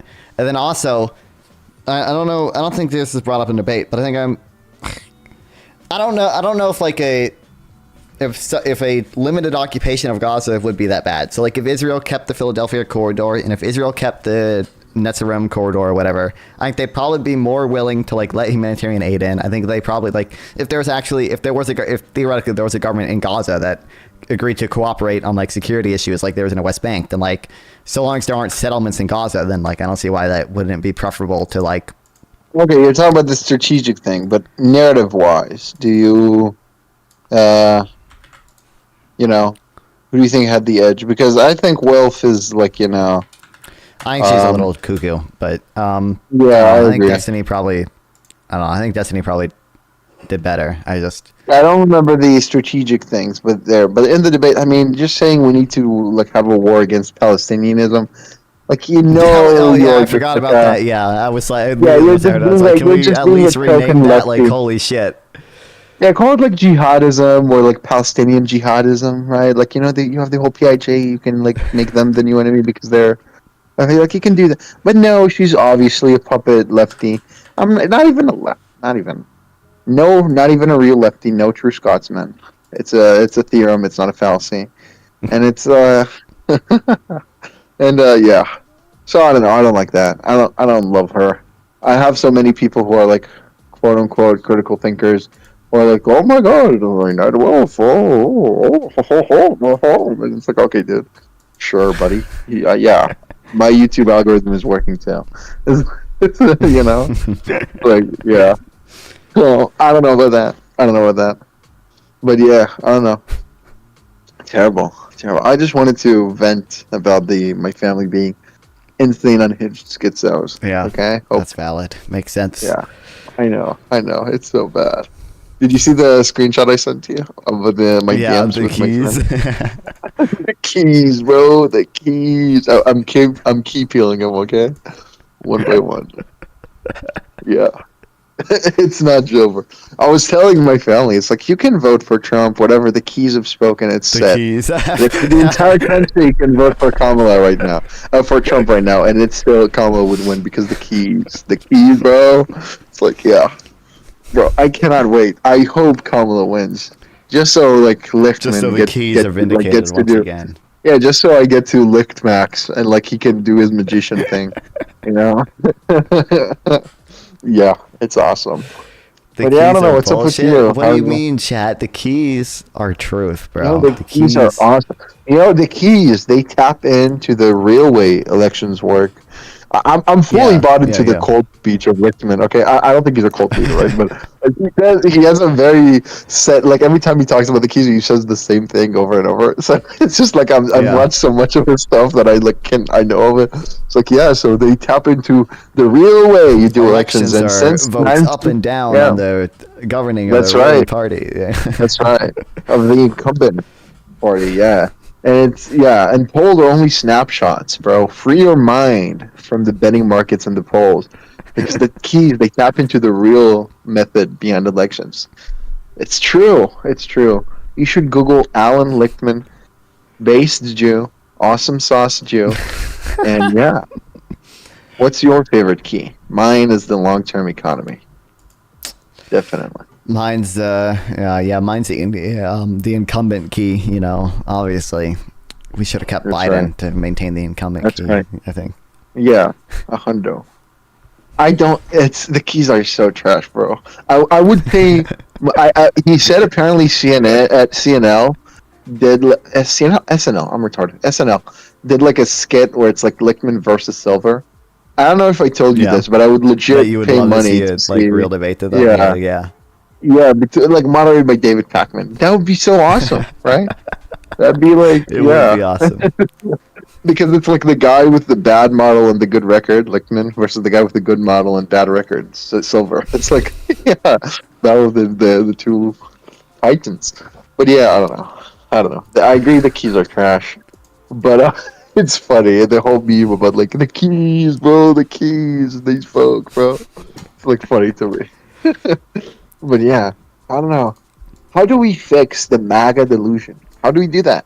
How do we do that? What do we do? I have no clue. I'm so. I don't know. I can't. I think I mean, you should know by now. I'm doing like the hippy dippy debate tomorrow. I might watch it live. I mean, yeah. This is I don't know if this will happen. This is exactly how I expected to go. The first topic's about the job numbers and like literally. Right. The only opposition I expect, Hey, maybe they'll prove me Destiny did wrong, right is now it's going to Twitter be space. all of these jobs are going to immigrants who work 2 jobs and both of them are at the government. That's what they're going to say. Yeah. So what you should do is first, okay. The thing is, okay, I'm trying to think of a strategy that is as aggressive and like it maximizes aggressiveness and efficiency. I don't want. So- I don't know if I want to be that aggressive. I You don't need know. to We'll be see. aggressive. This is a delusion. This is a virus, and you need to the way you deal with animals, with lions, with the way you deal with like monsters is not by being nice to them. It's by my friends told nipping me to them be in the butt. nice. Okay, I was like, do you think I should? No. Do you think it'd be aggressive? Do you No. think I should? Do you think I should do it? You know, No. Econo Boy style. You know, Econo Boy Look, syndrome. no, Econo Boy style is ineffective. You're not doing this for the people you're talking to. You're doing this for the audience, bro. But look. Here's my thing. Destiny just did a Twitter space. He kind of challenged someone on cooking up the numbers or whatever the fuck. I saw. So here's that, one yeah. thing you should do. He had a good Here's line. what- That, like, if it was a conspiracy, like, why would they like revise them down right before the election? Right. Like, what? Right, wouldn't and make also sense. like if they're lying the entire time, why would they even revise it? Why not just stay with the made up numbers, right? Like what forces them to revise them, right? And you should, like, to me, it's kind of related to like not like physically or by any necessary equation, of course, but it's kind of like similar to the uncertainty principle, right? Like you can either know the position or the velocity, but like to an extent, not both accurately. Yeah, Right, it's or a, something like you know, that. trade off between like So timeliness yeah, and you can accuracy. can either have the Chris Clark take, where it's like you can either have really accurate numbers that take a lot of time to produce, or you can have crude numbers that are still good, that you can make semi quickly. So, but you cannot have both. You cannot have like very accurate numbers that you can produce monthly. It's just not very easy. So yeah, I don't know, and it's just like. It's so boring. I don't know. So the hippy dippy thing. Look. If it doesn't devolve into a screaming match, what you should do is just go to the Republicans and ask them, "Oh, can you name me one guy who worked on these numbers? One guy." And watch them flail. Watch them totally. Like, that's nice, right? That's not too aggressive. Aggressive is like, you're fucking retarded. Like, it's not like that. It's just, hey, friendly Democrat here. Can you name one fucking guy? It's like, yeah, no, they can't. No, they cannot. Oh, awesome sauce. Do you believe they did that under Trump? No. Okay, so who changed it? What policy changed it? Like, nothing. They have fucking nothing. They cannot name a thing, and it's so sad. This is I want to do. This is my idea for a society. And also, wait. I think we should- Hinge on the fact that it's like a conspiracy. Emphasize the fact because, like, oh, okay, if government data is totally fake, you know, we have so many private companies who stand to benefit from providing more accurate stuff if the government is cooking all the books, right? Yeah. Why can you point to any reliable numbers you think are? Can you point me to any company calling them out? Like, no, nothing, nada. Zilch, zero. I asked this question as well. I don't know if it, like, dude, is it really plausible that like we would have the strongest economy in the world if our central bank was using fake data this whole time? Like our central bank is looking at fake data, but they somehow seem to make No, good they're not. The decisions for central most bank part? is in on the no. The central bank is in on the conspiracy, of course. Yeah, I forgot about that part. Yeah. No, I mean the central bankers are the ones who made Trump lose, right? Yeah, they're the ones who cut interest rates for political interference. Right, that's You know, right. I was talking to my mom's uncle like 5 days ago, and I was asking, "What do you think of the Fed cutting rates?" And he's like, "You know, maybe I would have done 25." And that's how you know these people hate the country. 50 was obviously the good choice. What are you talking about? 50, let's go, baby. No, 25 is cucked. 25 would have been horrible. True, but didn't you 50 is see where it's at. inflation? 0.1 percentage points higher than expected. Okay, so it's coming That's right. back. It's coming back. It's coming Whoa. back. Krugman Whoa. wrong again. Whoa, Krugman said like they should do like 250 to 300. He said like And a I- 200 and 300 I- basis point cut. Yeah, and I kind of fuck with it. I mean, fuck it. Why not? Why not? By the way, peddling prosperity, phenomenal. You know, Yeah. I didn't even know Krugman was a anti-Phillips crusader, but he is. He is masterfully debunking the Phillips curve. Yeah, totally defending Keynesianism. Total monetarist genocide, total supply side genocide, and it's awesome. Yeah. You should read it. Yeah. If he like I'll read it he at some very point. neatly lays out the narrative of how supply siders seized power, and like are kooks, you know. Yeah. I don't know. You should. And then I'm reading Pop Internationalism, and then I heard The Accidental Theorist is also a good one. Phillips curve is wrong, of course. But yeah, I'm doing a Krugman marathon. Really? Yeah, I don't know. Am I yapping? I don't know. What do you think? Think about what, Krugman? I mean, Krugman's based, obviously. I don't know. Yeah. But no, I don't know. What do you want to talk about? If you ever want, by the way, if I ever join your Discord and I'm just yapping or you want me to fuck off, just tell me, I'll leave. Oh, I mean, like, I'm pretty sure I've done that before, haven't I? I'll just, like, kick you out. Right. There's, Yeah. I'm sure, like, you've seen, like, on Twitter, like, the thing, like, all the fucking jobs are going to foreign-born people, right? I haven't seen it, but it's, like, not surprising at all, you know? Oh, yeah, like, all of this... I can send you a few tweets if you really need it, but it's like Charlie Kirk, like, tweeting out, like, these brain out of things, like, oh, all the job growth is going to immigrants. And, like, first of all, I mean, it's dumb because, like, the U.S.-born population, working population is, like, shrinking. Like, all the boomers retired during COVID. So, like, you know, if you just, like, take the prime age rate, like, it's A, at record highs, and B, it's higher for native-borns than it is for immigrants. Yeah. But also, Yeah, although it's there also is like, still... pick a side. Do you think the immigrants are taking all the jobs, or are they collecting all the unemployment benefits? Which one is it? Yeah, I know. Yeah. There's also but the like CPS data. I need to come up with an easy way to explain this. But like it accounts for like expected changes in population, but not unexpected changes in population, which like the migration surge was. So because I like how they weight the data, when there's an unexpected surge in migration, you know, like the foreign share born in the population will decrease because there's a massive increase in migration. Right. That doesn't actually mean that the actual native-born population decreases, that the share of them increase.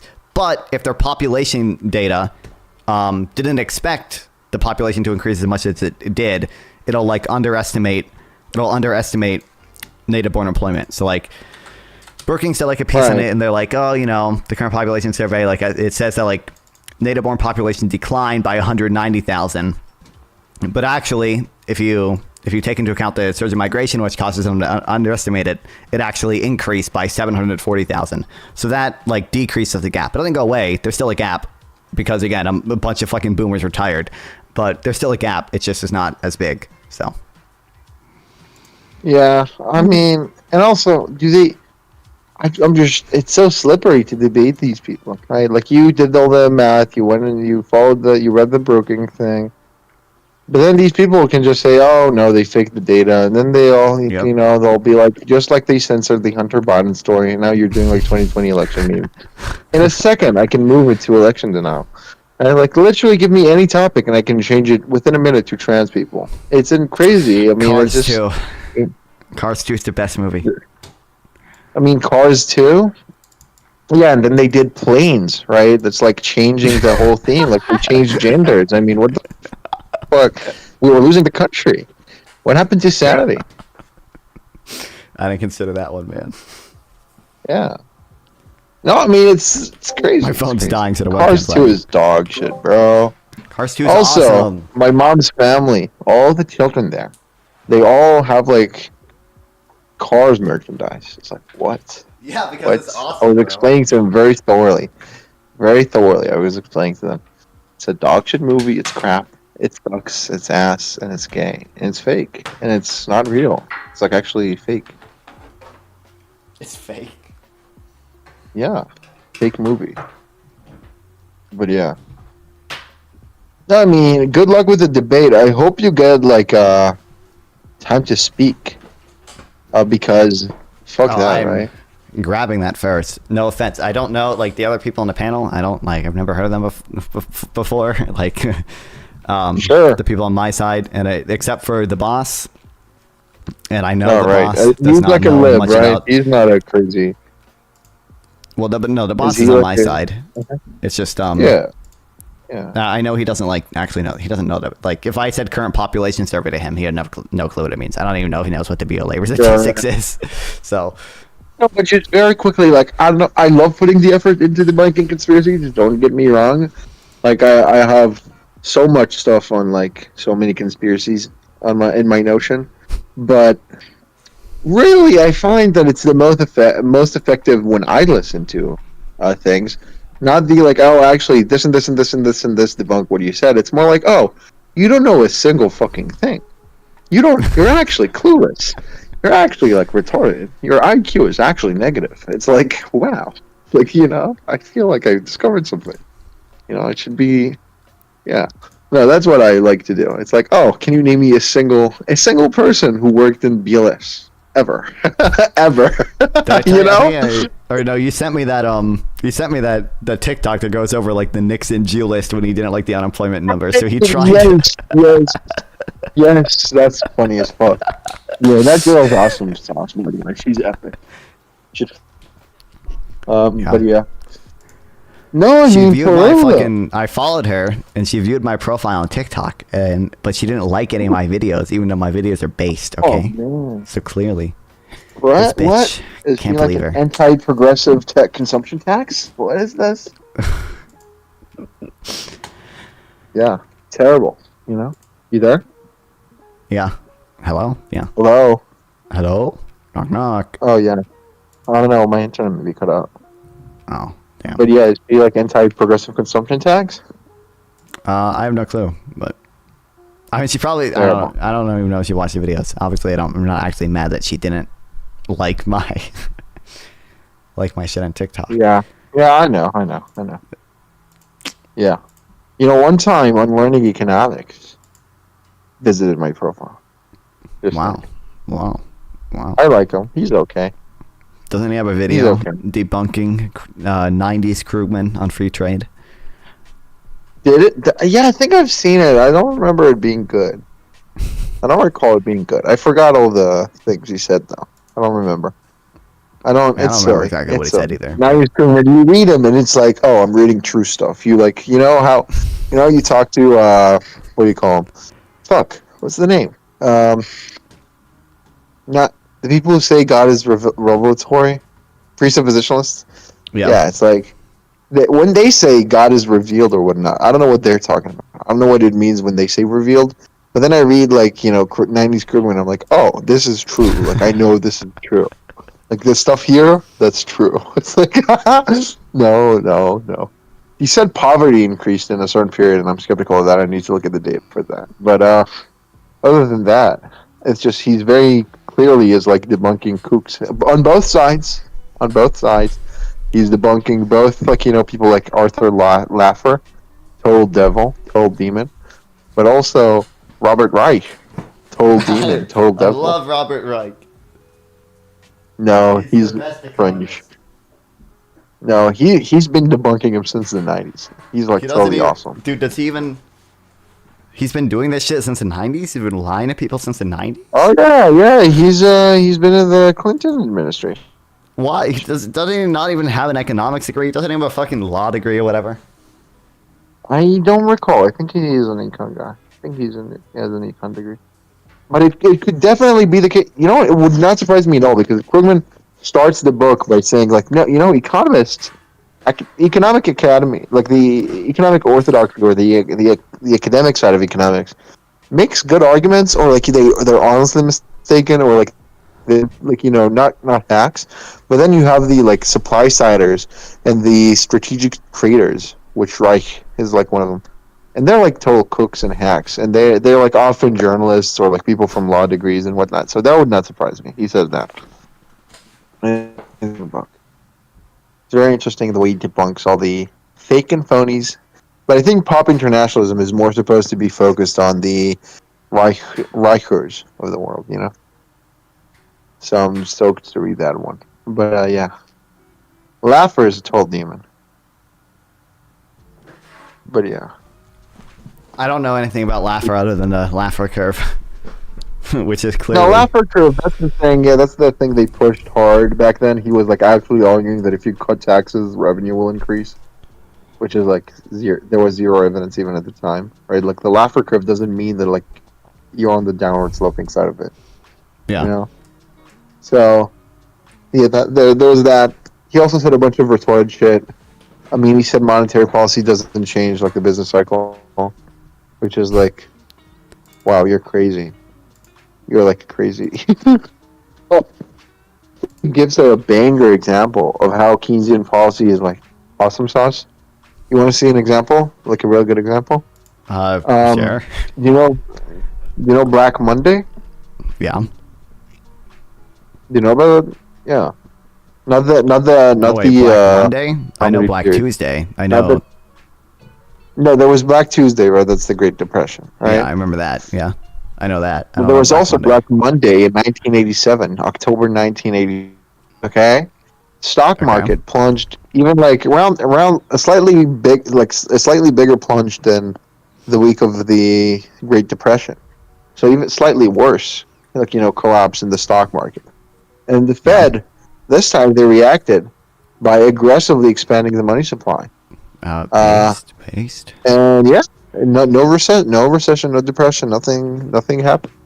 So that's a good example of like similar conditions, but this time doing the epic Keynesianism, and it works. True. I don't know if Friedman ever wrote about that, but that's why when I talk to people about the Fed and like my econ degree friends, and they're like, oh, green is cringe and gay and fake. I'm like, I agree, but also gotta give him credit. I mean, the guy saved us from another Great Depression, probably. That was like one of the first days of the Greenspan Fed chairman days. So yeah, starting off with the banger and then destroying your record because you're retarded and objectivist. So deserved. That's why I'm like only 80% joking when I say Greenspan's the GOAT. Who do you think is the GOAT? I don't know enough about most people. Like I feel like I don't know. I just like that Ben Bernanke like defends the argument quantitative easing against some dumb people who think it's absolutely insane. Yeah, I like Yeah, I like Powell. He's like awesome sauce. But Bernanke, I mean, look, the guy won a Nobel for being awesome, and also the clip of him genociding Ron Paul, priceless. Dude, yeah, some of his arguments with Ron Paul are funny. Yeah. Yeah, did you watch that? Yeah. I've seen a few of them. Yeah, he's done it multiple times. Oh, I've only seen the classic one. The classic one. Also, by the way, let me see if I have the screenshot. Boop, boop, boop, boop. Give me 1 second. Yeah, that guy. I was chatting with SDL and one of the VCs, and someone hopped in, and I sent him a friend request, and he accepted it. Look at this guy. What about him? Prax Ben? Do you know? No. Oh, you don't know? Oh, never mind then. Don't worry about it. Okay. Yeah, don't worry about it. But, yeah, no, I don't know. He's like a libertarian. He debunks a lot of communists on Twitter, and he does God's work, but he's also like a total right-winger, and he's like an ANCAP, so... Damn. I was talking to him about that. But not like, debunking anarcho-capitalism, because that's like too easy. I don't want to beat a dead horse and whatever. It's like, by the way, every ANCAP ever, you can destroy them with one question, where it's like, oh, what about nukes? Yeah, I knew. Yeah, literally. It's like, what about the nukes, bro? I want like companies making nukes and selling nukes. Just the non-aggression I want principle nukes to will be take cheap. care of it, man. Yeah. Don't understand. No, I mean, kind of. I mean, you read Bob Murphy, right? You know Bob Murphy? No, but I'm assuming he's an ANCAP. Big ANCAP Austrian. Big guy. Big ANCAP Austrian. He has he has KDS, okay? He has Krugman derangement syndrome. Okay? Krugman derangement No, syndrome. Krugman. He had a whole podcast with like 100+ episodes called Contra Krugman. Where it was like, refuting Krugman's articles. And he has a whole book for like raw dogging Krugman. And I've listened to like a couple episodes, and sometimes they say false stuff, but I can't remember. It's like 2 years ago. I don't like him at all. Total phony. Oh, fuck, classic. He was gonna debate Krugman, and I think Krugman canceled last minute. Which I mean, probably Krugman. Oh, I don't know that if he was should have or should not have. I don't want to give Austrians like a lot of attention. They're like fringe and retarded. But I mean, maybe it would have been entertaining. So I think he should have, all things considered. But like, there's this hilarious clip of him like prepping in front of the mirror. It's like satirical. It's funny. It's like he's making fun of himself, Bob Murphy. But he's like, shirtless in front of the mirror. And he's like, hey, Krugman, remember when he said Greenspan needed to make a housing bubble? Yeah. You're cringe. Like, hey, Krugman, look, you said about the internet, It's like, yeah, it's funny. He's self-aware. He's self-aware.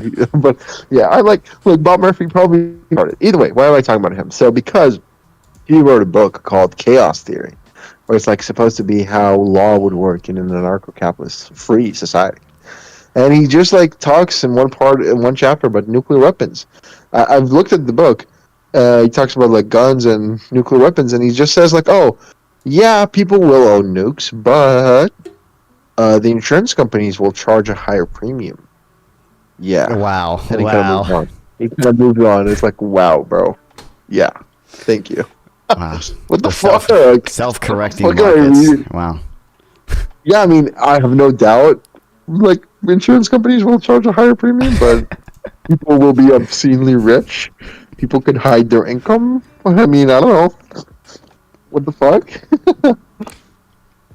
Yeah, I don't know. Seems dumb to me. I don't like ANCAPs. They're silly. But yeah, I was talking to the Praxman guy about, like, monetary policy. He doesn't know much about that, so I kind of let him go with that.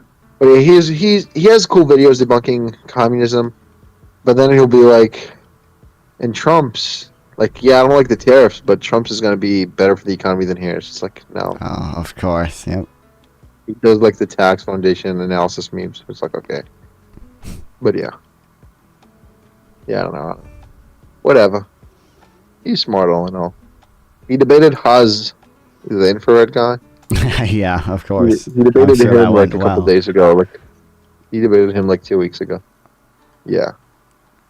No, the crowd was insane. The crowd was like all ACP fans. So, American Communist Party.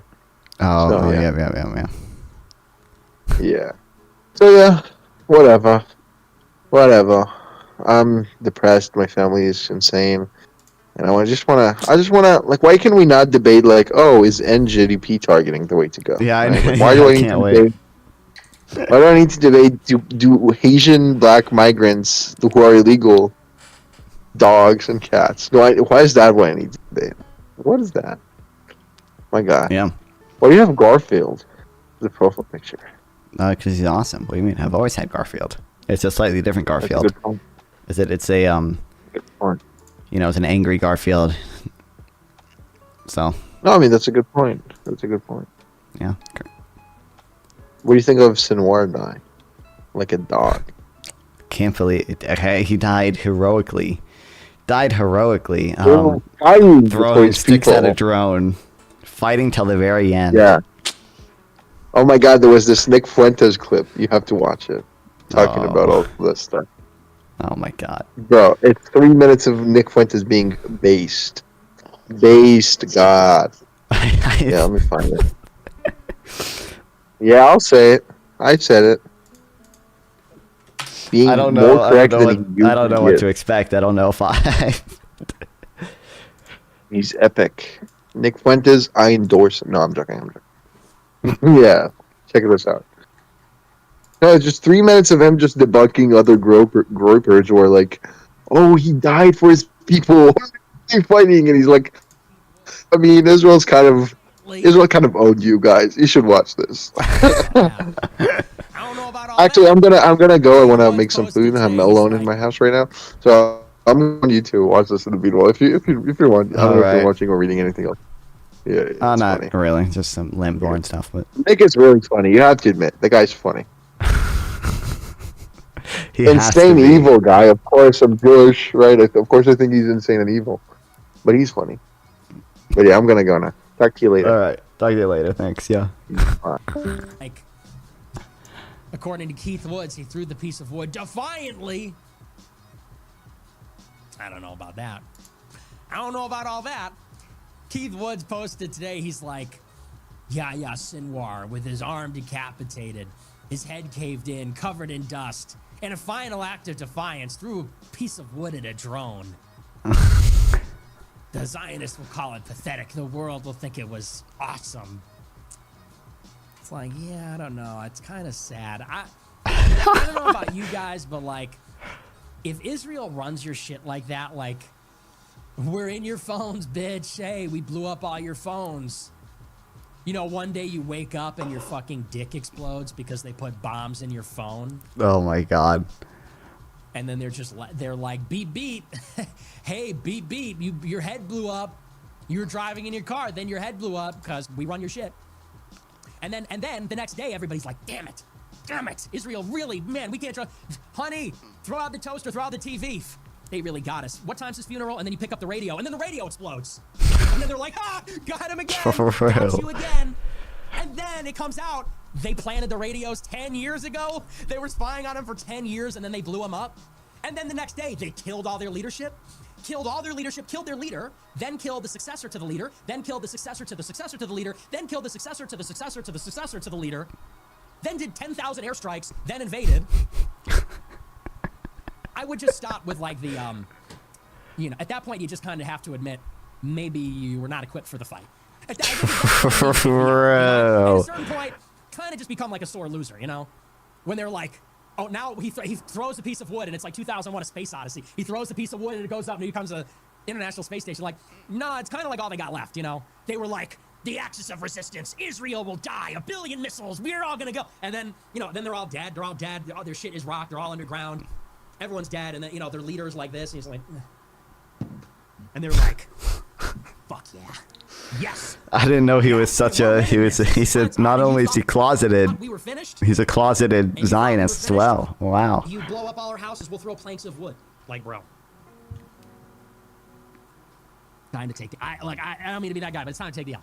Time to take the L on that one. And you know me, I don't support Israel at all, but like, they are good at killing people. Okay? I'm not gay at all. Unfortunately for me, and unfortunately for everyone that doesn't like them, they are really good at But killing you people. didn't know. And they have planted their spies everywhere. Okay, it is what it is. But yeah, I saw He's an that anti-Semitic Zionist. and I was just like, bro, come on now. Well, just because he doesn't want the Jews in his country. He wants them to have their own country. That's being genocided. Everyone's dead. All the leaders are dead. Israel's like unironically. I don't know whether or not to believe you. I could believe it's Nick Fuentes. I could believe it, but lob a piece of wood at a Radio Shack drone, and they're like, we are filled with inspiration. We are filled with the fight is not over. And I think it's time to. I think it's time to pack it in. I think it's over. I think it's time to call it. Scott Ritter is going to be on Judge Napolitano tomorrow and be like, Israel's not going to exist anymore. I mean, these guys, Hamas, they got wooden planks. I mean, this is serious stuff. Okay,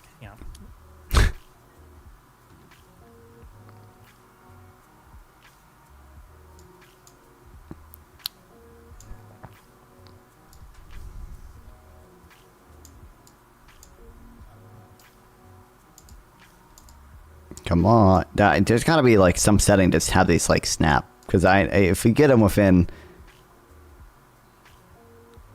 sometimes, watch, I'm gonna do it. It's when that white bar appears, I believe.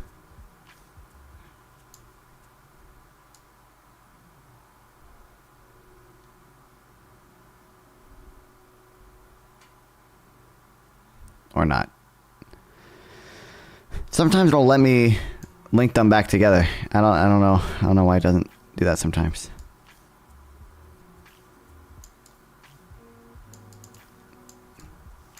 I don't know. It sucks. So it has like this where it automatically moves both. Is what I want. Wish America was more like Israel except for white people. Well, I know that. Okay, I want to be able to describe like exactly how. Well, perhaps counterintuitive. The fact that unanticipated migration flows are not fully incorporated into the census population control yields published CPS population numbers that are too low for both U.S. and foreign-born. To explain how this is, Table 1 provides a simple hypothetical.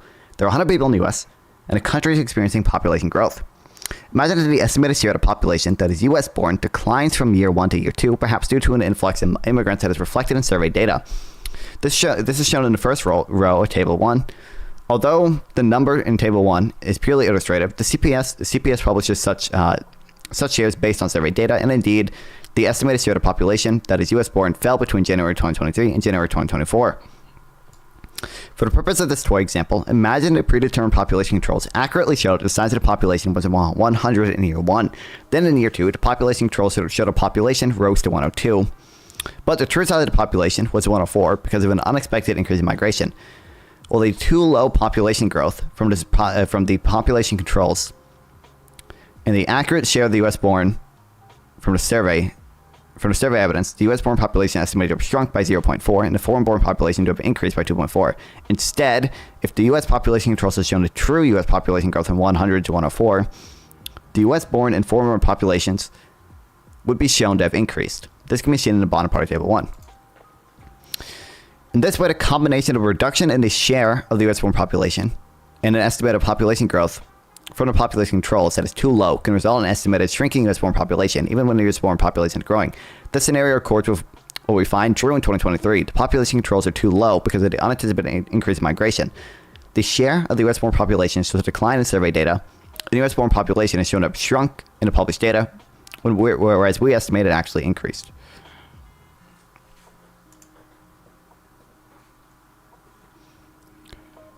Okay.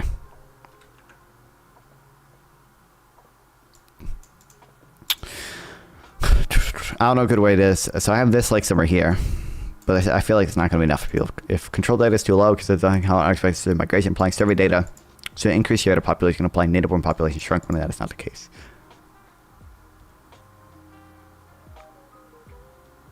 That is kind of okay. So imagine in year 1. Population is 100.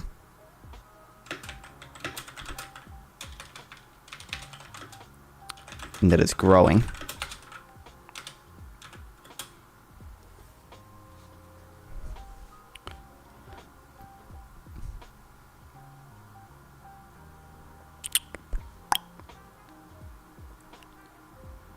Estimated share of population that is U.S. born declines from year 1 to year 2.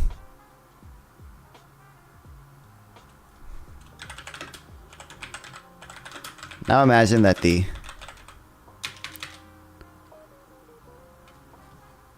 estimated share of the population that is US born declines from year 1 to year 2.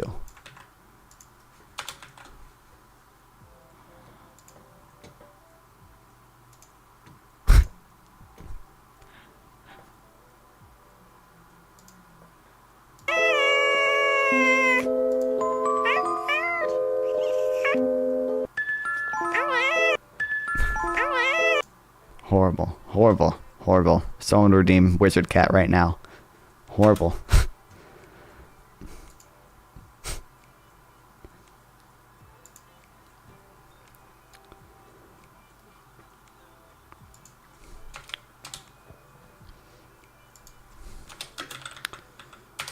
Okay, so now imagine that due to a surge in migration, the estimated share of population that is US born declines from year 1 to year 2.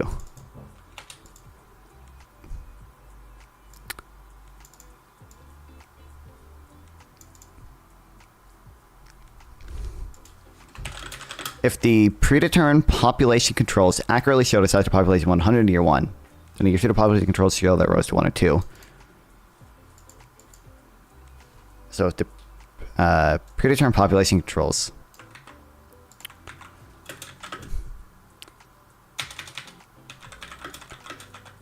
so the size of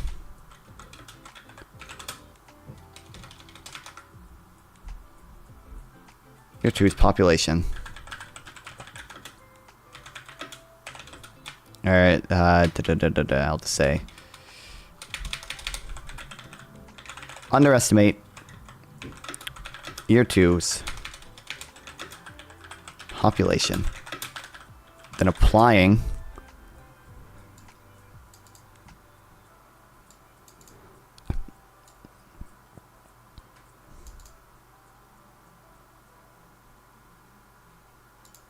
over here. I guess if I have this up here, so I should use the numbers here.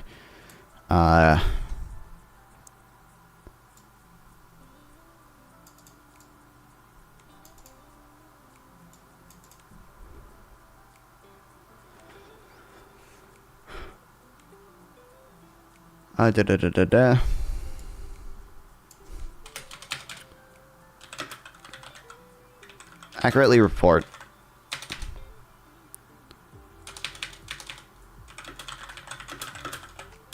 the population to be 100 in year 1.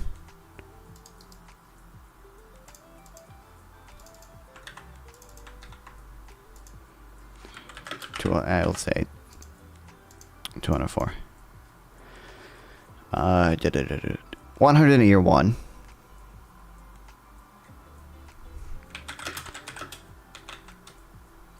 Okay, so let's say let's imagine the 100 in year 1 and 102 in year 2.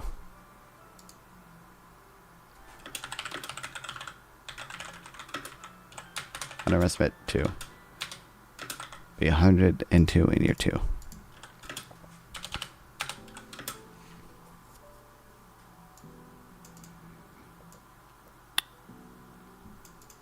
Because the true size of the population in year 2 is 104 because they're not expected to increase migration. With the too low population growth, the population controls an accurate share of the US born from the population evidence. The US born population estimated to have shrunk.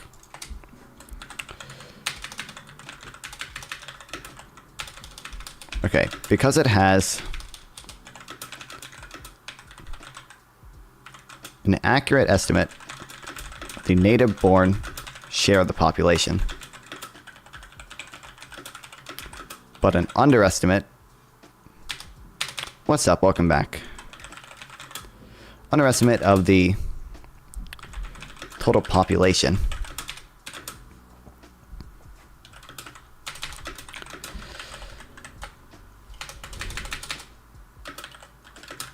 It will show the US born population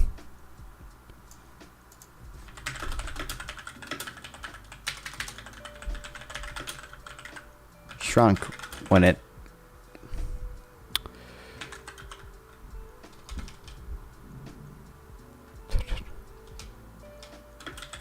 did not actually.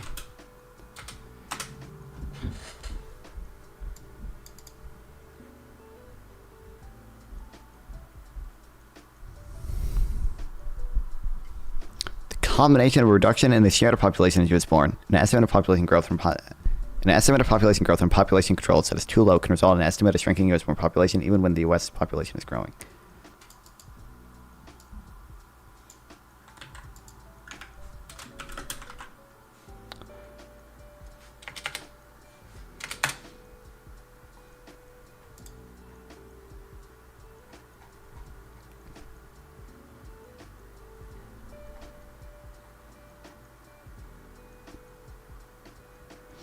The ability to use previously determined measures of the size of population in combination with data from CBS to reduce aggregates, so they account for expected change in population.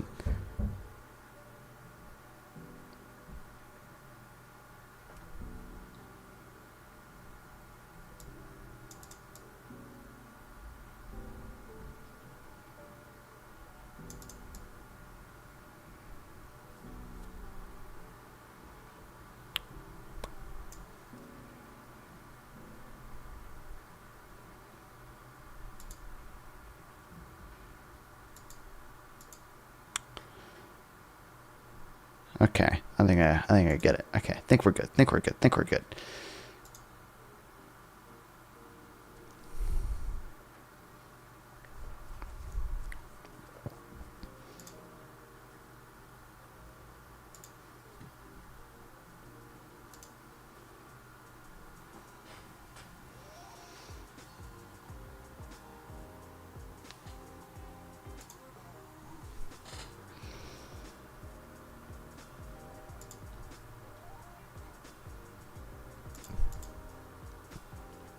Okay, measure employment.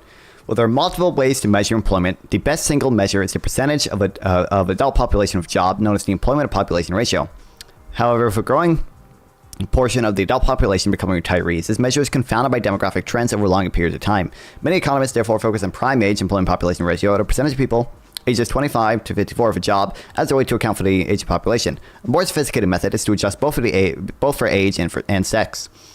Adjusting for age accounts not only increase the increase in retirees, but also the aging within the 25 to 54 bracket. Sorry, adjusting for age accounts not only for the increase in retirees, but also the aging within the bracket. Okay, adjusting for sex is necessary to analyze previous decades when a much smaller percentage of working age women were in the workforce. After adjusting for age and sex, the percentage of the population that is working roughly at its peak in U.S. history. This is also true if one looks at the prime age employment population ratio. Okay, so there are many different ways to measure employment.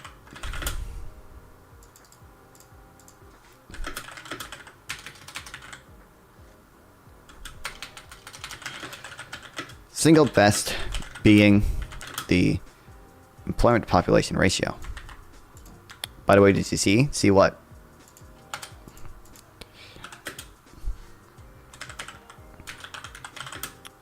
The way people use overemployment? No. Well, localists never clarified it. What he even meant by overemployment. I still don't know what overemployment means. I know what it means. Well, I don't know what it means to a non-econ brain dude, but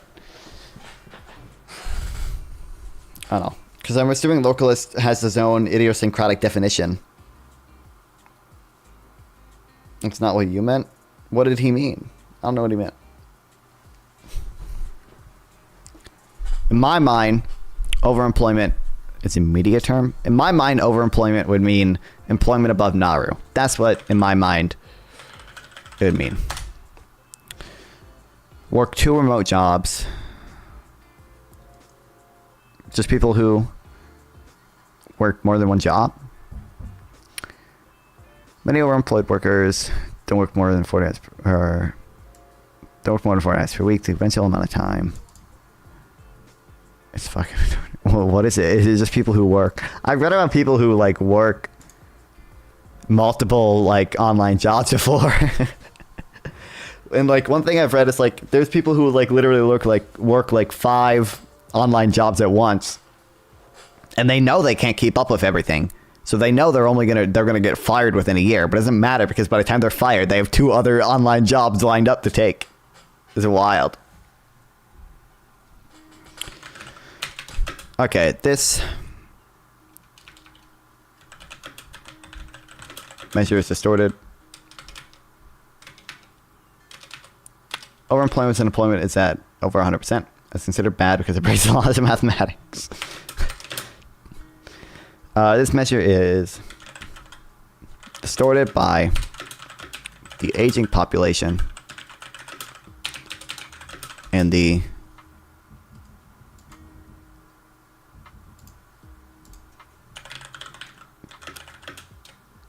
in the early retirees.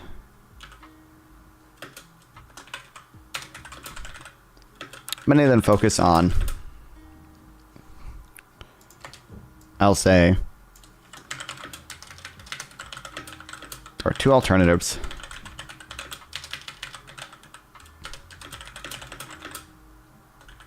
One is the prime age GOP, or EPOP, sorry.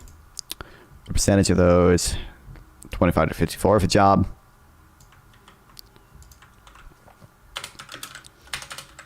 However,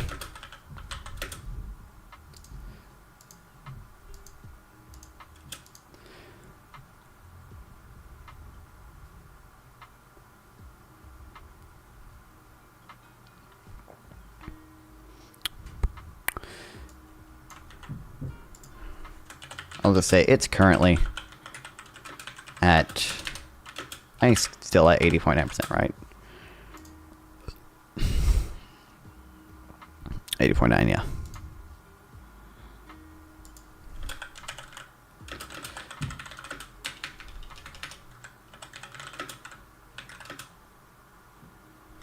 It's higher than any point since the 1990s.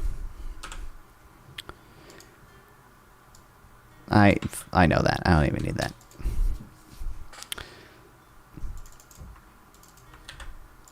More sophisticated way is to adjust the employment population ratio to for both age and sex. Adjusting for age accounts not only for the increase of retirees, but also the aging within the bracket. Adjusting for sex necessarily in all previous decades when a smaller percentage of working women were in the workforce.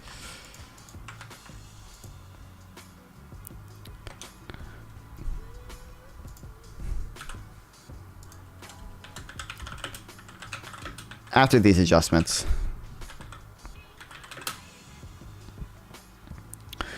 the percentage of the population that is working is roughly at its peak in U.S. history.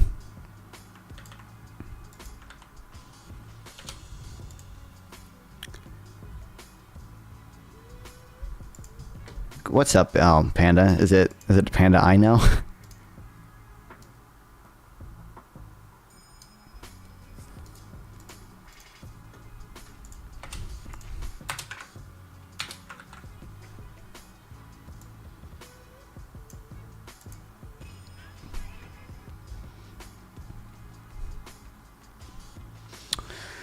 Driving a stronger economic growth is robust employment, which is hovering around all-time highs. The high employment rate in particular reflects historically elevated private sector employment. The share of people 25 to 54 for a private sector job in September 2024, 69.5%, was not only the higher than in 2019, but also was essentially the highest in U.S. history. The share of the U.S. population of people ages 25 to 54 for a public sector job in September is 11.5%, far below the March 1995 peak of 13.3%. The data goes back to 1904.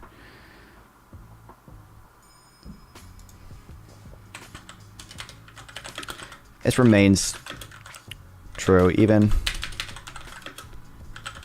for only the private sector.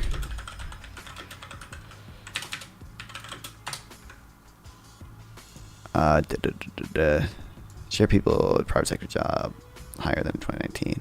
It's highest in U.S. history.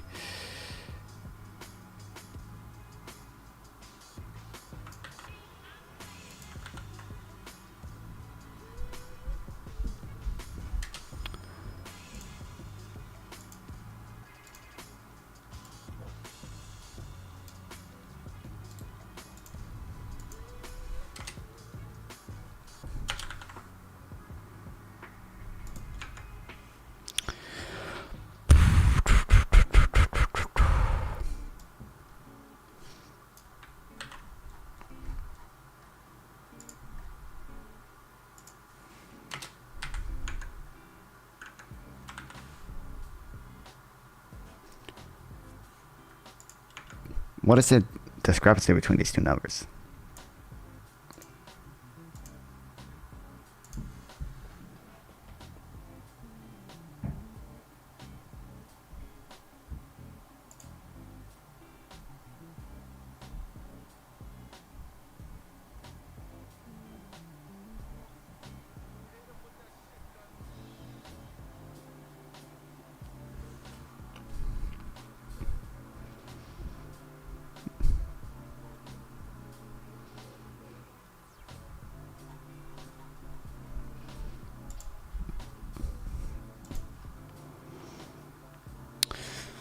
The high employment has helped spur continued inflation-adjusted wage growth, boosting wages to record highs.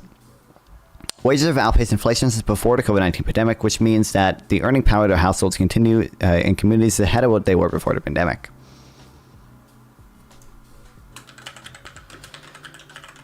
High employment has bolstered wage growth.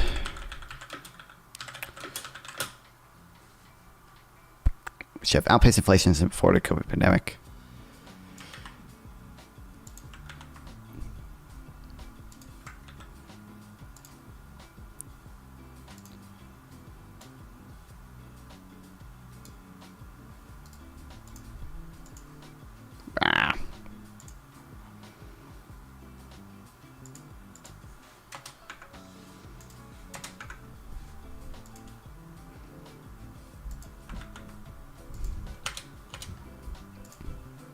After adjusting inflation, an hour to work not only earns workers a higher wage than before the recession, but also earns a higher wage than at any point in U.S. history, aside from anomalous period that due to compensating effects in the labor force at the outset of the pandemic created a phantom blip in wages.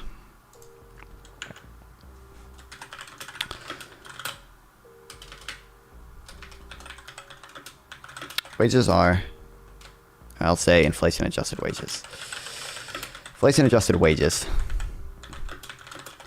In fact, higher now than at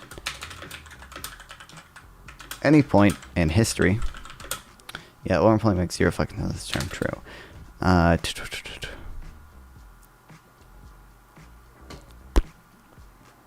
But no one uses. I've heard people say inflationary gap to mean above full employment, but like overemployment is just a dumb media term. Whatever, doesn't matter. I can see overhiring from which friction, people not firing.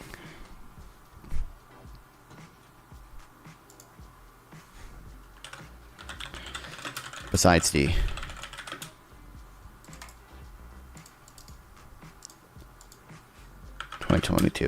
or 2022 blip from composition effects. Overemployment would be like forcing people not in the workforce to work.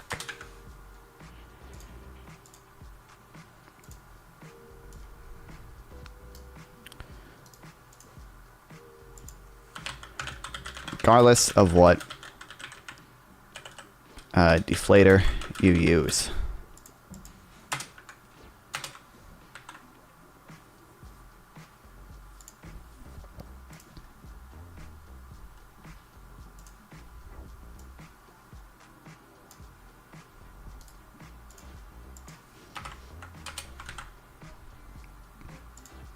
Rapid change that compensated workers during a pandemic created illusion of dramatic wage change. I understand this already and we'll read it, but it's just obviously when you it's the same reason why like labor productivity seems to spike during every recession. Obviously labor productivity is not actually going up during recessions. It's just a composition effect where low wage and low productivity workers are laid off first. That has especially happened during COVID, where low wage workers were laid off. So it made the illusion that average wages went up just because all the low wage workers, got laid off. Same thing for productivity. Although low productivity workers are laid off first, usually during recessions and stuff.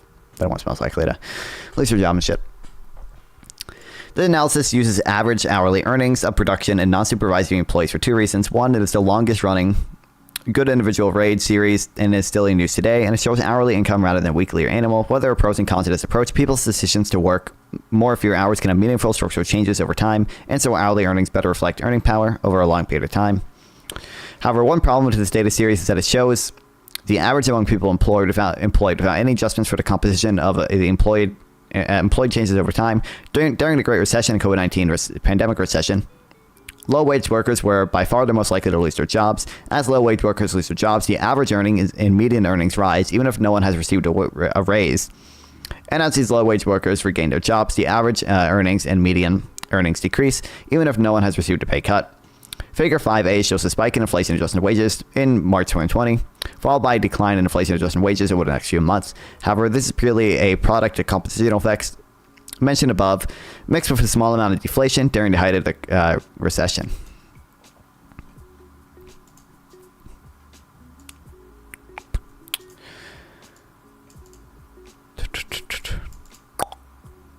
In other words, the apparent blip in real wages seen around COVID-19 pandemic recession reflects the anomalous pattern of job losses and gains following the initial pandemic shock rather than a true change in the wages for people employed. Measures of earning are not affected by employment compositional changes and did not show an increase in wages followed by a decrease. The employment cost index data in Figure 6 shows that March 2020 did not see employed workers getting large raises, and the ensuing months did not see workers getting pay cuts. Instead, as seen from the average hourly earning series, the average wage went up due to low-wage people losing their jobs and went down due to low-wage people regaining their jobs. The phantom spike in March 2022, therefore, does not reflect an hour work producing additional real wages.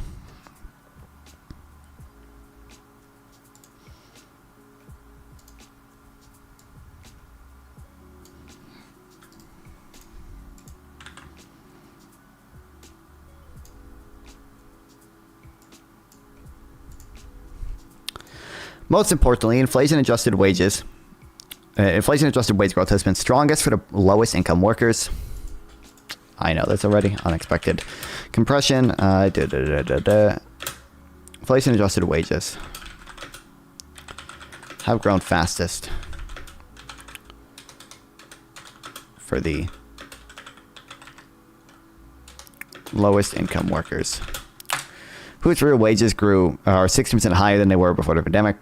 Wage growth for the low-income Americans has been so much stronger than for other groups that has led to a decline in wage inequality, undoing roughly one-third of its growth since 1980, before Ronald Reagan became president. This is the unexpected compression. Wow, wild. I love this paper. I love this paper. I love this paper. I love this paper. Everyone loves this paper.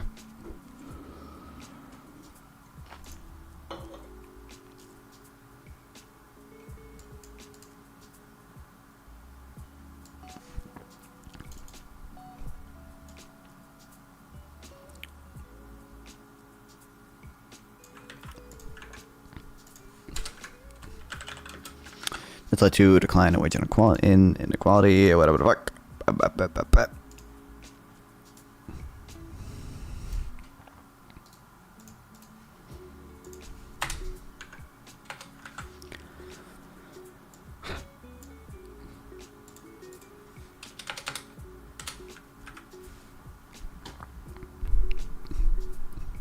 Conclusion. Policymakers still must do more to address income inequality and help the struggling households. In 2023 alone, 47 million people were living in food insecure households, and around 40 million people were living in poverty.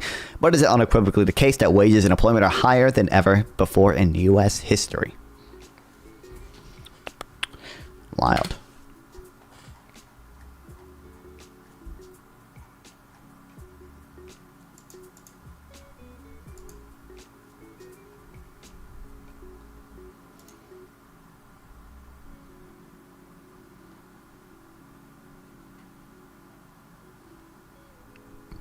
We don't have this sucks if people fucking care about this, but we don't have this disaggregated between foreign born and native born workers.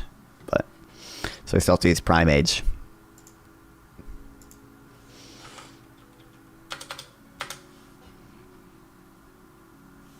Actually, I want this there.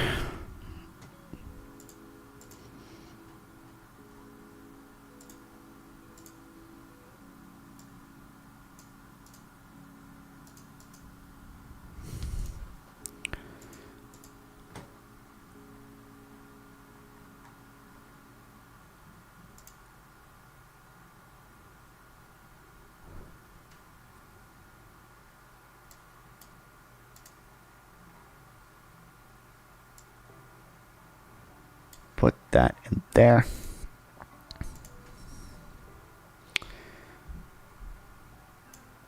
These there. I think this is about immigration.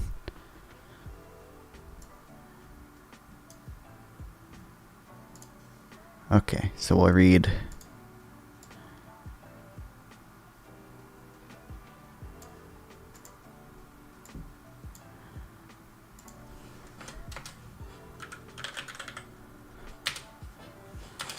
Slash toggle heading 3.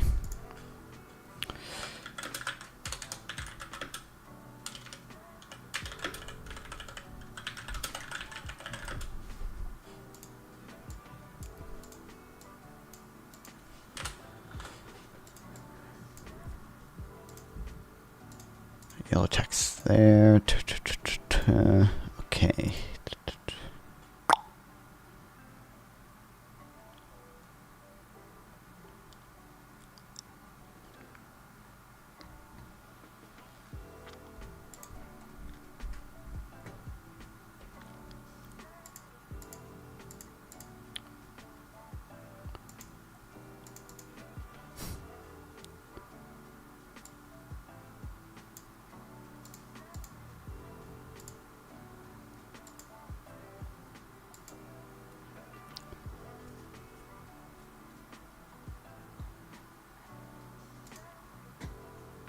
Okay.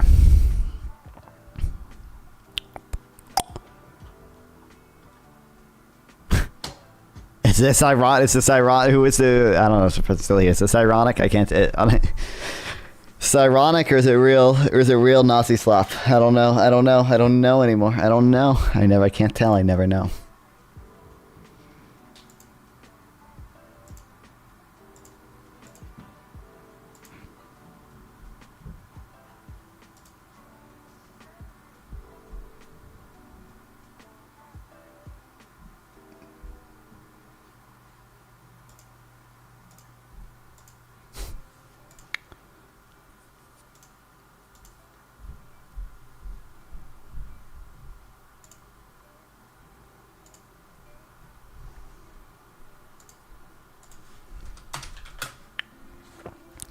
No, immigration isn't raising your rent.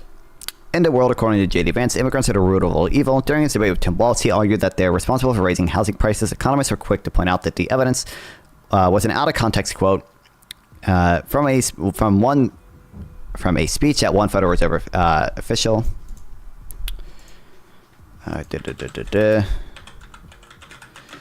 Evidence, J.D. Vance.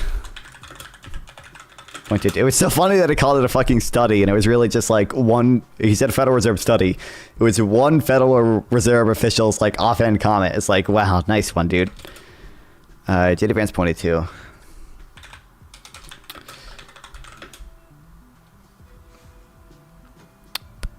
An out of context quote from a speech at the Federal Reserve. Force people into apartments. True. This is their true Yimby's position.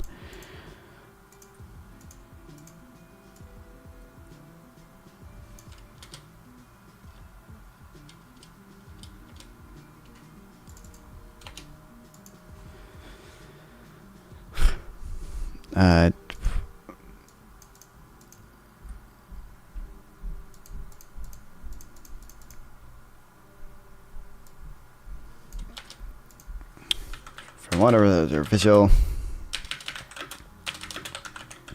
that's evidence for his claim. that immigrants raise home prices. Still, immigrants are people and need housing. So could a recent rise in immigration be a major factor in a surge in housing price? There are multiple reasons why they say no. One of them, which I'm working on, is timing. Basically, most of the surge in the rents took place in 2021, and a big jump in immigration began in 2022.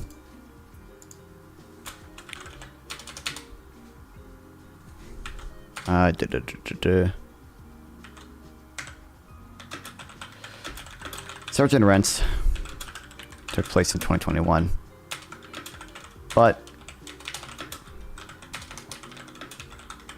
surge in migration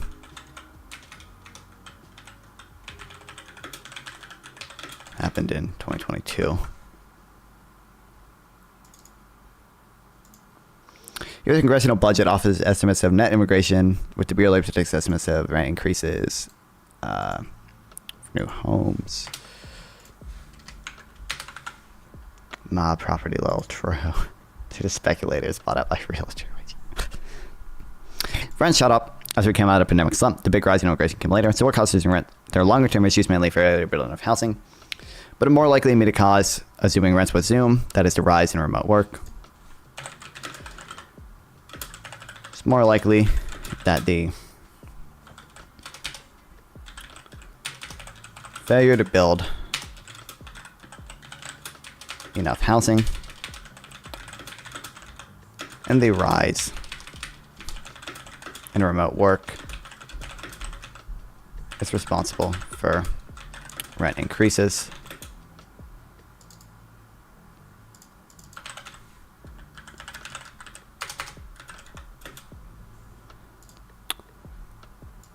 People working at home on average sought more home to work from. I know this explanation is unsatisfying for many people because I don't have an obvious villains, but it's the best story we have.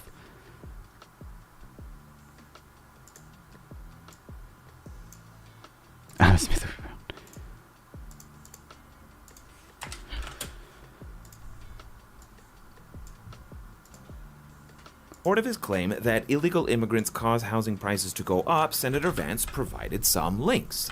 So let's go through them. In the debate, he referred to a Fed study. Give 3 sources as evidence that immigrants increase rents.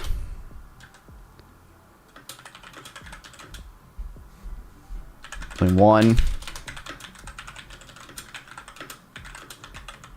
actually gave an estimate.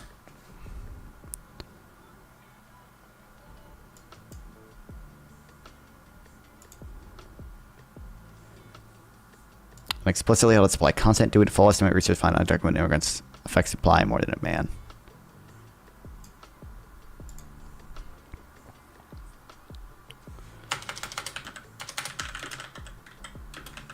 That held supply constant.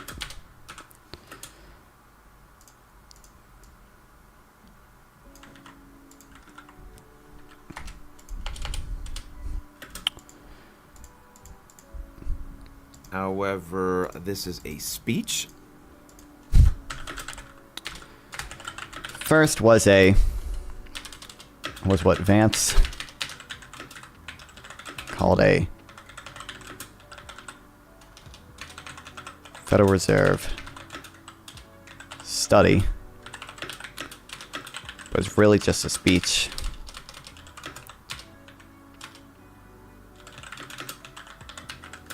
From a Fed official.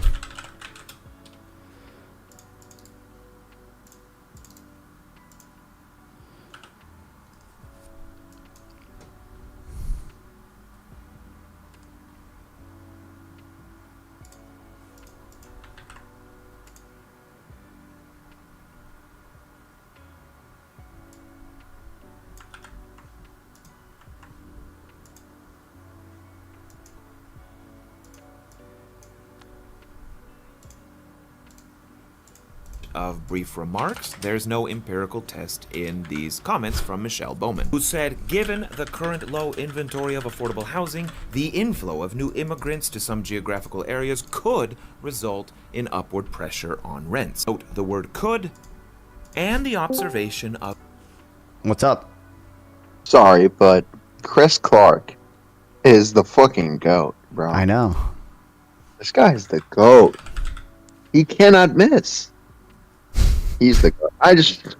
Can we get some Chris Clark appreciation? Everybody watching, like the stream and go follow Chris Clark. Guys, True. What are we doing? I know. No, I agree. Underappreciated. Yeah, totally. I mean, the guy has an awesome sauce beard. He makes awesome sauce videos. And is just generally correct. And is not doing both sides memes. He's just like, yeah, the Republicans said that. That's crazy. We're going to debunk that. But not too partisanly. I don't know how he does that. But yeah, awesome. Based God. That's all I wanted to say. And, yeah. Yeah. Yeah. Talk to you later. Wait. Read Peddling Prosperity. I don't know if I told you that. You do. You told me like 3 times by now, brother. I will. Okay, not enough time. I'll get to it. I'll work I need on to. Yeah, you will get to it. More like get to it. Oh my Get it? god. Yeah. Get it? Dude, did you see that the Hawk Tuah girl does not know there was a civil war, and neither did her co-host. It was so funny. They didn't know there was a civil war? They did not know there was a civil war. At all. I can send you the clip. I clipped it. It's on my Twitter. What? Did you see the Dean Withers guy owning that girl on the abortion thing? Yeah, was she justified slavery? Yeah, bro. I love the new generation of like bad faith liberal debaters. They're awesome. Because not even bad faith. That was a good point. If you're gonna make a retarded argument, I'm gonna make a retarded argument back to you. Right. But that was awesome. I liked watching that. But I don't know. I'm afraid like this type of debating can like justify any premise you want. Like these people can both defend. I don't know. They could equally defend lower taxes and higher taxes. Yeah. I feel like and whatever. I feel like this type of aggressive debating style allows you to justify any premise, but tough shit. I mean, Republicans already justify whatever they want. I know. So, Yeah. Fuck that. Fuck that. Unconventional weapon against an unconventional weapon. You started. Yeah. What is this? The Hawk Tuah girl doesn't know we had a civil war. How do you guys feel about losing the war? What? Whoa. Civil war. Let me check it out. To me. You know, actually, I don't want to read this because it doesn't have a siren and the word breaking in as a prefix. Oh, breaking Israel. That's how you. No, that's how you do it. That's how you do it. That's how all the tankies do it, and I like it a lot. Like, you know, just putting randoms in front of some random shit and like breaking. Like, because look at this stuff. Wait, look at this stuff. Bro, Tuvalu and Sri Lanka have made a free trade deal. The U.S. dollar is done for. Yeah. It's like it's like Burkina Faso is gonna make adult diapers. The West is finished. It's like awesome. That's awesome. Yeah, y'all. But yeah, wait, let me try to find it. I'll find it. Give me We're a a little sec. uneducated. Give me a sec. I'll find it. Give me a sec. I'll find it. Of given a fixed supply of housing. This is the crux of the entire debate. Wait. Here we go. Here, I got it from this.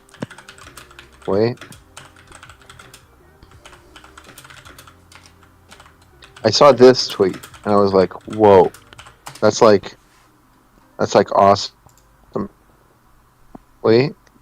Yeah, I'm waiting. Here we go. Shut the fuck up. All great conquerors, Genghis Khan, Alexander, Napoleon, and all national unifiers are in hindsight communists in a realer way than most actual communists today. And I was like, whoa, that's like awesome. Bro, That's like Genghis Khan spreading communism, and Lincoln with the... That's true. Yeah. No, Bismarck. Famous comic. I know. But yeah. Because he created the welfare state, bro. Yeah. No, but I'm just saying. So I like to put the sirens, and then like, breaking. I don't know, and then like dumb shit. That's how I tweet, but I don't tweet. But yeah, I didn't know that. I'm gonna watch the Hawk Tuo girl. That's disappointing. Still gonna watch her. But yeah, very disappointing. But yeah, did you watch Oh, you did watch the Gideon Levy debate, right? Yeah. Yeah, he's low IQ. Yeah. Wow. Yeah.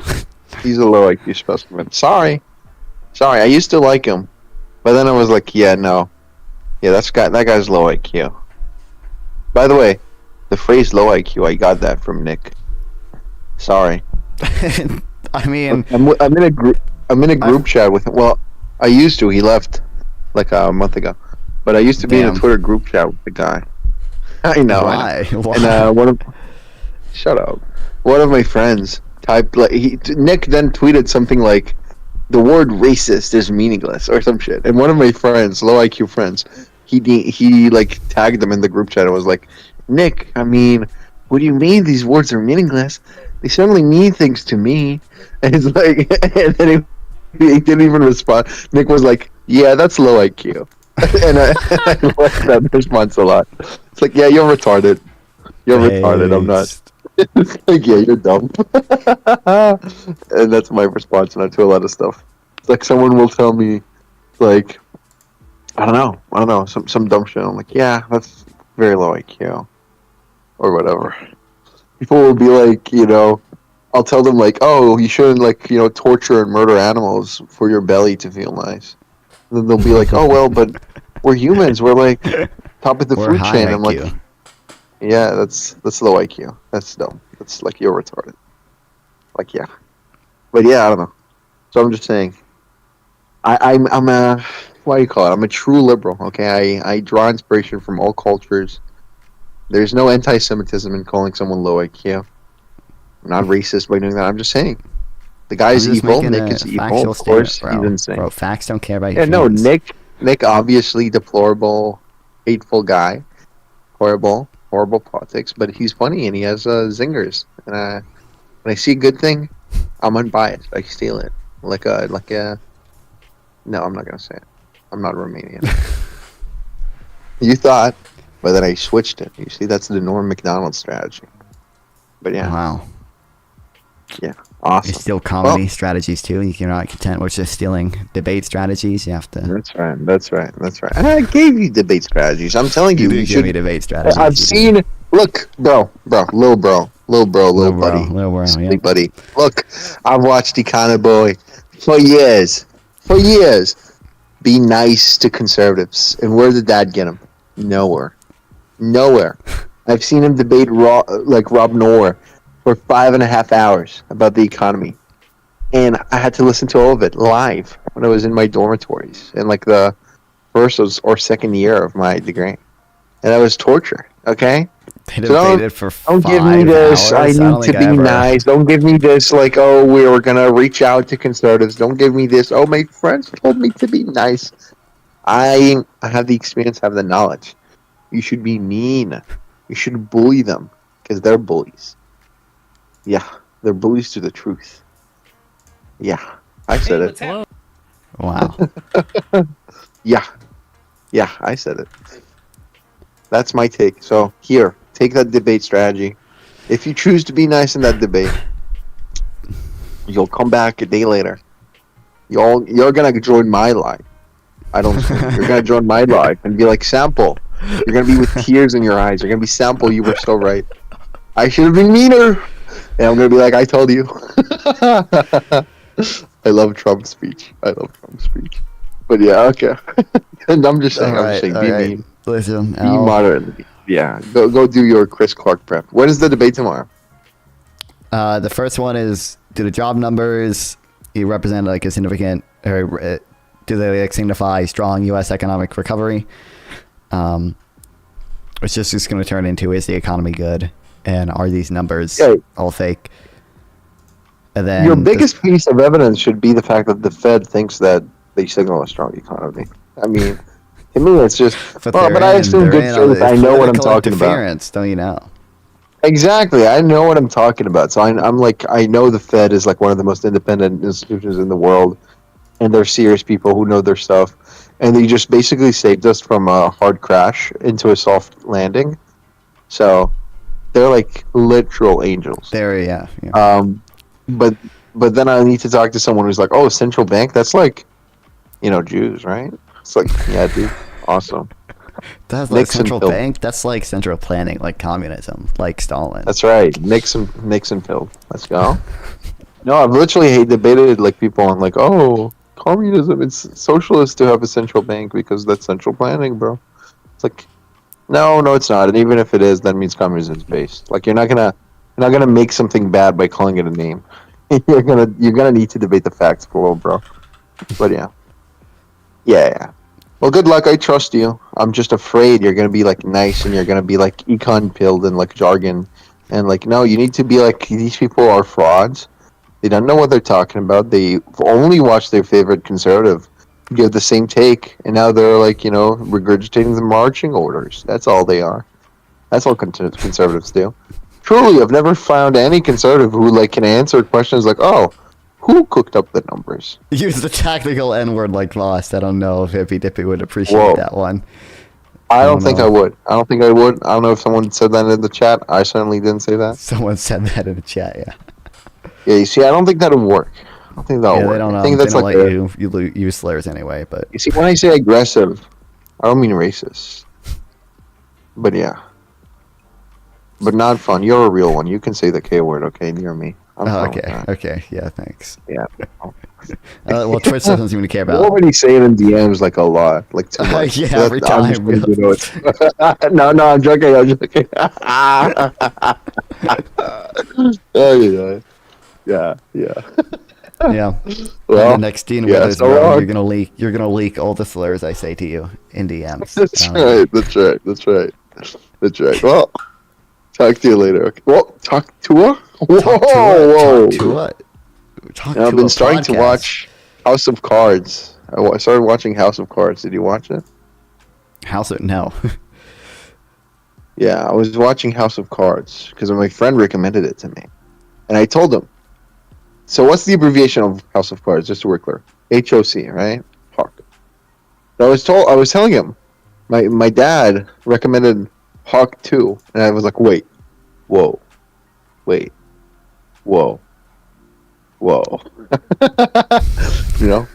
Hawk 2. Yeah, talk to. Yep. Yeah, that's awesome. Isn't it awesome?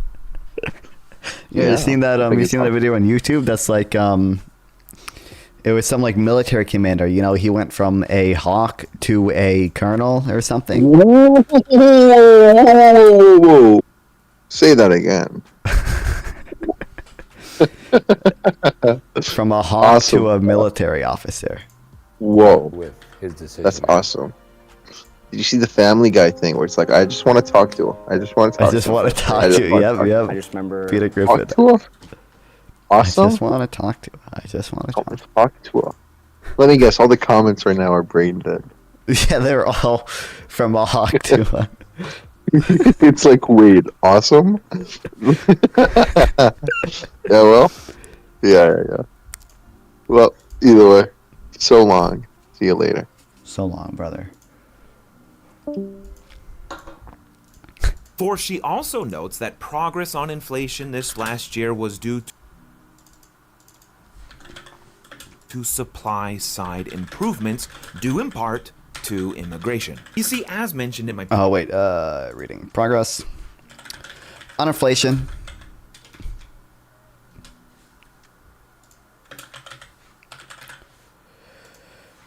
Was due to supply side improvements,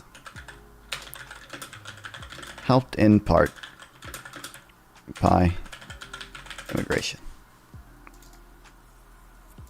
Previous video, deportations If you go to Hippy Dippy, you should use... I'm not going to do will shock the housing market both on the demand side via deportations will shock the housing market both on the demand side via smaller population as well as the supply side via more expensive construction and renovation. Prices will go down if deported individuals contribute more to the house. Would be both a negative supply shock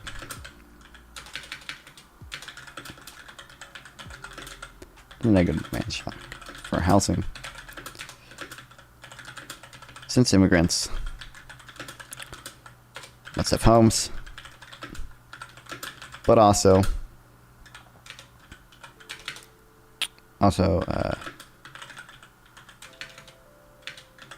work construction jobs. Housing demand, then they contribute to housing supply. On the other hand, if they disproportionately contribute to housing supply more than housing demand, their deportation will result in house prices going up. Economic theory alone cannot answer this. We have to go out into the real world, into the real context, and test it. And empirical tests will be context specific. Some policies in some places might affect one more than the other. On to the next. Vance cites two more.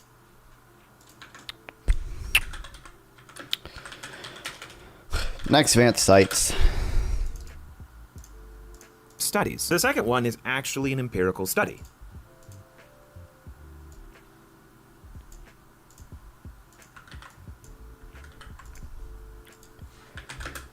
An empirical study.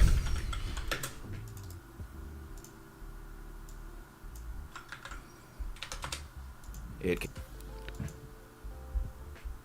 came out in 2017. But unfortunately for our question, they explicitly control for housing supply. In 2017, I'll just say. However, they explicitly control for housing supply. They keep it constant in their estimation technique. They show that increasing immigrant share, or the demand for housing, while holding the permits for construction housing or the supply of housing constant, you're going to find higher rents. Of course, but this explicitly doesn't tell us anything about what... Obviously, if demand increases and supply is constant, prices will go up. But it doesn't actually tell us if immigrants affect housing supply or demand more. How this type of price ceiling is true. Just do rent control. It always works out well. What happens to housing supply with deportation of undocumented workers? The third source.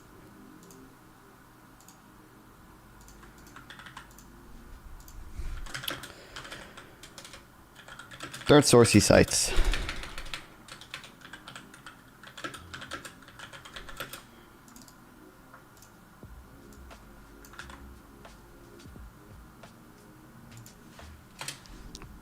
Senator Vance links to is a really great report from the nonpartisan Congressional Budget Office. Go read it, but no, it says nothing about housing. It noted that the recent surge in immigration will increase both taxes paid as well as expenditures from more services. They explicitly estimate this at the federal level, noting that on net, it will lower... It estimates that on the federal level, the surge in immigration, I've read this before, surge in immigration will decrease the deficit by $900 billion.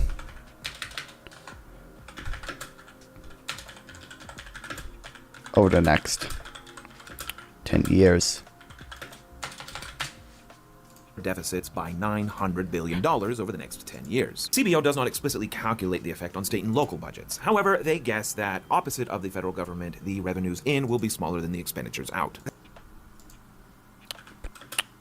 Then it becomes a question. Is the fiscal benefit to the federal government bigger than the fiscal cost to the state and local governments? The CBO doesn't say.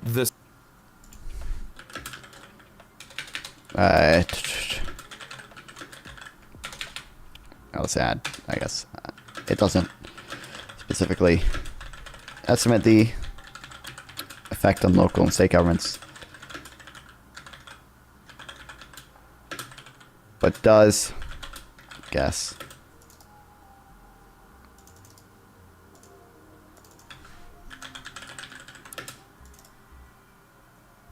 Bro, I'm not that far away. The CBO report becomes a question. It's opposite of deficits by $900 billion over the next 10 years. CBO does not explicitly calculate the effect on state and local budgets. However, they guess that opposite of the federal government, the revenues in will be smaller than the expenditures They will have a net fiscal drain. out. Then it becomes a question. Is the fiscal benefit to the federal government bigger than the fiscal cost to the state and local governments? The CBO doesn't say. The CBO report also notes that GDP will be $1.4 trillion bigger. Also estimates GDP will be 1.4 trillion. Dollars bigger.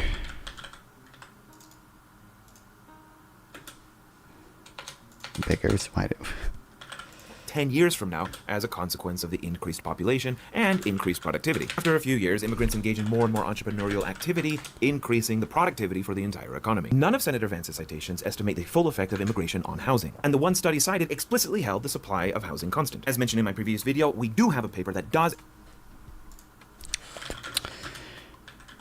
There is a paper that actually does estimate the effect of deportation on both demand and supply. They noted that previous studies mainly focused on the demand channel. Deportation effect of deportations on both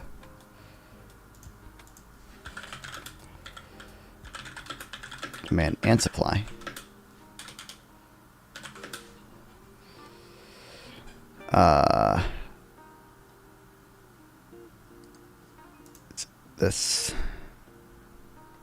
It's this, right? How do labor shortages affect residential construction, housing affordability? How do labor, okay.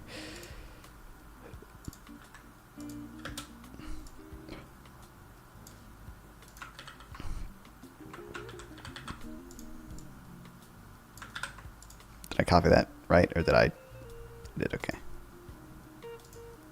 On both demand and supply. They noted that previous studies mainly focused on the demand channel. The new work finds the supply effects are far greater than the demand effects. Mass deportations of 10 to 15 million people will be a huge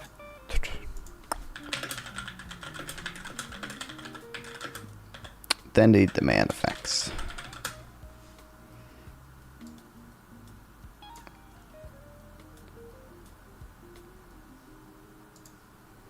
What do you mean, especially on labor? Are you like saying it's going to deflate wages?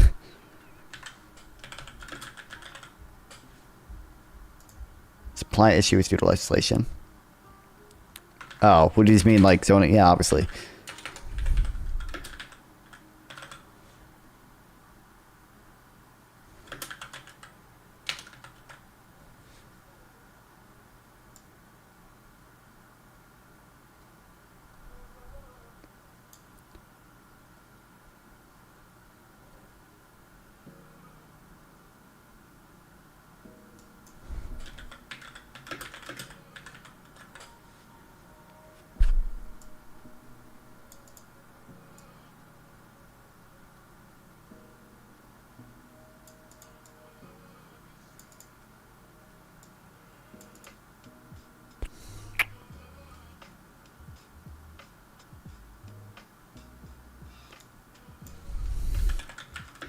You would do triple labor costs like mana, but the zoning stuff is making it. Yeah, sure.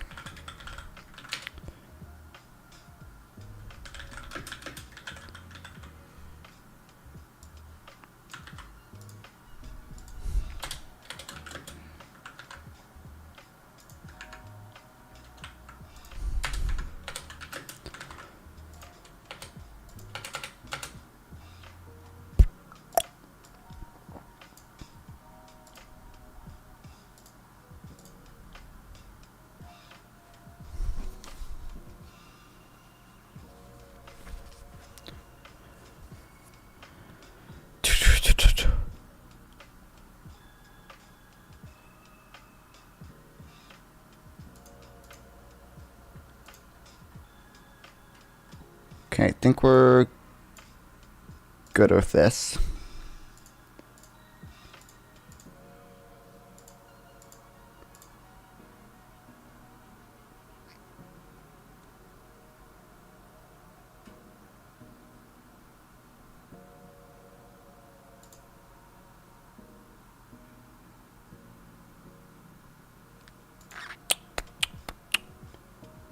Okay, don't actually need this.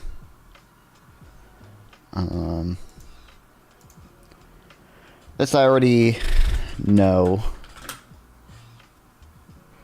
This I also kind of already know.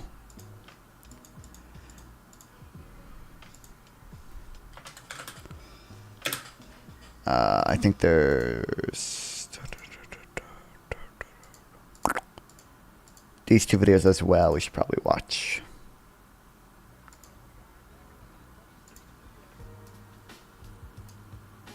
Even though I've seen them, but just to write down a few bullet points. Which one of these is first? I don't remember. It doesn't really matter. The economy had added 254,000 jobs, beating I think this one's first. fake jobs reports. I appreciate that in the video I made about on Friday, Senator Marco Rubio accused the Bureau of Labor Statistics of producing a fake jobs report. I appreciate that in the video I made about it, so many comments came in that were Okay. expectations. Senator Marco Rubio of Florida went on Twitter and said, these are fake numbers. Oh, she titled them the same thing. Shortly after Okay, this one is first, so let's just put it up here.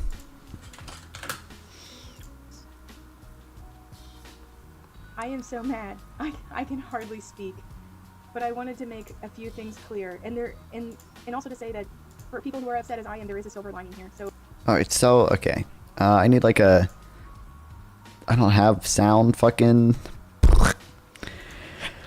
Sound. Manager. Chrome. Web store. Volume master. Add extension.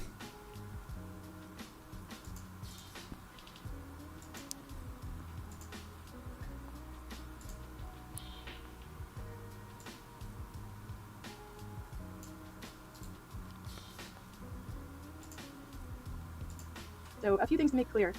One, this is a statistical agency that has a method for using data in a sample to estimate numbers in our economy. They are not perfect, and they are not. BLSSA, I'll say, is an independent, because that's also important. I think she goes over that, but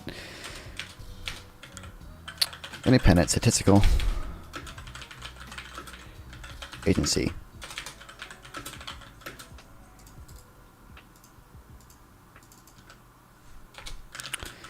Has a methodology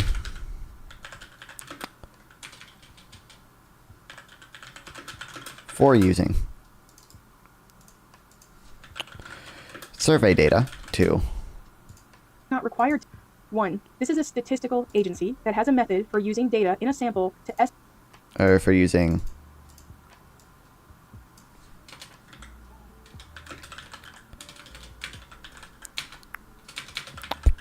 sample data to estimate numbers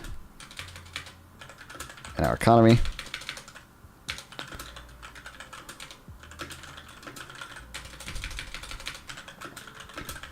They're not perfect. They aren't required to be. And all I said, nor would it be possible for them to be.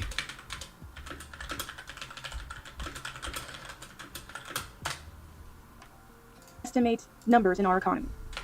They are not perfect, and they are not required to be perfect. If they get something wrong, they then issue a correction saying, here's how we think we got it wrong. That is the paragon.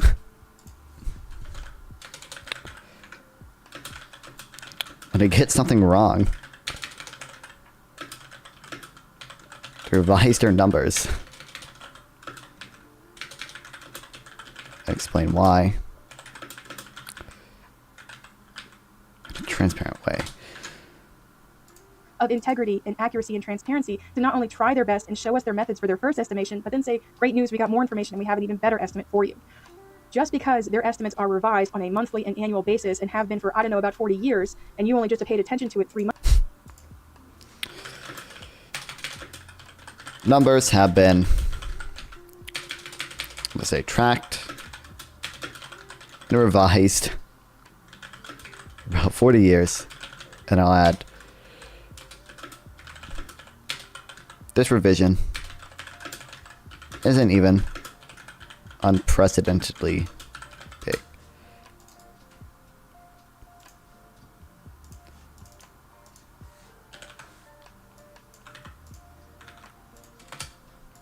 Months ago, because it's the middle of an election, that does not mean that they're lying. There is a world of difference from we are trying our best and we slightly missed the mark, but then we improved it when we found it, versus we are making up numbers for political gain. And the fact that he would accuse them of the latter on Twitter is remarkable. And it's remarkable for a couple of reasons. Reason number one is that he's a sitting U.S. senator. If he was actually concerned about the procedures of a federal agency, he could just call them in front of Congress. He could call a hearing or have one of his colleagues call a hearing. True. He could bring the commissioner in front of him and say, how reliable are these numbers? This revision was a lie. It was scary to me. Are these actually reliable? If Republicans were actually concerned about fake job numbers, they would have a congressional hearing and have the BLS commissioner testify.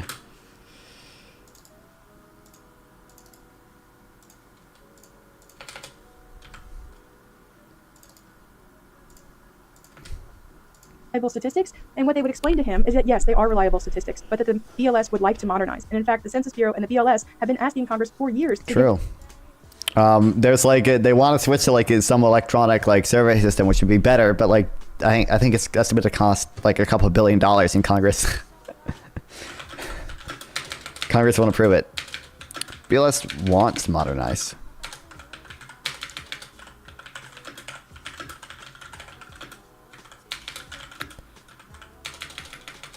To have more accurate data.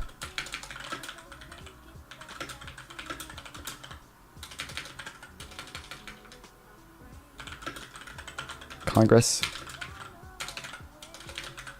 hasn't approved the spending they asked for. There was... I don't know where I put it.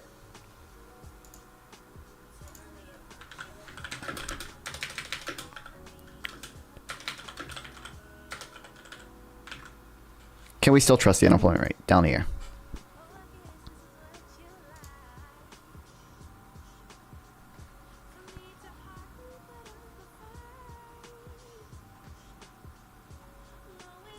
Hello, bypass paywalls. Bypass the paywall, please.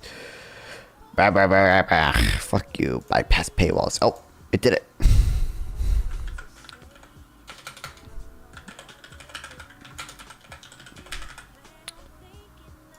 Crafted a plan to modernize the survey, shifting data collection to the web. Under this plan, which require around 25 million of BLS, could modernize the current population survey without sample size cuts in only 3 years, but the money's never been appropriated.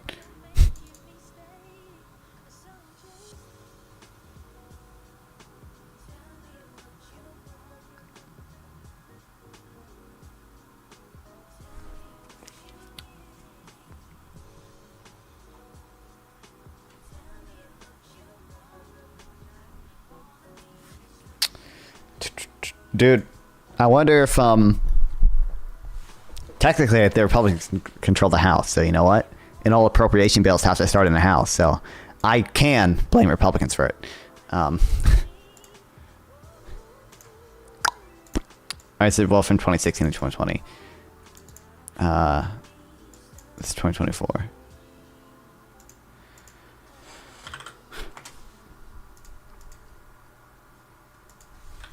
Why hasn't BLS been appropriated more money to modernize survey?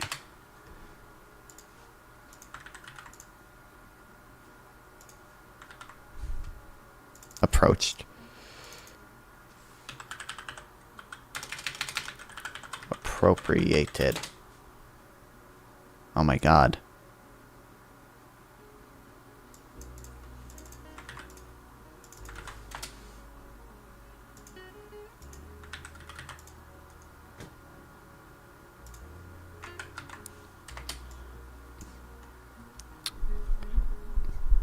Plunder businesses, also sent a letter. Similar letters being circulated by those people. House leaders unveiled a stopgap funding bill that includes short-term $6 million boost for CPS, which Congress expected to pass by the end of the week. Earlier, House Republicans proposed a five-year budget, while Biden has had a $15 million boost. To be less insensitive, tried every cost-cutting measure, such as reducing in-person interviews.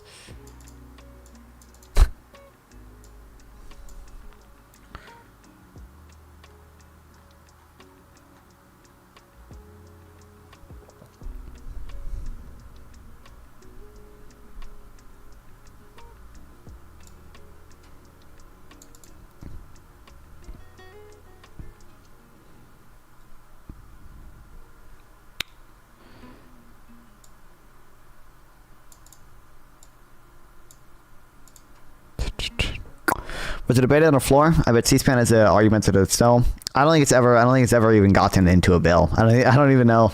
I think, but it says Biden asked for it, but I don't think it's ever gotten into a bill because it was sent out in letters. I don't even think it's ever been written into a bill.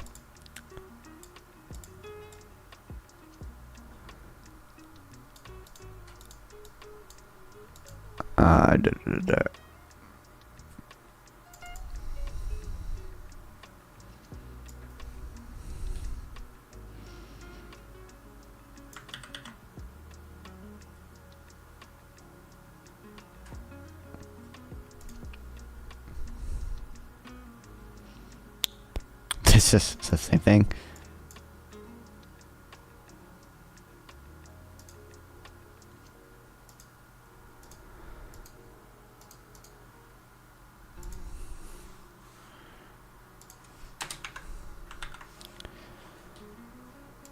Is this year or is this last year?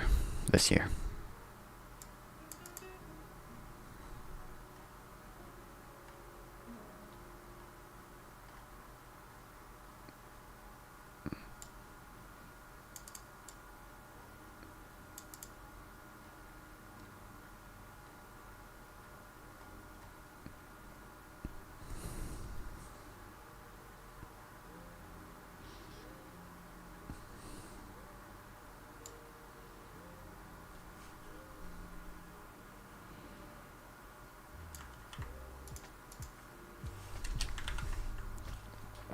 That's funny that. But they did in the stopgap funding bill. They did include a short-term $6 million boost for the CPS.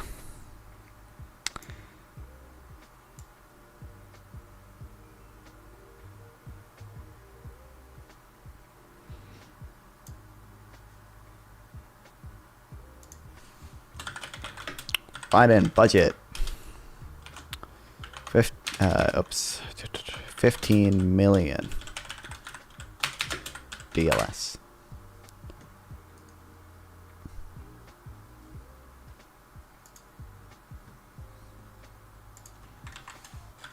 BLS.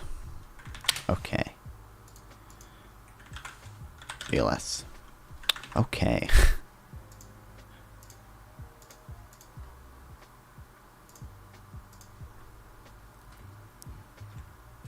Actually, hold on. Let me open the fucking Yahoo Finance shit. Are you kidding me?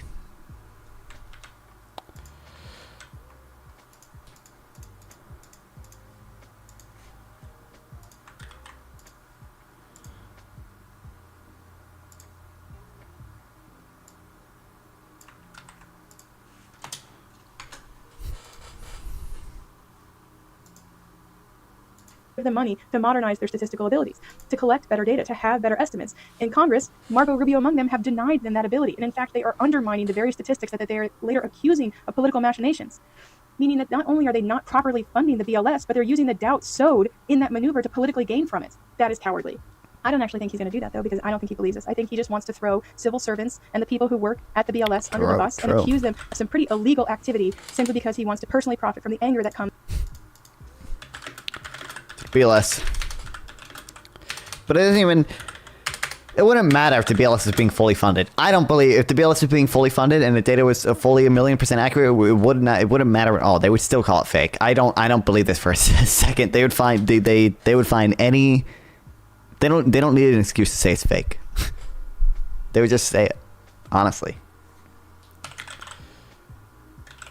Underfunded by Congress.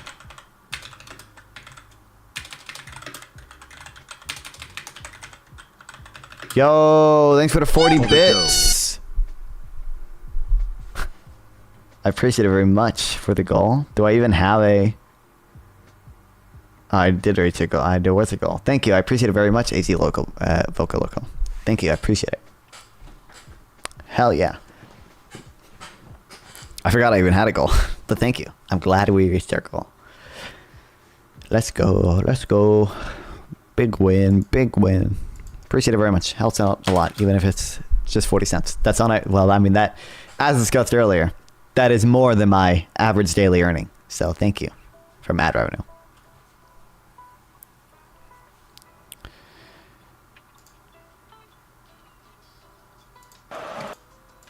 Yo, what the fuck? Yo. Why does it... I hate Discord. You used to be able to hit, like, open original and open the video in a browser. I didn't know Isaac could dunk like that. Why does this fucking cranium cracked open, dude? Dude, what happened? Oh, the ball cracked the skull.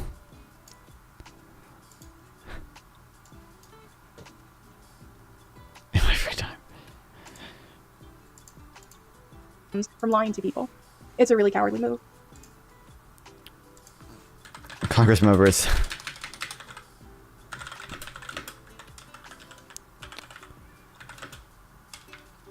Exploiting it for political gain.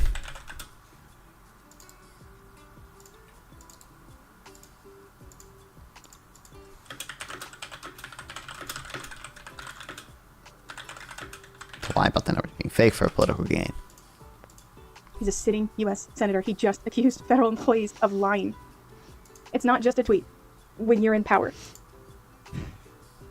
The silver lining to all of this is that in this tweet, he has joined a truly loathsome group of people, but he's got a permanent membership among them, which are people that have wrongly accused the BLS of political interference because the BLS...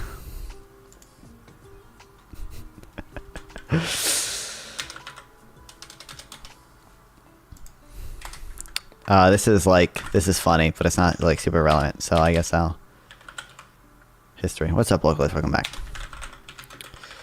It's 2 other times. The BLS has been accused of political interference.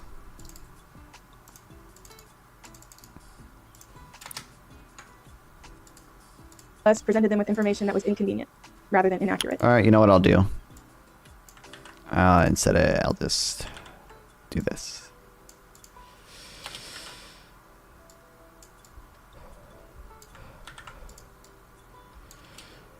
And it's easier to attack the source when you don't like what they're telling you. And there are, essentially two groups of people that he gets to join in this. The first is from the early 1900s, the second commissioner of the Bureau of Labor Statistics, which is has such a fascinating history. It predates the Department of Labor, the Census Bureau, and the Bureau of Commerce. It predates most of the federal agencies we have. We needed to collect data on how the American worker was doing. And we needed to collect that data because strife between workers and factory owners was so rampant that we had to have less speculation and more information about what was going on. Well, in the early 1900s, BLS was investigating. Part of the investigation of the Bureau of Labor Statistics were into women and children who were working throughout the United States. Women and children working. In the U.S. in the 1900s. States and the employment of black workers throughout the United States. What wages did they earn? How were they treated? Was it fair? The second Commissioner of Bureau of Labor Statistics, Charles Neal, oversaw a multi-year investigation into the... I don't know. I'll just say children.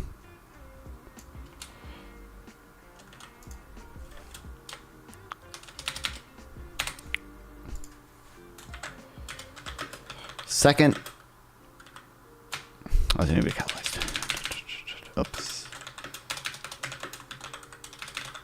Second Commissioner of the BLS.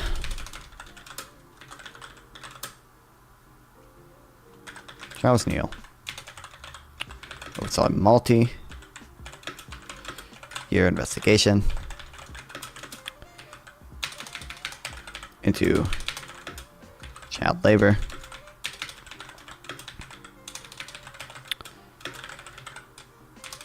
Which found, she's going to say child labor is worse in itself. I've The seen that employment of before. children, how much they were paid, whether it was in violation of the meager labor law that existed at the time, and what the result was. What Neal's investigation found, which had used hundreds of researchers and fact finders throughout the U.S., was that working conditions for children were absolutely the worst in the South. That they were paid the least there, that they were the youngest employed there, and that they had the worst working conditions. Southern Democrats hated Neal. His BLS had been also giving money to W.B. Du Bois and other scholars to find out information Clancy about sucks, black true. workers, both in the South and in the newly industrialized North, where they were moving in the First Great Migration. Congress wouldn't give Neal the money to study it for the BLS directly, so he gave it in re-grants to Du Bois. The Southern Democrats hated him. So when he went up... Southern Democrats. They're not like the results.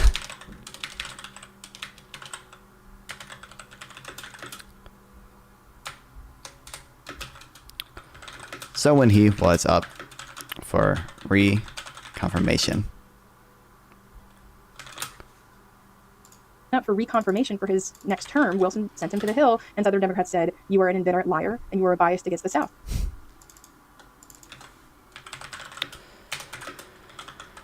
some Democrats accused him of bias. So he said, "Prove it." And he encouraged Congress and Wilson to hire a law firm to independently review the study on child labor that had made Southerners so mad for calling out how they treated children. And he just sat there and was like, "Yep, you can look at everything that I did. You can talk to everyone that I talked to. We aren't biased. You're just pissed off at what I found." And that's exactly what happened. The law firm cleared him of any type of bias, said that he acted with the utmost. Law firm to investigate it.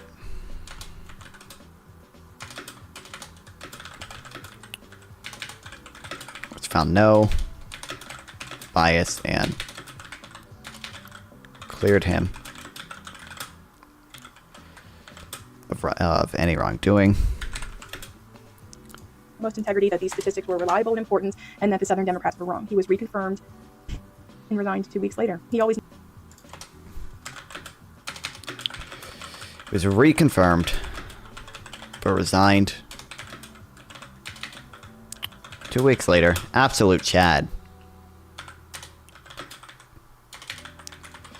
He wanted to leave, but knew he was going to leave. He only went through the confirmation process because he wanted to make sure that the precedent was set, that the Bureau of Labor...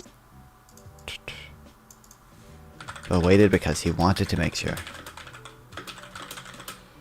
the precedent was set that the BLS operate independently. I feel so shitty mentally today. That sucks. Why? Have you tried smoking more weed? Independence and integrity, and would not bow to political pressure to come up with better numbers just because Southern Democrats were mad. So, Marco Rubio, first group of men you join are Southern Democrat defenders of illegal, low-paid child labor in cotton mills. Welcome. Second person in this group is Richard. Richard Dixon did not believe his unemployment numbers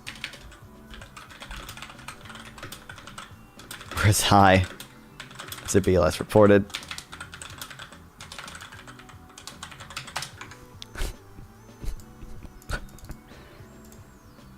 Nixon, who in the 1960s was very upset that the unemployment rate wasn't lower than the BLS reported because he thought the economy was doing better, and became convinced that the head of the Federal Reserve, whom he had appointed, and the head of the Bureau of Labor Statistics were part of a Jewish cabal that were out to get him and manufacturing numbers as part of their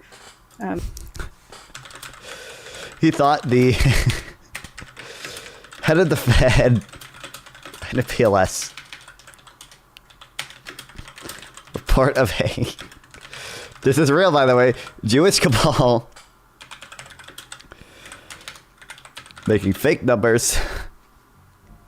I'm not going to say the actual phrase because it's so hateful, but yeah, he was a deep anti-Semite, and he had a White House staff member go to the BLS and count the number of people there that were Jewish. Guy just...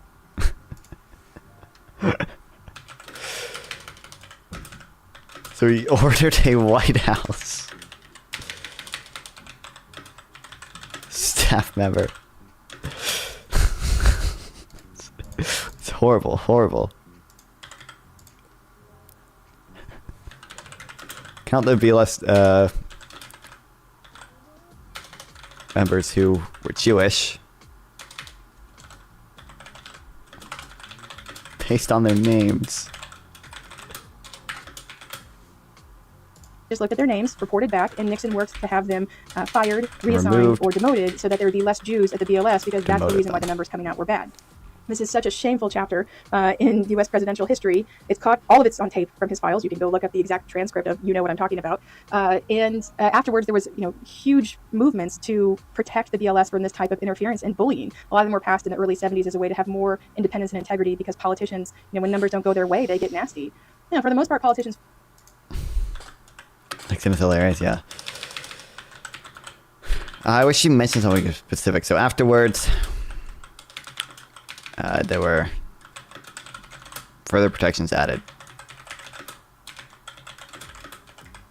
to ensure the BLS continue to operate independently.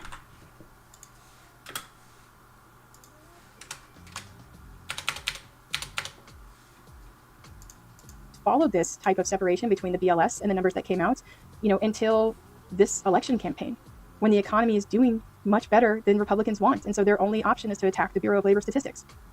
Marco Rubio being a sitting senator and doing so is just such a low point for Congress, kind of similar to Nixon's counting of the Jews in the White House. I mean, obviously different degrees because Nixon had more authority. Rubio's not exercising his. He's just wanting to make noise. At least, there not is being something comforting as to me anti-Semitic, that- at least, that this is where he maybe sits now, he's right? That been there's tweets that he anti-Semitic in the printed out past, I don't and, know. put up on the wall of a museum of this is what it looks like when you were afraid of numbers. I don't really like the attacking of civil servants who are doing their job. It's such an underhanded, low thing to do. But the important thing to remember, and what seems to be lost on Senator Rubio, is that there is no future built on lies. And the more lies that you tell, the less of the future you Was he become a less part or of, more because it doesn't anti-Semitic come than from Dan you anymore. Clancy, who There was are a no tough solutions one? without accurate assessments of the problem. And there's The no issue is, I don't know how anti-Semitic Dan Clancy is. It's just that, there's some audience capture there, let's say. It's like if you remove like the anti-Semitic platform or people from the platform, it's like Twitch politics is just dead at that point. It's like he did unban Sneeko. I know he unbanned Fresh and Fit, yeah, but Destiny's still banned. It's just like you ban all the anti-Semitic people, so Hassan is gone, Frogan's gone, Denims is probably gone too, Sneeko's gone, Fresh and Fit are gone. It's like this is how I get to be the biggest streamer in Twitch politics. That becomes reality. It is sad for me to see someone like a sitting U.S. Senator fall so low. But I promise you, if we were to rank these people in 20 years, the BLS will be ranked so much higher than him, and he will look cowardly and low. As I he got was banned before from when he Denim accused stream him of today, fabricating numbers. base. And if there's some comfort in that for you, there's some comfort in that for me. I'm getting rid of Hassan, increase the viewership. Probably. On Friday, Senator Marco Rubio accused the Bureau of Labor Statistics of producing a fake jobs report. I appreciate that in the video I made about it, so many comments came in that were genuine, that were curious, that Let me had, find what I said. Well, it can't be too just bad because real questions I can about what's ban you going too on if with the Bureau it's of Labor Statistics and why actually they're, bad. they're talking about these revisions. So in this video, I will talk about revisions to the BLS statistics. I'm just going to take a note and say that if you find yourself wondering why you have to learn about how the Bureau of Labor Statistics conducts statistical revisions to its initial estimates because you didn't want to be here, I empathize. I don't want to be here either. I just wish this institution was trusted the way that it should be, but it's, their procedures have now been politicized and then grossly mischaracterized and is being used to manipulate people. So here we are. Now this is something that you have to understand. Let's start with easy stuff though. The Bureau of Labor Statistics job is to produce estimates that describe numerically what is going on in our economy. They have to be as timely and as accurate as possible to BLS has to produce estimates of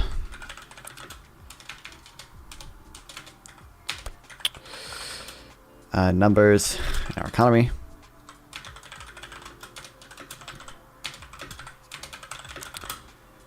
was talking about positively about Sneeko and censorship, and I said, thanks for being pro-censorship. I was going to never watch or listen to Sneeko, but it's good to have people like you who want to get them censored instead. Wow, great. I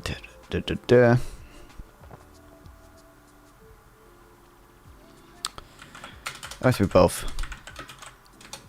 timely and accurate. However, there is a trade-off between the two.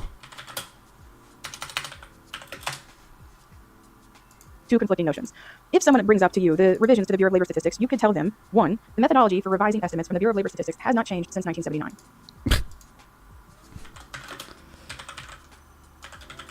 Methodology for revisions has not changed since 1979.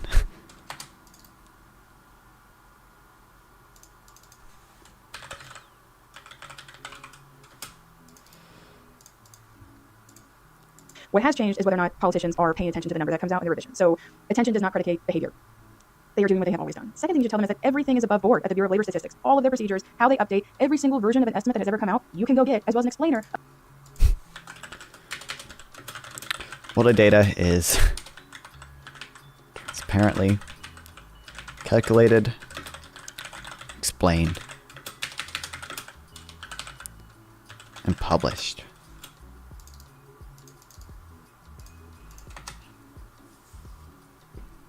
Of what changed between the months of the estimates coming in. So it's not like, if they had changed the way that they calculate the unemployment rate 3 months before an election, I would be in shock. But of course they would never do that because they're a deeply apolitical agency that does not want to come under fire from politicians, and so they do everything they can to even avoid the appearance of being political, which is why they would never do something in an election year. So let's go on a journey together. We found out on Friday that 254,000 jobs were added to the economy.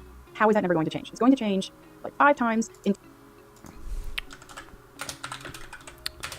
Job numbers. Or I'll say monthly job numbers.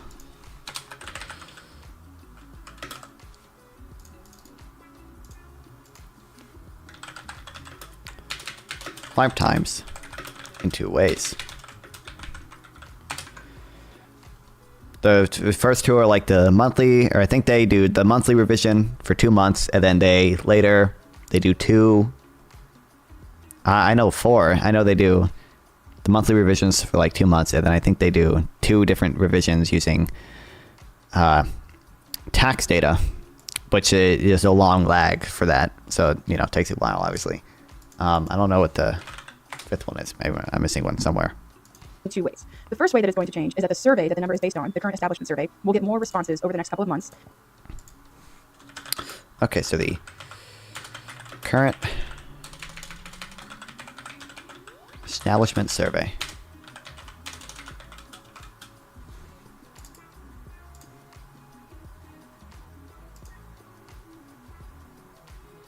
And so that number will have 2 monthly revisions, reflecting that the survey.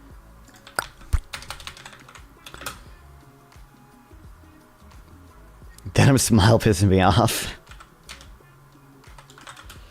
There's more answers over time. So the initial estimate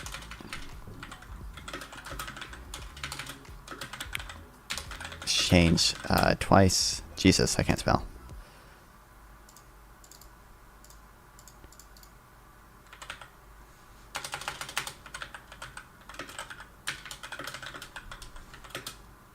Has come in. Basically change like 5 times in 2 ways. The first way that it's going to change is that the survey that the number is based on, the current establishment survey, will get more responses over the next couple of months, and so that number will have 2 monthly revisions, reflecting that the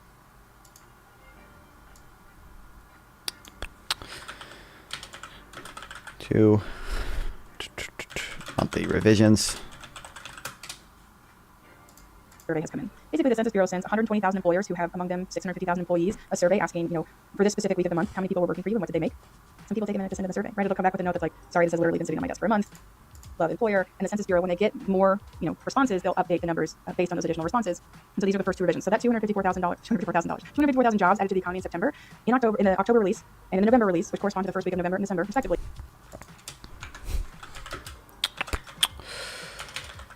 So, for example, September's 254K, right? Job number will be fine. So hold on, it was 254K, right? October release, and in the November release, which corresponds for a month, love employer, and the Census Bureau, when they get more, responses, they'll update the numbers based on those additional responses. And so these are the first two revisions. So that $254,000 jobs added to the economy in September, in the October release, and in the November release, which correspond to the first week of November and December, respectively. That number will be changed twice. This is referred to as the monthly revisions. And here, for your viewing pleasure, is the sum total of those two monthly revisions going back to 1979. This took me about a minute to download. Again, props for their transparency and integrity. What you can see from this, I put up the entire series, basically so you can see that it's noise. Like, this is a lot of noise. Sometimes they go up, sometimes they go down, sometimes it's large, sometimes it's small. When you look at the whole scale of since 1979, the first two revisions to the monthly job estimate could go either way, and it'll probably be pretty small. The exceptions to that are, and this is important, during recessions, the revisions tend to always be downward, and two, they tend to be larger than they are otherwise. This means that the downward revision of monthly data is itself its own kind of economic indicator. But our journey's not done. This is the end of the survey data. We got the initial estimate, it was revised twice, and now this current establishment survey is put to bed. We now have a whole other source of data called the quarterly census of employment. Okay, so the quarterly census of employment and wages. Employment and wages. It is based on tax receipts that employers pay on all of their workers. This is not a survey, this is a census. It is just a copy of your... It's based on, she said employer, right? Employer tax receipts.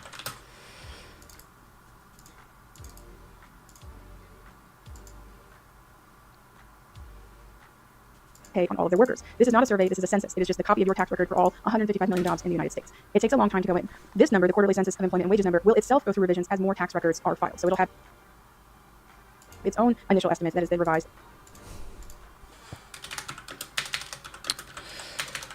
This also gets revisions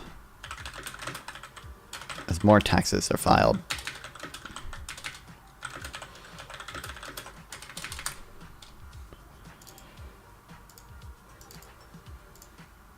As more records come in. And then in the final two revisions, these two data sets are reconciled, where the number that came from the survey and the number that came from the census.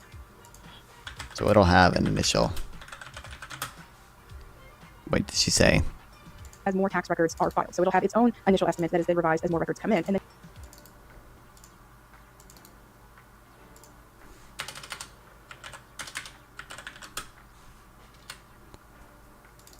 How do you spell initial? Initial estimate. That is revised. then in the final two revisions, these two data sets are reconciled, where the number that came from the survey and the number that came from the census are then put together. And they do this twice. They say, here's the preliminary estimate of how much we think is going to be different, and then here's the final estimate of how different they actually are, in which we will take this difference and allocate it through the past year. They say, here's the preliminary census of employment and wages number, will itself go through revisions as more tax records are filed. So it'll have its own initial estimate that is then revised as more records come in. And then in the final two revisions, these two... Okay, so this is, so we see the first two, and then these are, this is the third one, and these are the last two. That's five, okay. Where the number...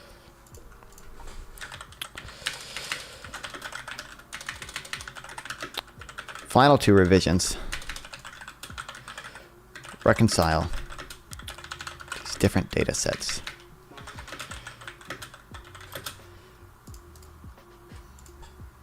Number that came from the survey and the number that came from the census are then put together. And they do this twice. They say, here's the preliminary estimate of how much we think is going to be different, and then here's the final estimate of how different they actually are, in which we will take this difference and allocate it through the past year. What we...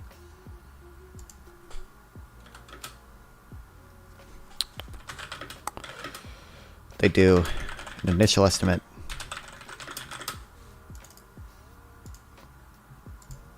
Are then put together. And they do this twice. They say, here's the preliminary estimate of how much we think is going to be different, and then here's the final estimate of how different they actually are, in which we will take this difference and... Did an initial estimate of how big they think the difference will be.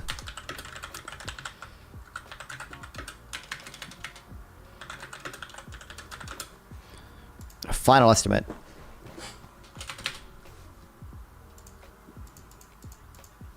Twice. They say, here's the preliminary estimate of how much we think it's going to be different, and then here's the final estimate of how different they actually are, in which we will take this difference and out. How different they actually are. Allocated through the past year. What we just found out was this penultimate preliminary benchmark revision of how different. So job revision, it was like 818,000, right? Yeah. 818,000. Downward revision was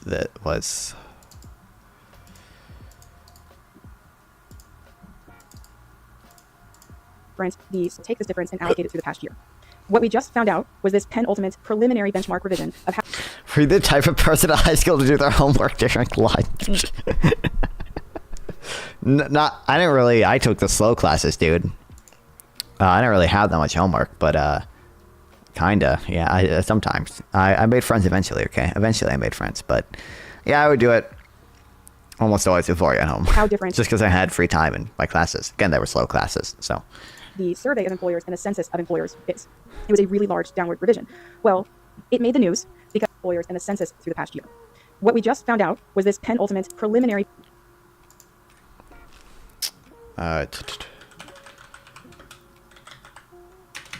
Preliminary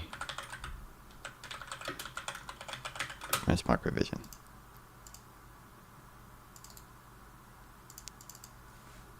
Preliminary. A benchmark revision of how different the survey of employers and the census of employers is. It was a really large downward. But the difference between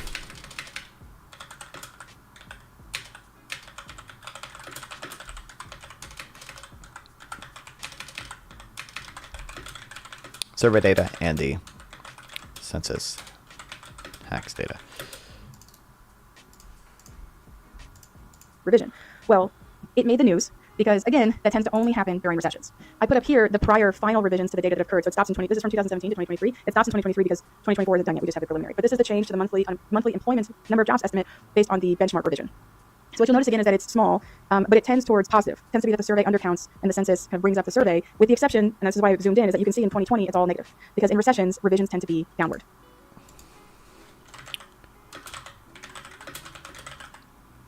It's in a downward revision. That's a big deal. It's not because of data. Or it's not because it shows the data is fake. But because downward revisions tend to only happen during recessions. I was right, classes that have done my homework and probably did decent. So, sometime What do you mean if I in went around to write September classes? of next year, What does that mean? we are going to find out how much all of the surveys from 2023, including our 254,000 estimate for 2024, how much all of the surveys from 2024 and all of the tax records from 2024 differed. And then, in around sometime between January and March of 2026, we will have a final number for how many jobs were created last month.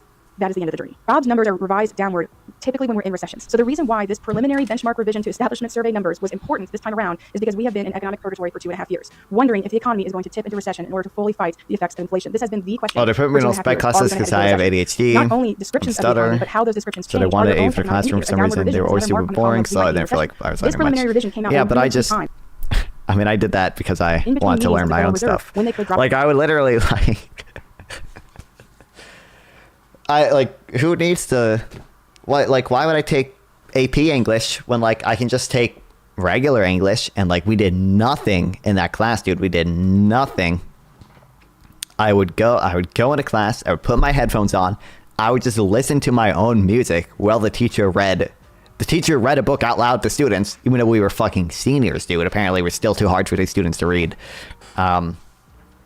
She would read out loud to the students, and I would just wear my own headphones and read my own fucking book. What's funny, I remember one time, again, I am not paying attention to the book we're reading. I ain't doing it, okay? There was one time She gave us a quiz, 10-question quiz, okay? I not paid attention to the book. I still did better than the majority of the class because most of the questions were like, what is the mood of the story? Happy, exciting, sad, joyful. And it's like, well, there's 3 synonyms and 1 antonym, so I'm going to guess the antonym. And I got like a 70% on my quiz, and most of the class did worse than that. There was another time where she gave us this like reading assignment that was like, it was like literally read like a 3-page poem or something. And answer a few questions. I think there was also 10 questions on it. I did it. I got a 100 on the first try. Everyone else did so bad that she passed the test around again and gave everyone another opportunity to do it.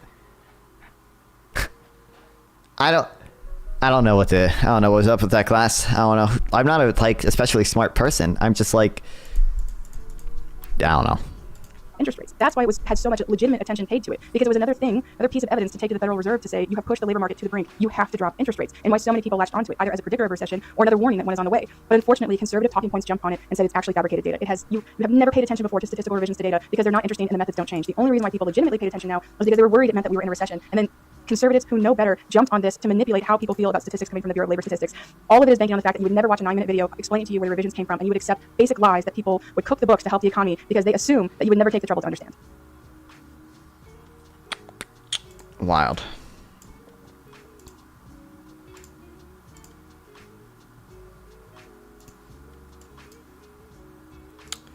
Okay, so revisions are done. I'll add a few like just bullet points here.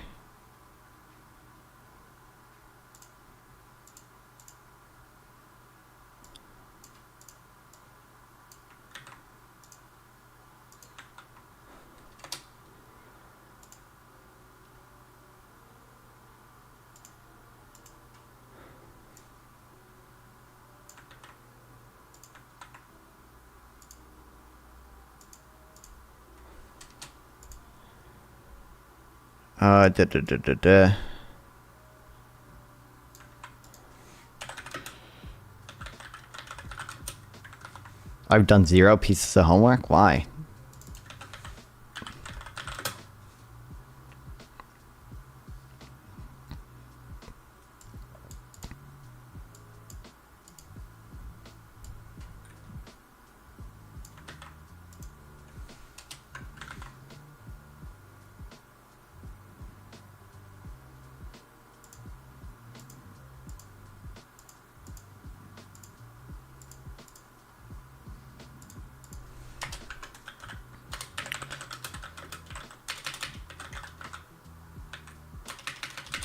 With the U.S. I don't know if I end up asking this, but have the strongest economy in the world if it's a central bank. Use fake data. Is Sample still here? Is Sample still watching? What else should I ask? Can you name one person who worked on this data? I don't like the one person question. What if I do like can you just like tell me the name of like the survey this data is based off of?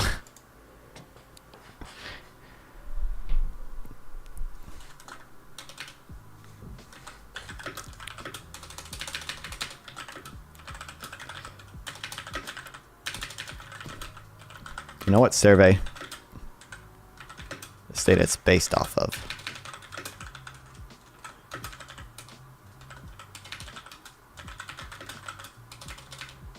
How often are the numbers revised? And based on what?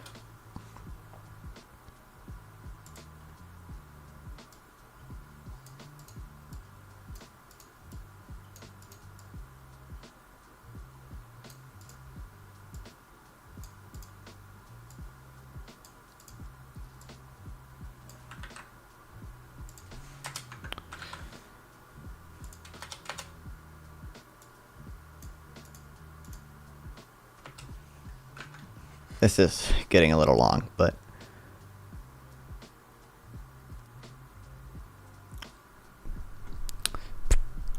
I refuse. Same. They literally have to force me to do it in front of them or I will not do it. It's not like I need the homework anyway. Yeah, but like, I don't know. My school homework was like 20 to 40% of your grade depending on the class. So if you didn't do it, even if you got 100s and everything else, you would at best end up with like a 60% or whatever. Then we got loaded 9% of test. Why'd I even give homework to piss people off? Yeah, basically. I don't know. There's a lot of homework I did not do, but you know, if you check my grades, you would see plenty of zeros in there. But I didn't just not do homework. Period. Well, my homework was like easy most of the time. Like it was like my math homework I usually finished in class. Plus people, like in my math class, like people relied on me for answers. So like I was peer pressured into doing it, okay? Because I had to, or else my friends would be left without answers.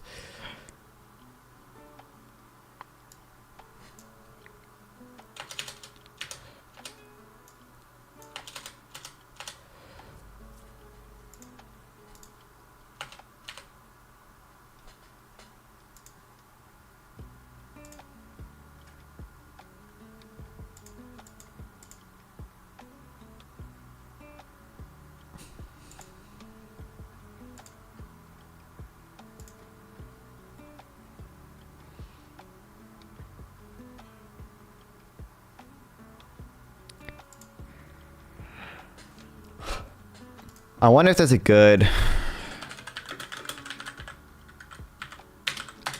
If there's a good way to point out the lump of labor fallacy for, like, immigration. If there's a good analogy for it.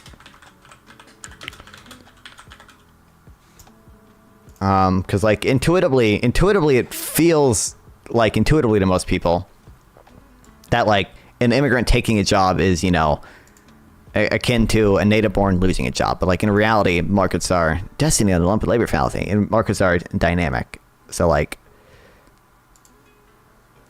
And thirdly, if I can remember it, isn't there some benefit to having the government steal our money, which is what they do effectively? They'll hold a gun to our head and based. Pay us 40% of your income and go to jail. They take this money and they give it mostly to government employees. Well, the government employees spend it.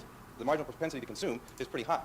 So the people who were robbed have to do something creative to get the money back. And isn't this creative activity the real wealth? Well, I take it. Lump of labor, is that like a baby? It's still more creative if 98% is being spent by the government. No, the third part of your thing is just pure fallacy from beginning to end. Because if those people who are now government employees were employed in creative activity and productive activity, they would also be I don't think this is about the lump of labor. And we'd have a greater total around.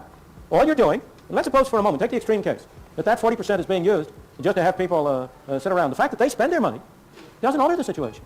The only product there is what the 60% produce. And that 60% is divided among the 100%. Okay, this doesn't really help. In economics, the lump of labor fallacy is a misconception that there's a finite amount of work, a lump of labor to be done within an economy that can be distributed to create more or fewer jobs. It was considered a fallacy by 1891 economist David Friedrich Scholus, who held that the amount of work is not fixed. The term originated to rebuke the idea that reducing the number of hours employees are allowed to labor during the workday would lead to a reduction in unemployment. The term is also commonly used to describe the belief that increasing labor productivity, immigration, or automation causes an increase in unemployment. Whereas opponents of immigration argue that immigrants displace a country's workers, this may not be true, as the number of jobs in the economy is not fixed. It is possible that immigration could increase economic activity to an extent that more jobs are created than the immigrants themselves go on to occupy. The lump of labor fallacy, also known as the lump of jobs fallacy, the fallacy of labor scarcity, fixed pie fallacy, and the zero-sum fallacy, due to its ties to zero-sum games. The term fixed pie fallacy is used more generally to refer to the idea that there's a fixed amount of wealth in the world, and other zero-sum fallacies caused by zero-sum bias. Homework is Amish. Immigration. The lump of labor fallacy has been applied to concerns about immigration of labor. Given a fixed availability of labor, the lump of labor position argues that allowing immigration of working age people reduces the availability of work for native-born workers. They are taking our jobs. However, labor markets, both for skilled and unskilled workers, are capable of adjusting to increases in supply. The influx of more immigrant workers will expand the labor pool, exerting downward pressure on wages and balancing the supply and demand for labor. In other words, a rise in labor supply actually results in a creation of new jobs, directly contradicting the fallacy. Additionally, immigrating workforces also create new jobs by expanding demand, thus creating more jobs, either directly by setting up businesses, therefore requiring local services or workers, or indirectly by raising consumption. As an example, a greater population that eats more groceries will increase demand for shops, which will therefore require additional shop staff. Immigration will create more demand for a somewhat fixed amount of jobs because there'll be, this isn't saying it's always going to happen localist. It's just saying, in principle, it's possible, but they'll be more productive. It'll create more demand for the jobs. It's like, clearly, in principle, an immigrant taking a job is not a lost job for an American. It's they're dynamic and able to adjust. It's not like a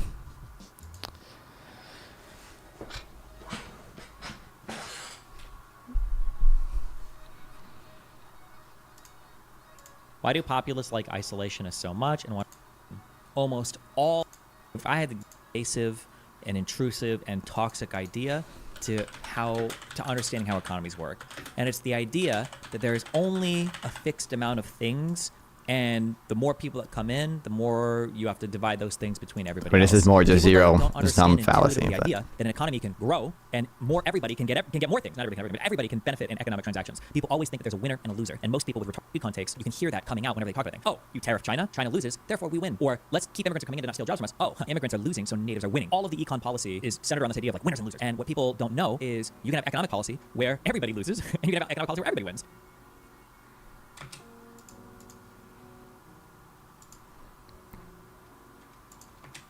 So here's what I'll do. I'll say, economy is not a zero-sum game.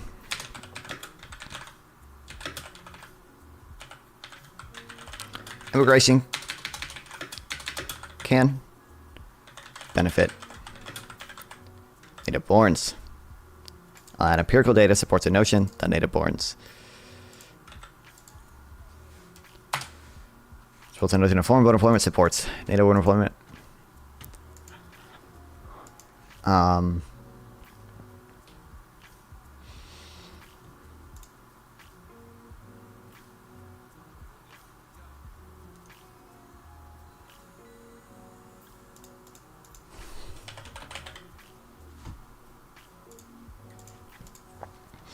think I have another study here.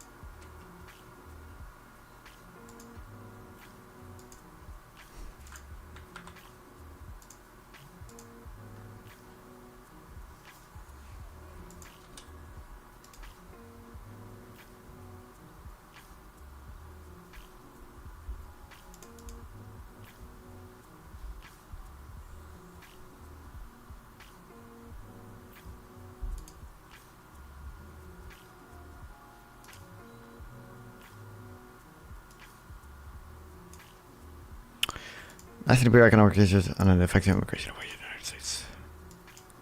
Okay, so did I just never read this?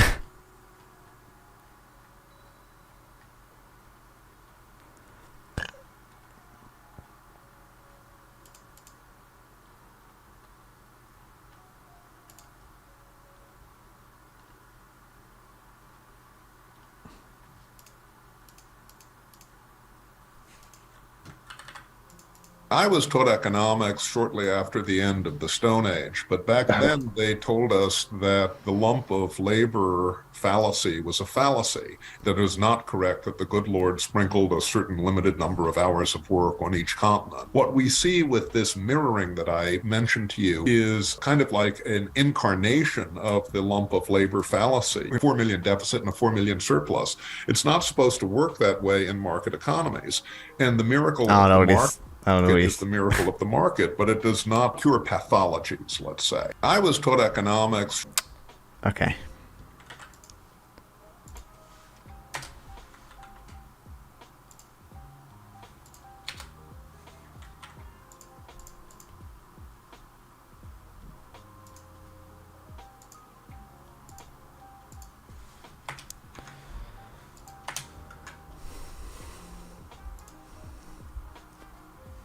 Okay, first, blah, blah, blah, blah, blah. Thanks to native immigrant complementary and college guilds, continental immigrants had a positive effect between 1.7 to 2.6% of wages less educated workers would appear in 2000 to 2019. No significant effect on college educated newborns.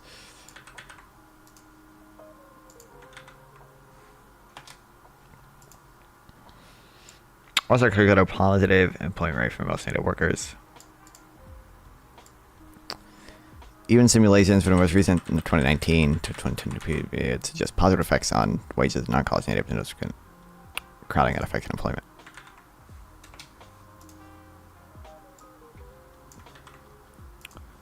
Joe Biden has a record black job market growth. Have you checked this year's illegal proceeds index? No.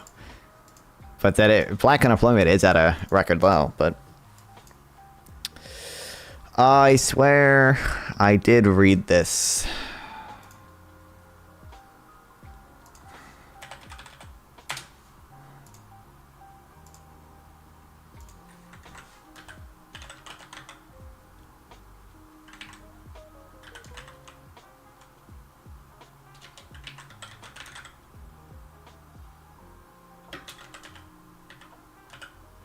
I did read this. Oh no, I read this, which is different.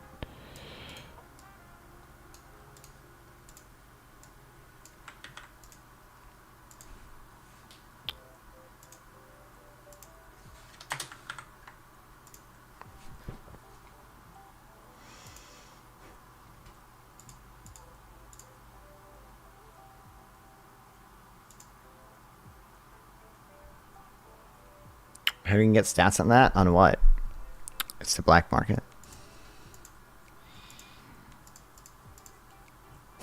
You know, they say Joe Biden caused inflation, but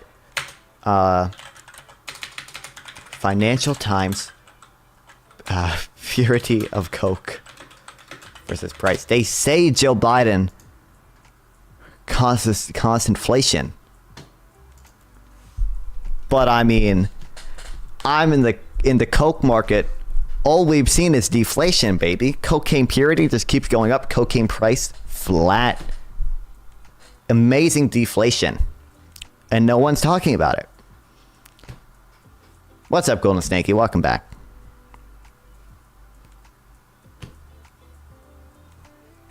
Why isn't this in CPI? CPI is artificially high because it doesn't include the deflation experienced in the Coke market. The job numbers are fake because Republicans won't let the Coke purity be included in CPI.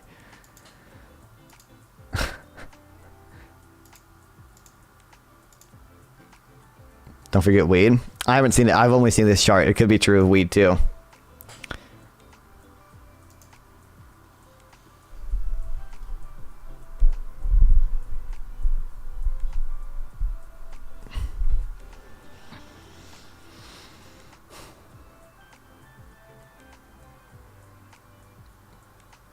Job market isn't even real. It's just an imaginary concept. We've discussed this so many times. And again, if you hold that position, that's fine. But you don't deserve to be able to. Then you can't argue anything about Trump being better for the economy or anything about or anything. You can't argue anything relating to it because you don't think it's real at all.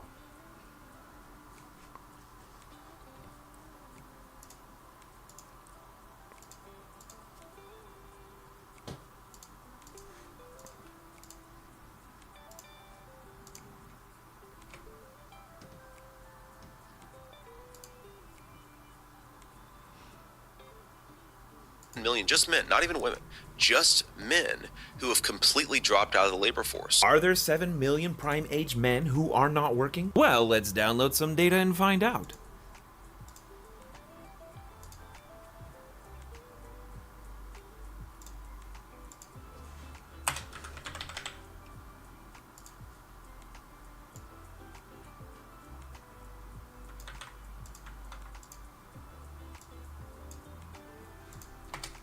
This is the annual March supplement to the current.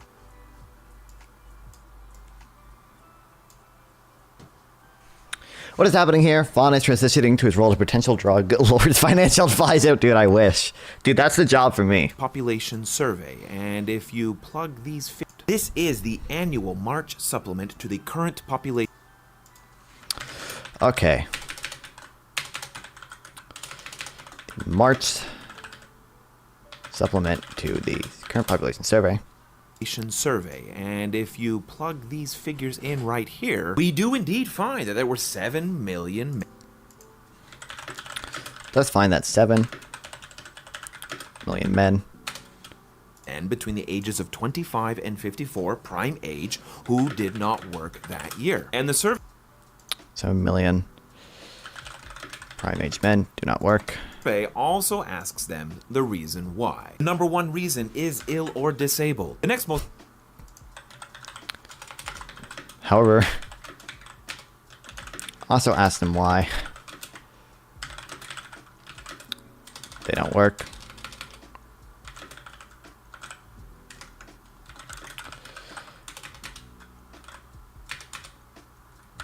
Number 1 reason is being ill or disabled. Second is being a caregiver.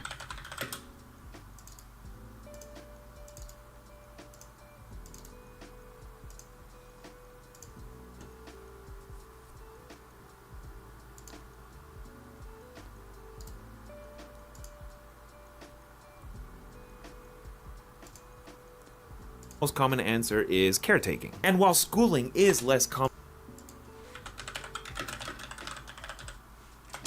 in this age group, there are still 800,000 men between 25 and 54 going to school and not working. 9% of these. Fourth is retired. Men are retired. And finally, we get to the demographic of concern. Those who say they didn't work last year. Fifth is those who say they can't find work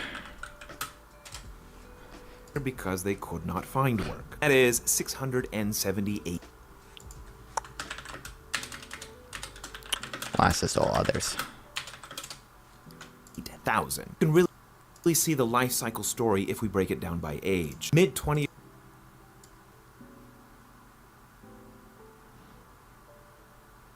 I need this graph without his face in it.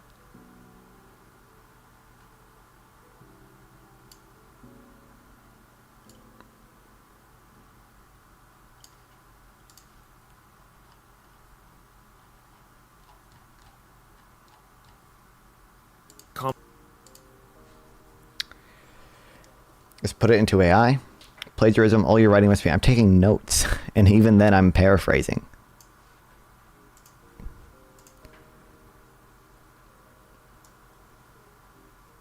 I don't trust AI to give me the right answer, so, you know, I'm just gonna have his face in it. Does not really matter.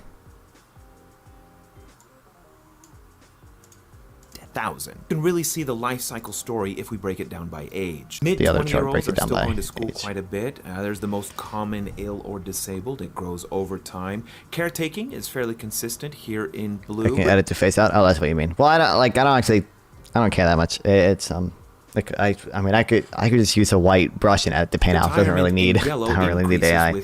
Well, no, the original and those who conclusions cannot can't be find pre-existing work, thought. fairly No, true, dude. consistent there at the bottom in green. So, what kind of economic policies can bring prime age men back with age, and those who cannot find work, fairly consistent there at the bottom in green. So, what kind of economic policies can bring prime age men back into the workplace? Another survey asked them what were the most important factors when considering whether to enter or return to the workforce. And number one is health. Number survey asked what to bring them back to the workforce, with the number one answer being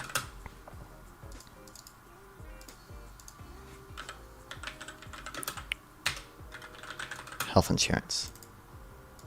Insurance benefits. And over here we got accommodations for disability, paid sick leave. Others include accommodation and paid sick leave.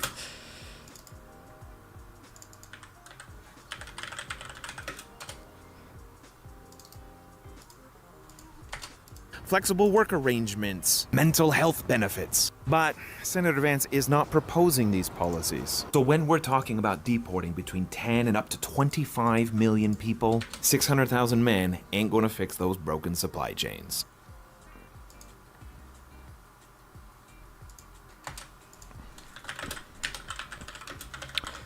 So really,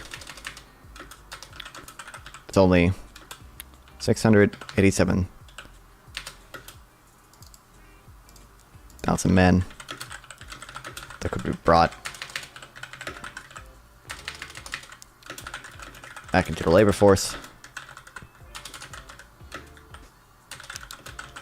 Far from the 15 million Vance wants to deport.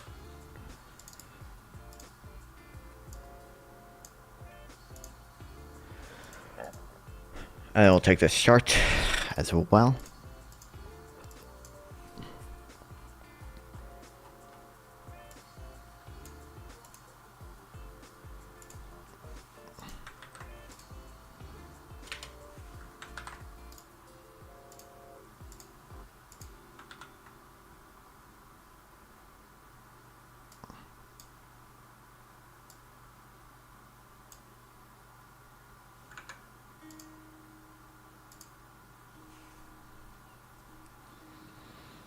We need one of those brain chips to make people work.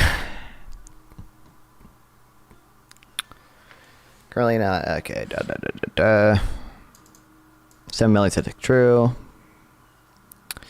And if we limit it to native-born men without native-born parents, assumed group Vance is concerned about, we get roughly 7 million working men. Why did it not work in? Okay, same thing. Yeah, econ Twitter with the brain of Jiminy again.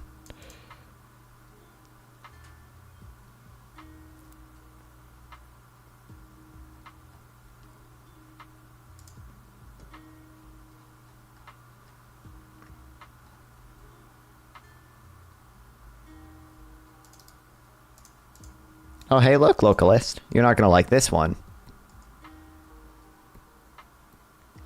In sweeping changes and assertion of legacy to Tax Cuts to the Jobs Act of 2017, they conclude a Tax Cuts and Jobs Act's increased budget deficits, i.e. it did not pay for itself. Wow, that's crazy. Wow, tax cuts didn't pay for themselves, dude? Dude, what? Dude, that's wild. What? Who could have foreseen this one coming?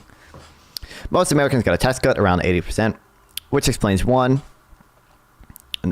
number one, and only about 5% of Americans saw a tax increase, 50% were affected either way. Following for number two, every quintile income saw their after-tax income increase, so the benefits were heavily skewed towards top distribution. 1,600 average increases, but 7,600 for the top quintile, almost 200,000 for the top 0.1%. I mean, well, this is just the absolute thing. This could be a, like, for the top 0.1%, I would guess that $200,000 to them is probably less than $1,600 to the average person, right? As a proportion of their income, I would imagine.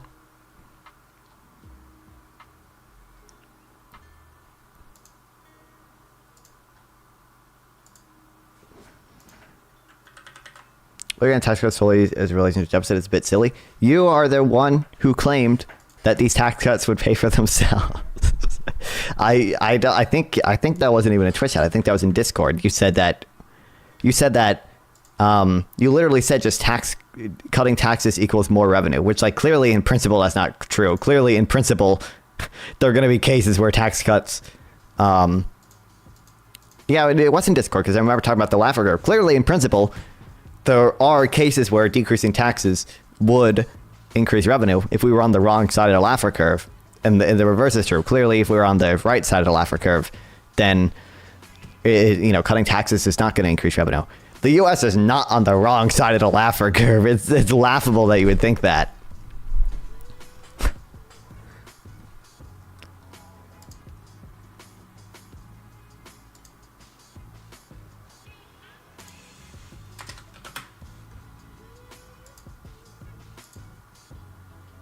They're going to cut so much wasteful spending, it will pay for itself. That's not he didn't do that, though. Where did Trump cut spending? All he did was decrease taxes and raise the deficit. Also, his plans include way more tax cuts than they do reducing spending. Like, he wants to cut taxes. Recently, he announced he wants to have zero taxes on, like, veterans, firefighters, and police officers. That's going to increase the deficit a ton. I don't know how he plans to pay for that one. Yeah. I don't get it.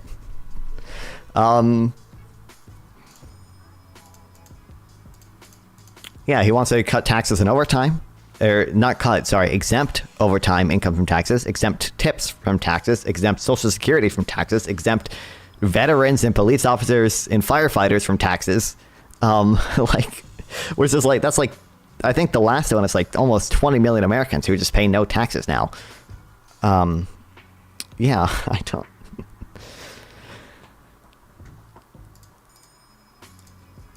The only thing he's going to do to raise revenue is tariffs, which is, it's unclear how much revenue tariffs will even raise because there's print more money. True. It's unclear who needs revenue based MMT take here. Glad we have MMTers in chat. It's unclear how much revenue tariffs will even raise because there's negative effects on GDP. Tariffs probably decrease GDP. They hurt U.S. consumers, who then are. There's less there's dead weight loss. There's less economic activity. Like literally dead weight loss. The definition of dead weight loss is a loss in economic activity. Obviously, tariffs cause dead weight loss. So. Tax cuts 40 years, new federal programs, especially like the ones Kamala wants, last forever.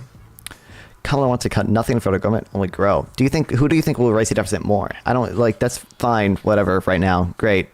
But also, that's not even really, what do you mean cut nothing in the federal government? She does want to cut taxes she wants to extend the Tax Cuts and Jobs Act for the provisions, for people under $400,000. So, that's extending tax cuts. She wants to expand the child tax cut.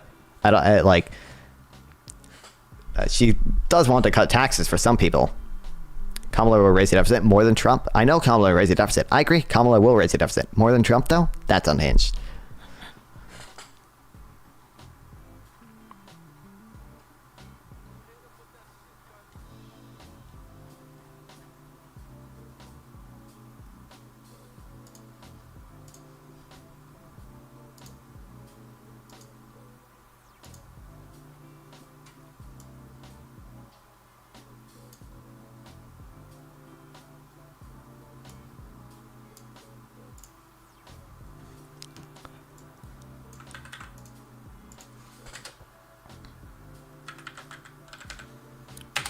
She doesn't want to cut any federal bureaucracy or wasteful spending, only add to it.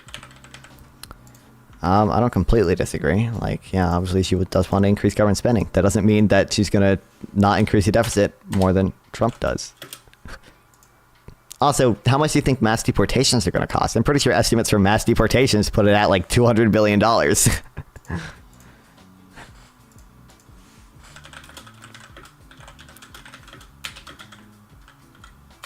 And that's not including the much worse long run effects.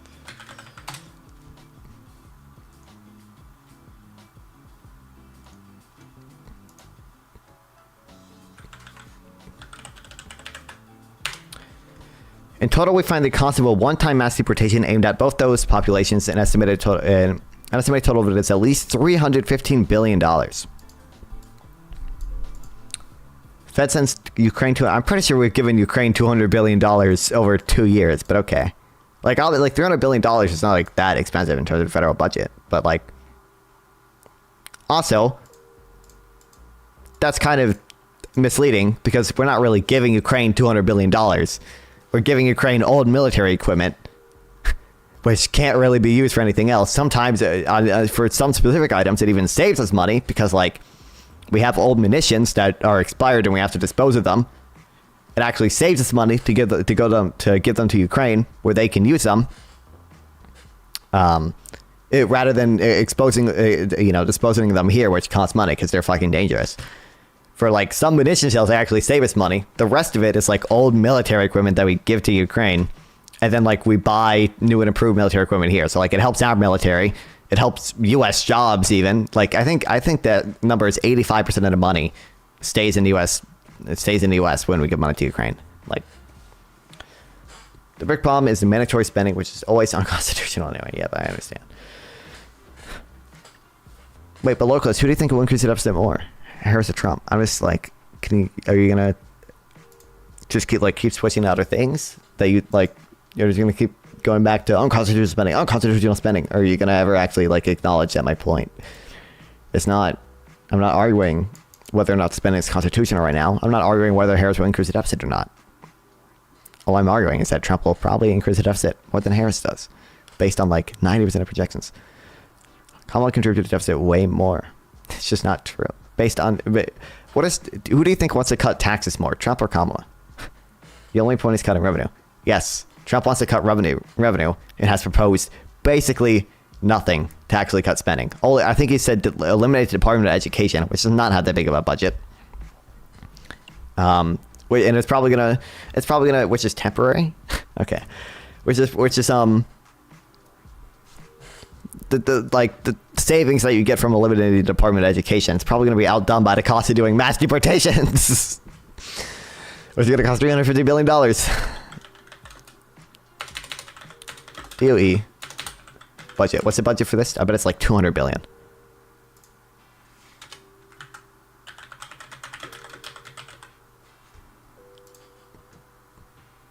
Yeah, $238 billion. So his mass deportation is going to cost more money than it saves.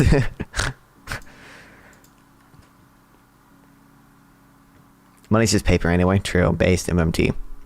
Wait, localist, do you admit that private sector debt is public fund is just public assets, or do you still not acknowledge that?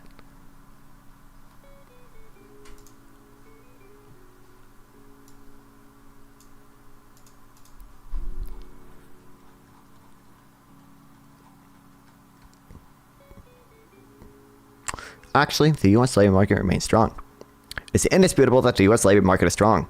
The share of the population ages 25 to 54 with jobs at a 23-year high. Median household incomes rose 4% last year, and the real wage growth has been, over the past 4 years, has been broad-based and strong. Private assets is public sector debt. Well, I mean, you just said it the other way around, but like, yeah. But like, public sector debt is private assets. Do you acknowledge that? Do you acknowledge that a public sector surplus is a public sector deficit is a private sector surplus? Do you acknowledge that, or do you deny that? Not ignoring the foreign sector, because the foreign sector has deficits and surplus too. But we have a long-standing foreign sector deficit, so it's not really relevant. Yeah, we're not getting rid of trade deficit anytime soon. Economy's not a regain. Sure, whatever that means. Okay, but I do acknowledge that. So you acknowledge deficit spending does increase private sector assets. Just so you're clear. Government deficit spending increases private sector assets. You're acknowledging that, right? That increases private sector surplus. And conversely, you acknowledge that reducing the deficit decreases private sector surplus, right?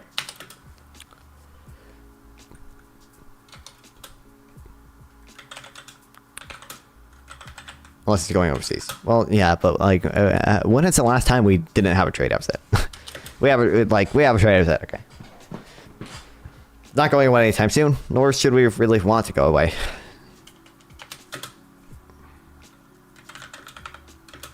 $22 million jobs lost during COVID, but we added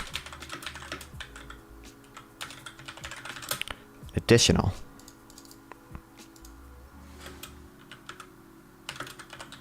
25 million jobs. I agree that wasteful government spending is a good thing and not a problem. Okay.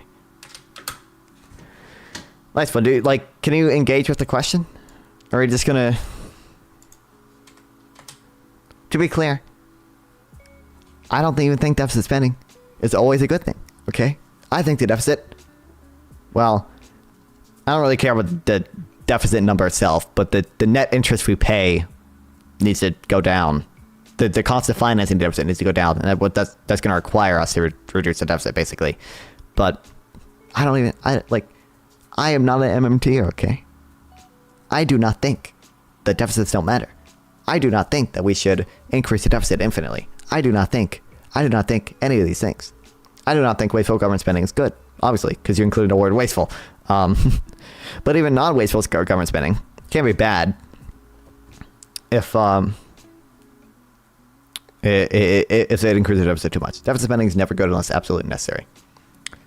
I mean, that's just... Well, what do you define as absolutely necessary? Do you think it was okay to, deficit spend after 2008? I thought you said you were an MMTer? No, I'm not.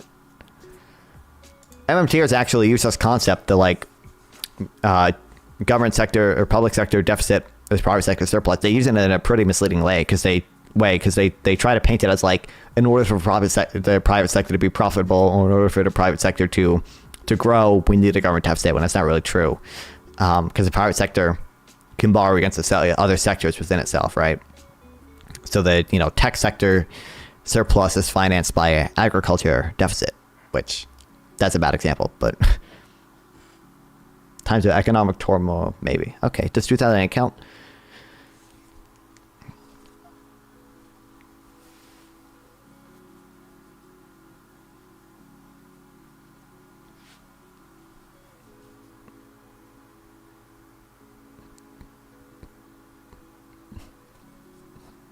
Wait, localist, do you think quantitative easing is money printing? I'm just super curious. Do you think quantitative easing is money printing? I appreciate the it's golden snaky. Are some folks having a hard time? Absolutely. Even when unemployment is low, there are still sideline workers, and it remains difficult for many families to make ends meet on wages that are still so low. Unfortunately, that's a long-term phenomenon stemming from too stingy U.S. welfare state, rising inequality, legacy of anemic wage growth during past economic recoveries. But when comparing the labor market with 4 years ago, during a pandemic recession, and even before the pandemic began, the answer is clear. More workers have jobs and beating inflation by solid margins. More people have jobs. If I had to pick one, the best measure of the labor market is prime age employment to population ratio.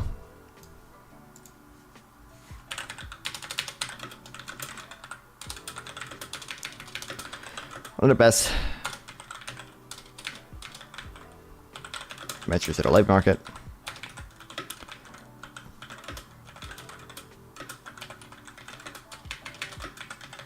Prime age employment to population ratio. What the fuck is my Spotify playing right now?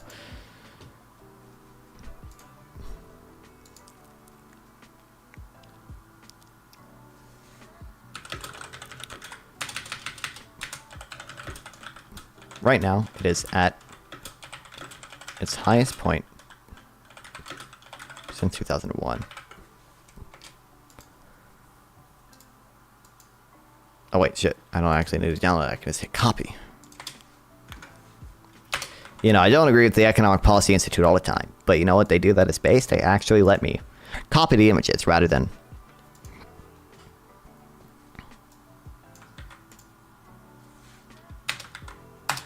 Have you seen Mike Maloney, Hidden Secrets of Money? So, it's actually not at all what I asked. That's actually not anything related to what I asked at all. Or maybe it is related, but it actually doesn't answer my question. So it doesn't really matter if it's related, because then it doesn't actually answer my question. It's a thing. It's the thing. I'm just super curious. Do you think quantitative easing is money printing? I should add, do you think quantitative easing is always money printing? Really? Real wages are higher, especially for lower wage workers. It's not only that more workers have more jobs, and average wages and those jobs are up. Year-over-year wages have been rising faster than inflation for 16 months in a row, as inflation has fallen dramatically from its peak in 2022. I think it's 17 months in a row now.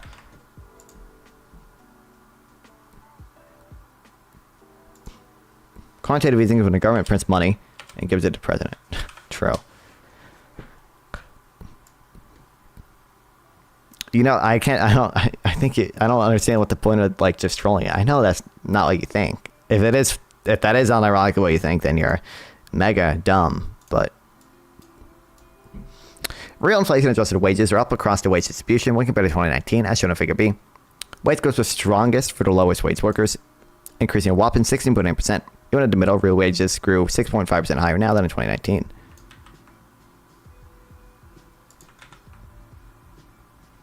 Growth at the higher ends of anything sneeze out, but the fact that it's faster to lower parts of the wage distribution means you see compression of wages among 90% of the bottom and 90% of the workforce. And a reduction in inequality. It's worth noting that many more affluent workers have received the benefit of flexibility about what they work over the past 4 years. The value of this flexibility is immense, and it would not have happened without the strong labor market over this period.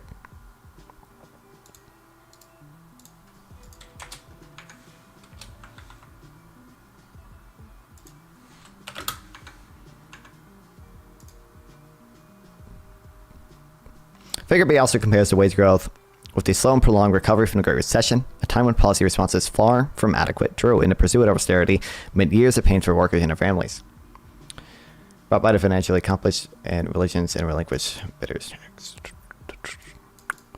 We can see the difference in wage growth as low and middle wage workers experience a fall in purchasing power. While even high wage workers experience slower growth than this time around. The vast majority of workers were worse off and inequality grew. In short, the current labor market recovery is faster and fairer.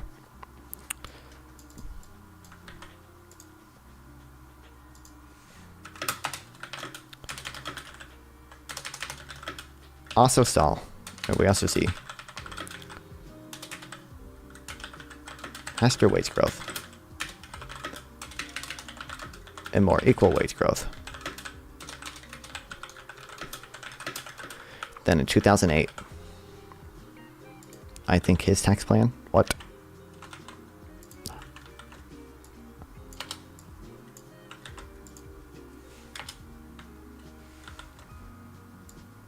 Is to open the country up. I don't know what you're yapping about right now. You know, people say the Keyes model is bad. Yeah, I don't think the Keyes model. I mean, like, obviously, it's gonna have like some predictive power, just because, like, yeah, obviously the short-term economy has some impact on the election. Obviously, incumbency has some impact on the election. So obviously, they're gonna have some predictive power. But like the idea that these actually are like that predictive, clearly Sybil's model is worse.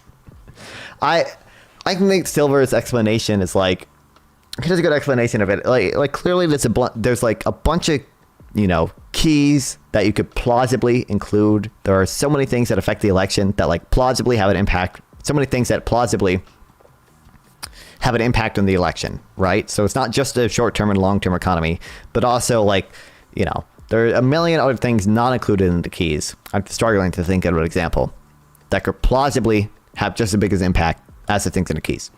So it's easy to make a model where you sort of select keys that just have like done well historically. You know, it's not, I think he said, like, you know, it's not hard to be a winner, have a winning model when you have 2,000 keys to choose from. You can just choose like the 13 best or whatever. Nate Silver, 13 keys.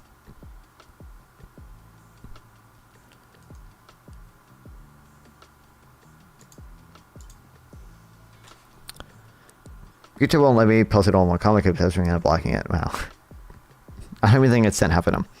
None of the 13 keys is that the president is unable to reliably complete a sentence, but that seems salient for diagnosing chances in re-election. I don't know. Like, clearly there's a margin it doesn't account for, too. Like, clearly we could imagine a case where, like, a candidate had, what, do they need 7 keys, 6, 7 keys? Where they have the 7 keys they need, but, like, a scandal is just so bad, and let's say, like, if they barely have the other keys but a scandal is just so bad, you know, clearly that could negatively affect that could make the model unreliable. Hey, if it works, it works. Yeah, we'll see. It'll be really funny if it does work for this one.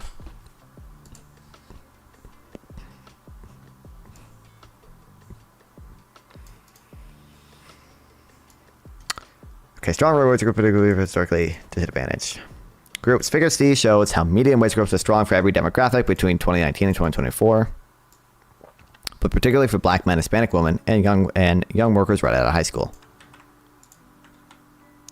Why is it funny? It's pretty obvious she's winning. I don't know if it's pretty obvious right now. I don't know who his is, Golden Snaky.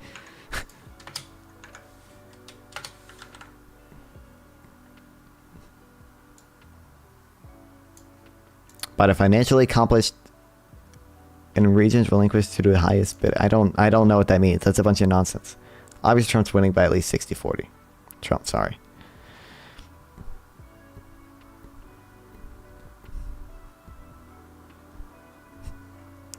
Median black worker wages grew 7.2% with black men. He said she's winning? Me? I don't know. I don't think the betting markets, the polling still slightly favors Harris. The betting markets are heavily favoring Trump right now for some reason. I still don't really know why, but I don't know. I think it's a coin toss basically. Hispanic and black women also had especially strong wage growth of 6.6 and 6.2% respectively. It's only the tightest labor markets that historically disadvantaged groups experience improvements in jobs and faster wage growth. That being said, inflation-adjusted wages for middle-white men grew 2.4% since 2019, increasing their standard of living. Young workers who are out of high school experience the fastest wage growth at any group. Damn, I should have gotten a job. These didn't include me. I would drag these down like horrible with my 30 cent a day wages. These workers are often left out in a weaker labor markets and also lost their jobs in great numbers when a pandemic recession hit because of the type of jobs they tend to have. Slowing job growth doesn't mean the labor market isn't still strong. I've been trying to post a comment for like 10 minutes, so it's completely butchered at this point. The labor market continues to add jobs. I feel your struggle, Golden Snake. Don't worry. You're good. Labor market continues to add jobs. They're at a slower pace, but there isn't reason to worry at this point as the economy continues to approach full employment. Job growth would tend to slow because of the pool of sidelined workers dwindled. I mean, like, the September numbers seem to conflict this, but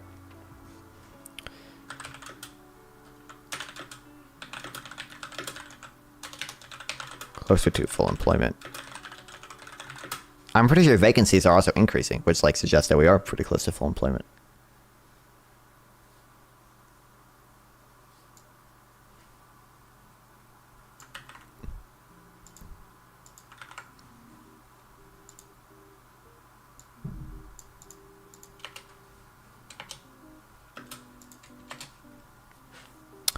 Hiring and quitting have also come down over the past few months as workers are staying put instead of moving in and out of jobs at the pace they did 2 years ago. Now the Federal Reserve has started lowering interest rates. I'm hopeful that any signs of weakness will recede.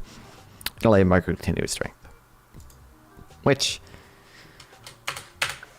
seems like it. I mean, obviously a rate cut is not going to have an effect within fucking 2 days or whatever the fuck, but not 2 days. What's up? Welcome to the stream, Sneaky Permo. I think Trump's tax plan is going to be open. Open the U.S. to being bought by the rich states. Sorry, and rich states still denies, but it's so true. Based. Why would YouTube not let you send that?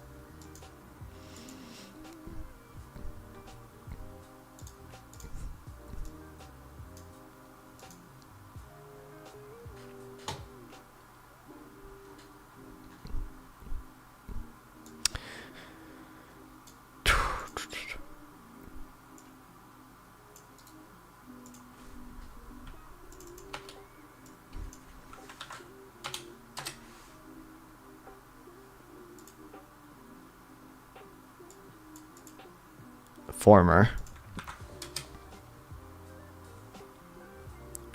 2. Who's the current head of the BLS?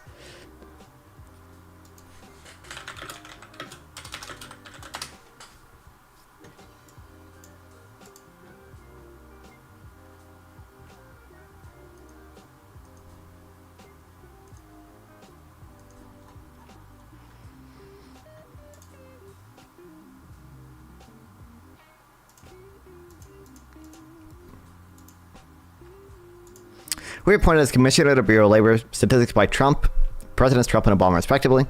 We ran the BLS for a combined 8 years. Today, we're raising an alarm. Perhaps the most vital indicator for agencies to use to understand the U.S. economy. The U.S. monthly employment rate is in imminent danger. Okay, former Commissioner of the Bureau of Labor Statistics.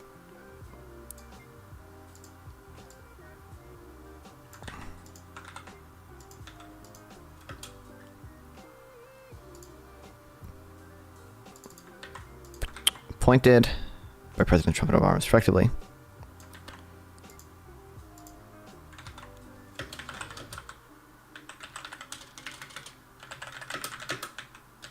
Raising the alarm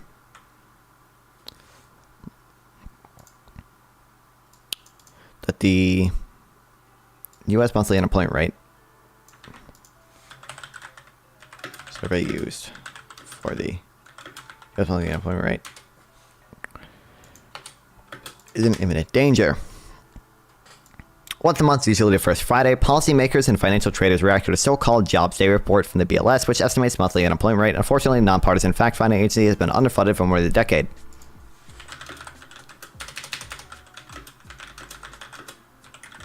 Banner seems like cut revenue, increase spending. True. Well, actually, he doesn't plan to increase spending that much, but he plans to cut revenue way more than he plans to increase spending.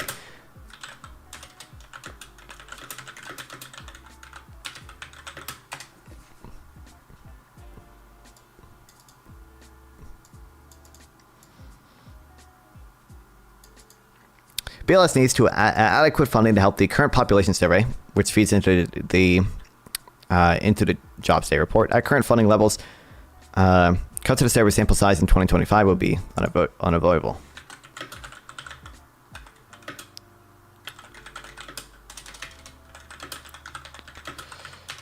Cuts to the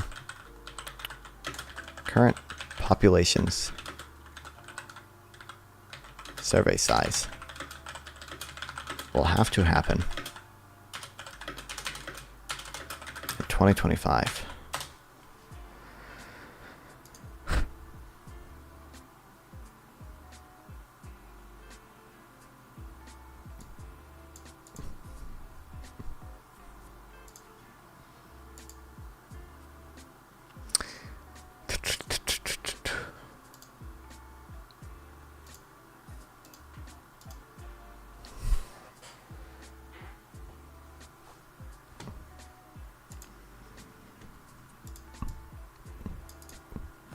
That would endanger the quality and variety of estimates the BLS can produce. As technology evolves, people are less likely to answer calls from an unfamiliar number or open a door for a stranger. When the pandemic hit without safe ways to conduct in-person surveys, response rates went down to all-time lows. They're still trending down. Okay. People are becoming less likely to respond to unknown number calls or answer people at the door.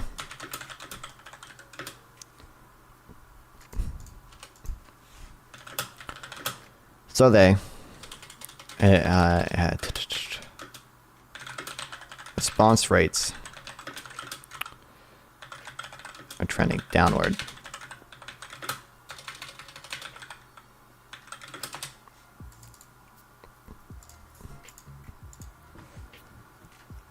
From 2016 to 2020, BLS sends a Bureau of Confident plan to modernize the survey by shifting most data collected to the web. All this plan would require around $125 million. The BLS could modernize the current population survey without sample cuts in only 3 years, but the money has never been appropriated. 2016 to 2020, the BLS drafted a plan to Modernized by shifting to a web-based survey within 3 years. But the plan would cost $25 million, which has never been approached.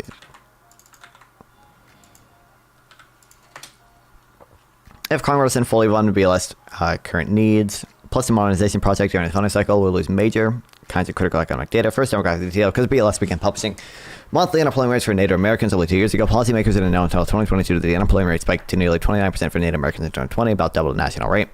Even now, BLS can't break down unemployment rates for specific racial and ethnic minorities in many states due to funding shortages. BLS underfunding.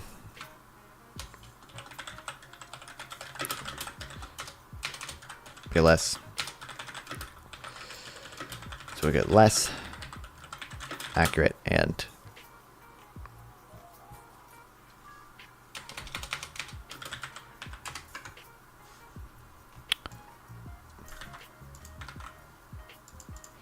demographic details are already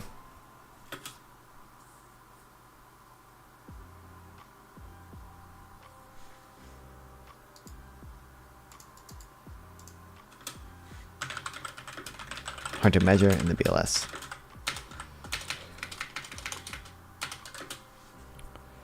Because the BLS began publishing monthly employment for Native Americans over 2 years ago. Policymakers didn't know until 2022 that it spiked to, okay, so.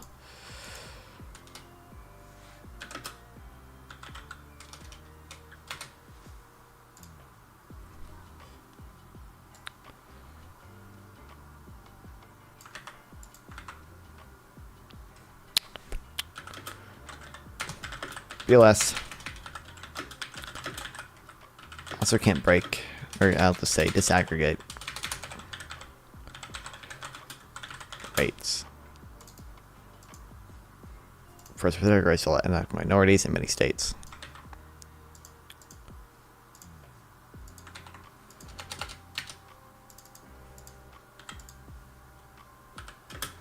Veterans, teens, seniors, people with disabilities, women of color, won't be received or appropriately supported. They disappear from the jobs report. Second, significant pools of monthly state and local data will vanish.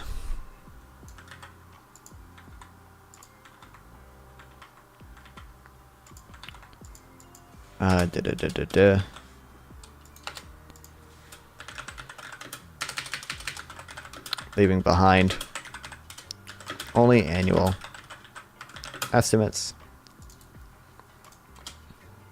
This would hammer local officials' ability to assess community conditions, making it hard to target assistance during downturns and natural disasters. Current population survey. Such vital estimates inform such vital estimates as household income, poverty rates, and health insurance coverage. This influences mortgage rates, retirement savings, local businesses, and more. It's difficult to overstate the economic repercussions for forfeiting this information. No other source can provide this critical information.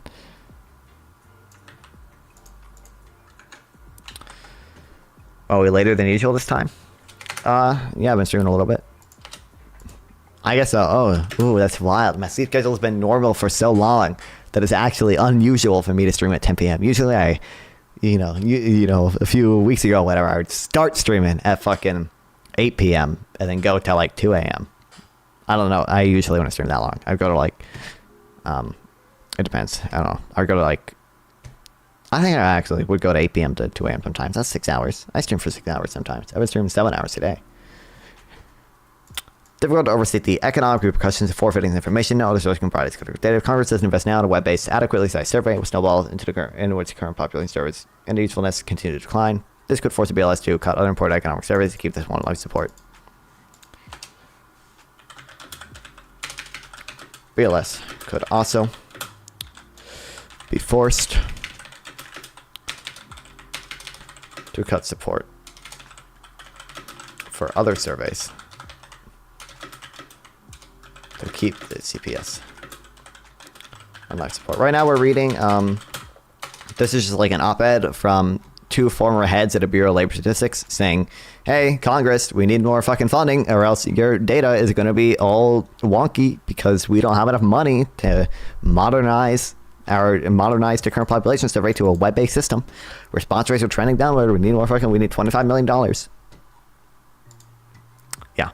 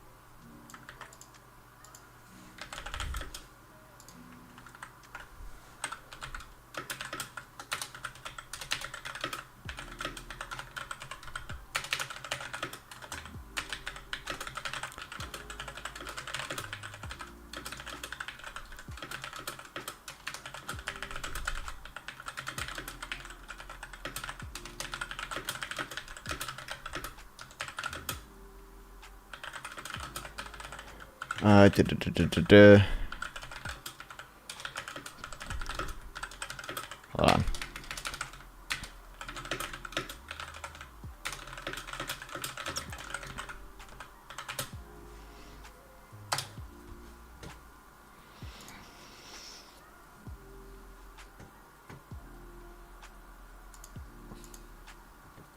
China has a lot of money visitors. We have all the money printers we need because we have a monopoly on the U.S. dollar. Okay, the Federal Reserve can print. Wait, localist. Is quantitative easing money printing? Can you enter requested? Localist is quantitative easing money printing. Localist is quantitative easing always money printing. Localist is quantitative easing always money printing. Let's see if he answers, guys. Let's see if he answers, or if he just says something, or if he trolls or says something irrelevant. Does not answer the question.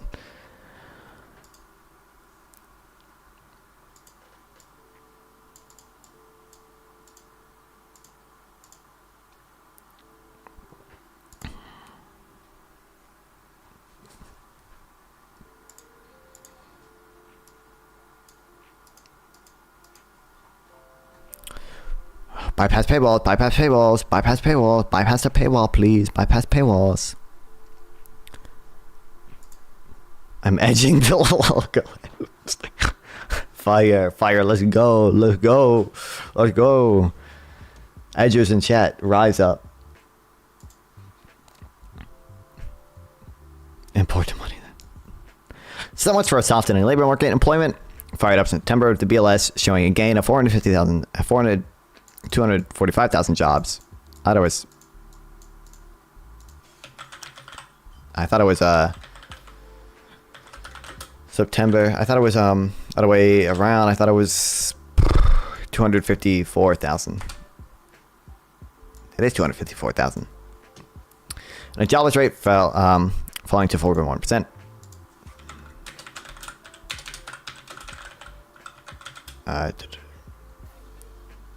54. Okay, in payrolls. And the unemployment rate fell to 4.1%. September. As the British fears that imminent recession ahead, though it would give the Federal Reserve governors some pause about the pace of interest rate cuts. The robust job growth marked a rebound from the last 3 months of slower growth, and it looked even better revisions for July and August. There was base employment by combined 72,000.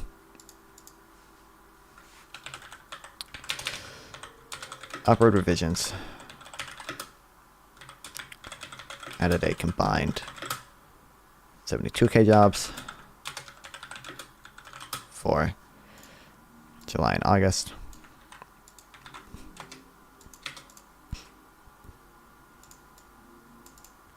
Average work week fell by 0.1 hour, so the number of hours worked declined, but wages rose a healthy 0.4% for last month and 4% for a 12-month basis. Wage increase appear to be accelerating.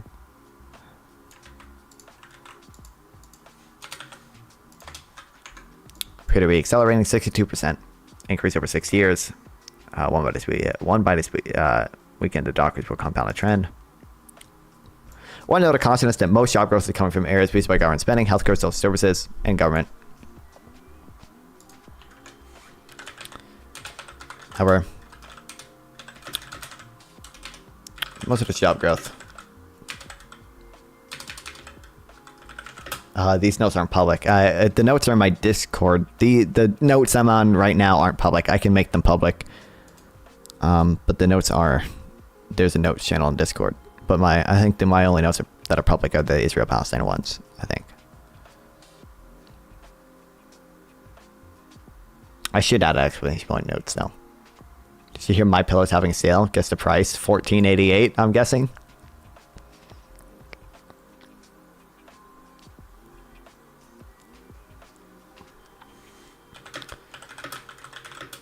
Is in areas.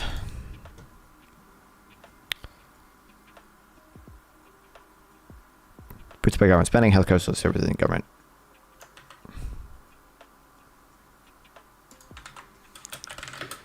With menu. Manufacturing jobs. Decreasing.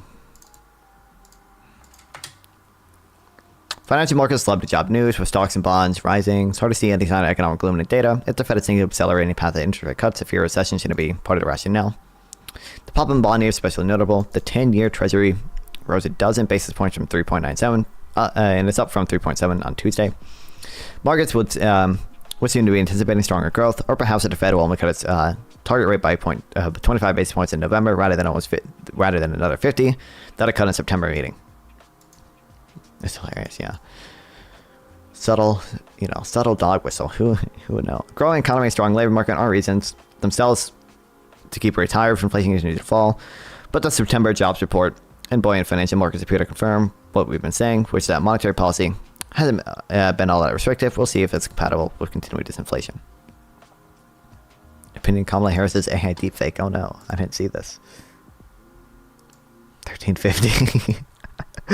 That would be funny.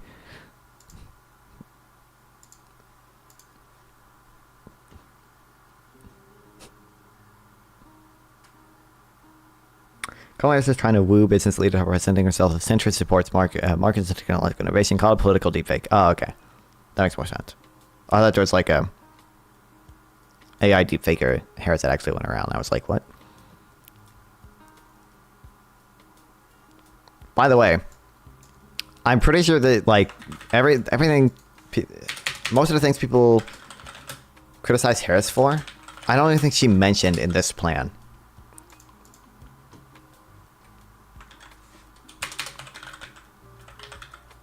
Unrealized is not here. At least I don't think. Let me make sure it all loads.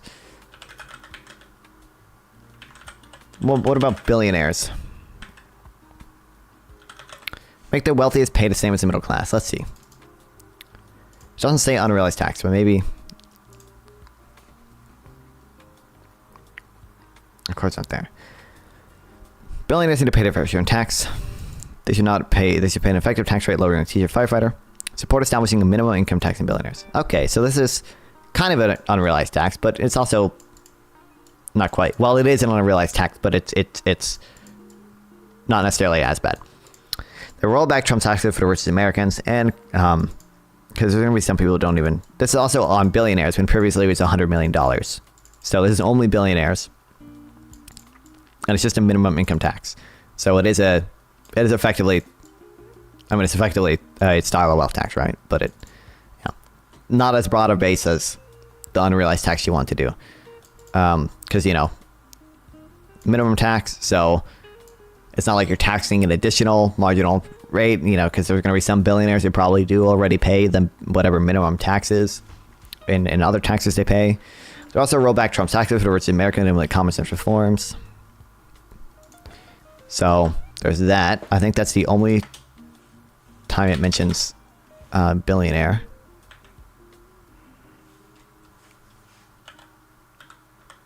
Oh no, it mentions some 6 times. It paid a fair share in taxes to help invest in the nation due to supporting fair common sense, balancing the tax code. Oh, we'll pay the same rate on long-term capital gains as they do now.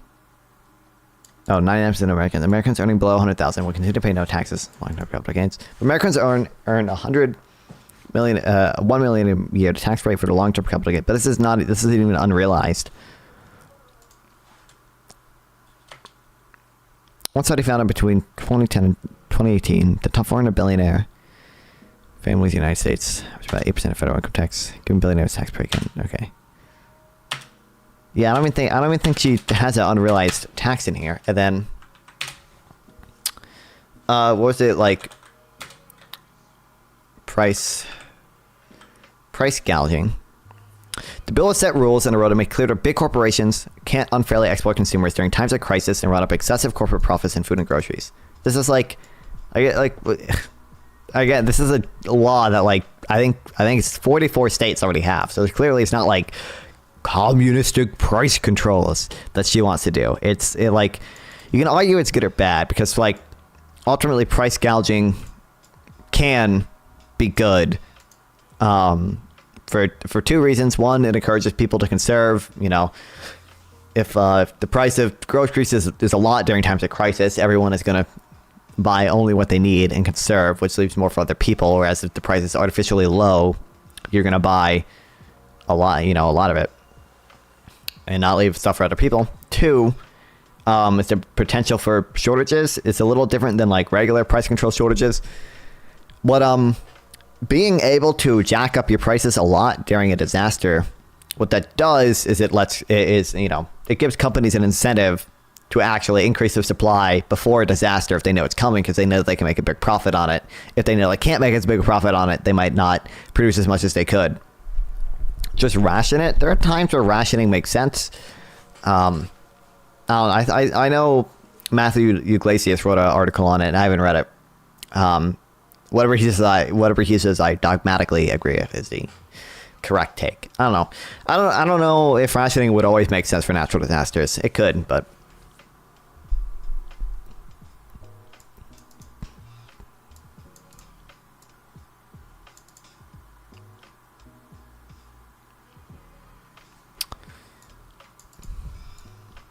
I don't know. It's like, yeah.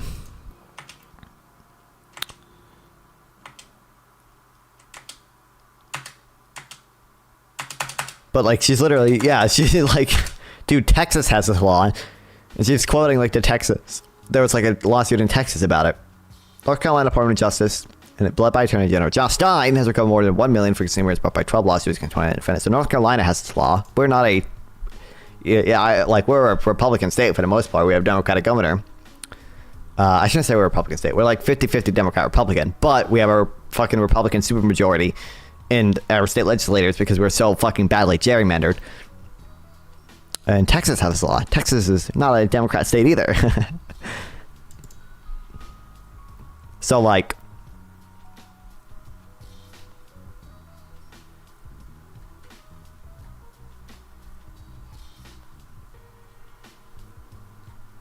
you know,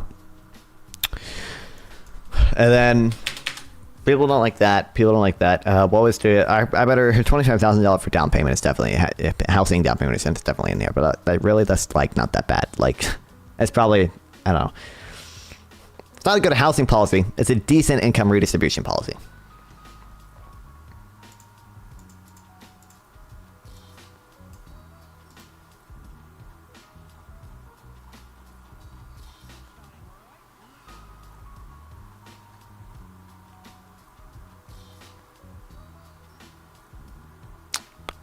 From 2022, so that kind of does give me an excuse to not read it.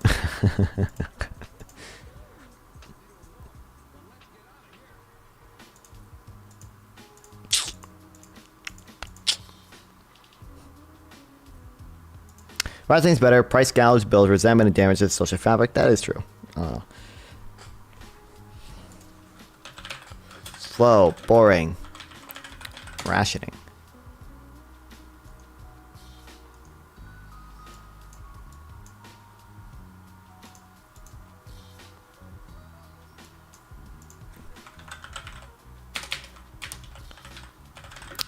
absolutely time replacing price controls, rationing economic policy making. One of my grandfathers was communist, installed naval aviators during World War II. My grandmother was an economist who spent the war working in the Office of Price Administration, where he helped secure the future of the free world by organizing rationing and price control system for footwear. I recommend rationing and price controls for Europe during the winter 2022 to 2023 to help deal with Vladimir Putin's effort to cut off the continent's supply of natural gas.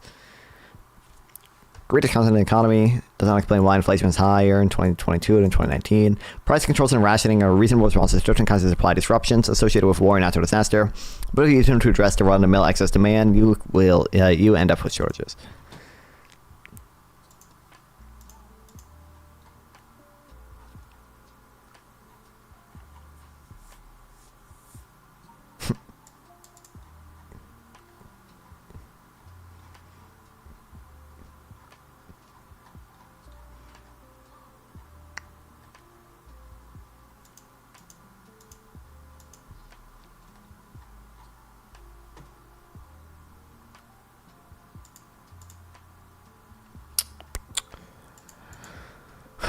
Okay, one thing I want to do, I know if I go to my this, and if I put in my real wage notes, this MC parkour sucks. What's wrong with it?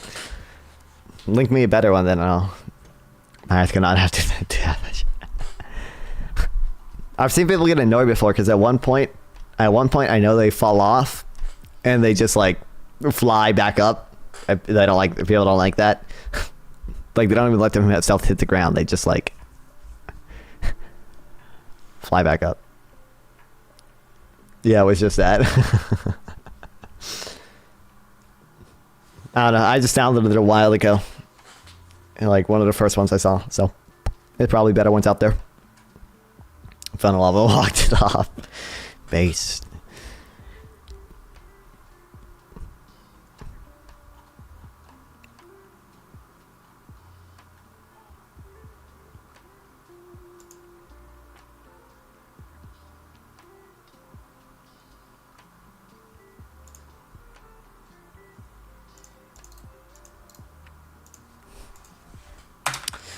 I'll link my own fucking script here. I don't understand why I can't just like link the name, but it has a paycheck thing, which is dumb. $400 expense.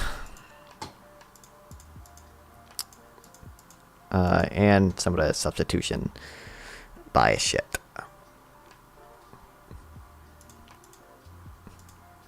And then there's probably some graphs I like that I want to add. So, like this, I for sure want to add.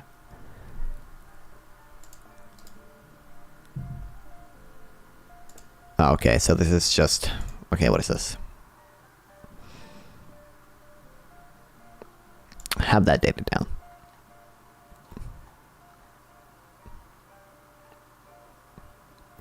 Basically have all this. I have this as well, but this looks a lot bigger than the... They might have changed... Yeah, they changed the y-axis a bit. They made it a little smaller, so it makes the gap look bigger.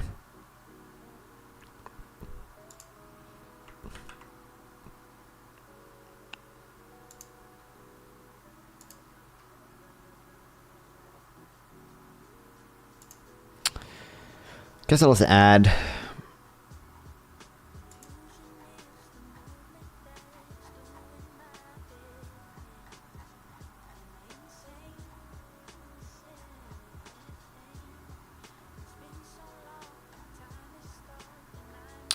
to this.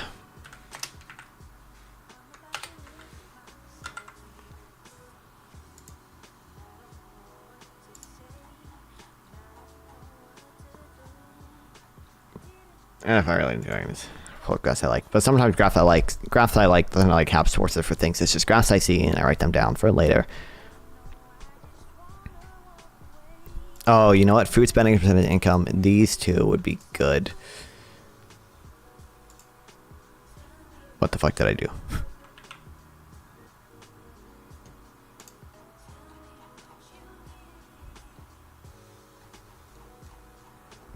Yeah, there's stuff on like the time price of groceries, which might be good to add. And then there's a little bit more things to read.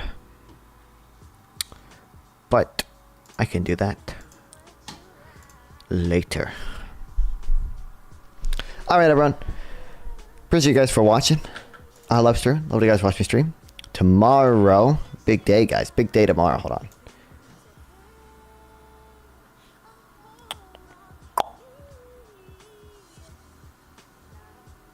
Big day tomorrow. Hippy dippy. 2 p.m. EST. 2 p.m. EST. 2 p.m. EST. Be there. Be there. Be there. Be there.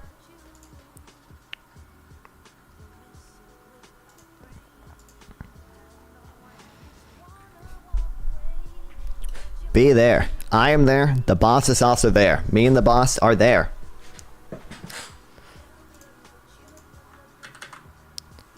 So be there, because I'm cool. And the boss is also cool. I know a lot of you guys are mutual viewers. So if you want to see both of us do it, you better be there. Wait, what is that? Hippy dippy recruitment debate.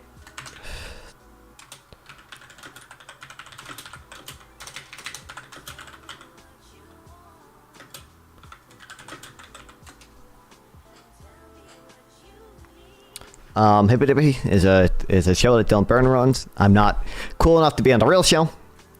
I'm on the recruitment show, where they get new people. I mean, like so many people. Like these are other known streamers, like the Opposite of Boss is, Emerald Gibbs is. Some of these other people kind of are, but kind of aren't. Wait, Hippy Dippy? Yeah. So, be there, be there, be there, be there. 2 p.m. EST, be there. I recruitment MLO. It's a big deal. Big deal. Big deal. Big deal. I'm just kidding. Oh, you're just kidding too. Yeah, but that'll be fun. So you guys better be there. Better fucking be there. Okay? Please, please, chat. Please be there. Sub to the YouTube channel if you have not, because we're trying to reach 1,000 subscribers. Yeah, I will see you guys tomorrow. Hippy Dippy's a debate show. Yeah. But again, I love streaming. Love you guys watching stream. Appreciate all you guys. I'll see you guys tomorrow. Who's stream? I guess Red Radius is streaming.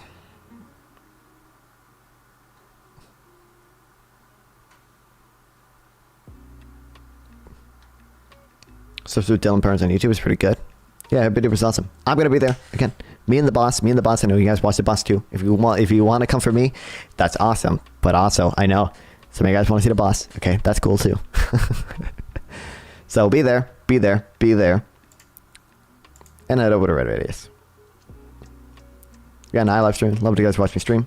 2 p.m. EST. 2 p.m. EST. If you're, I don't know if you're in my Discord server. Exclamation point Discord in chat. Obviously, I will remind everyone. I'll start streaming a little bit before it happens. Obviously. So, yeah, probably like 1 p.m. tomorrow. About I'll start streaming, and then we'll do it then. We'll do it at 2 p.m. Right? The thing actually starts at 2 p.m. Anyway, see you guys then.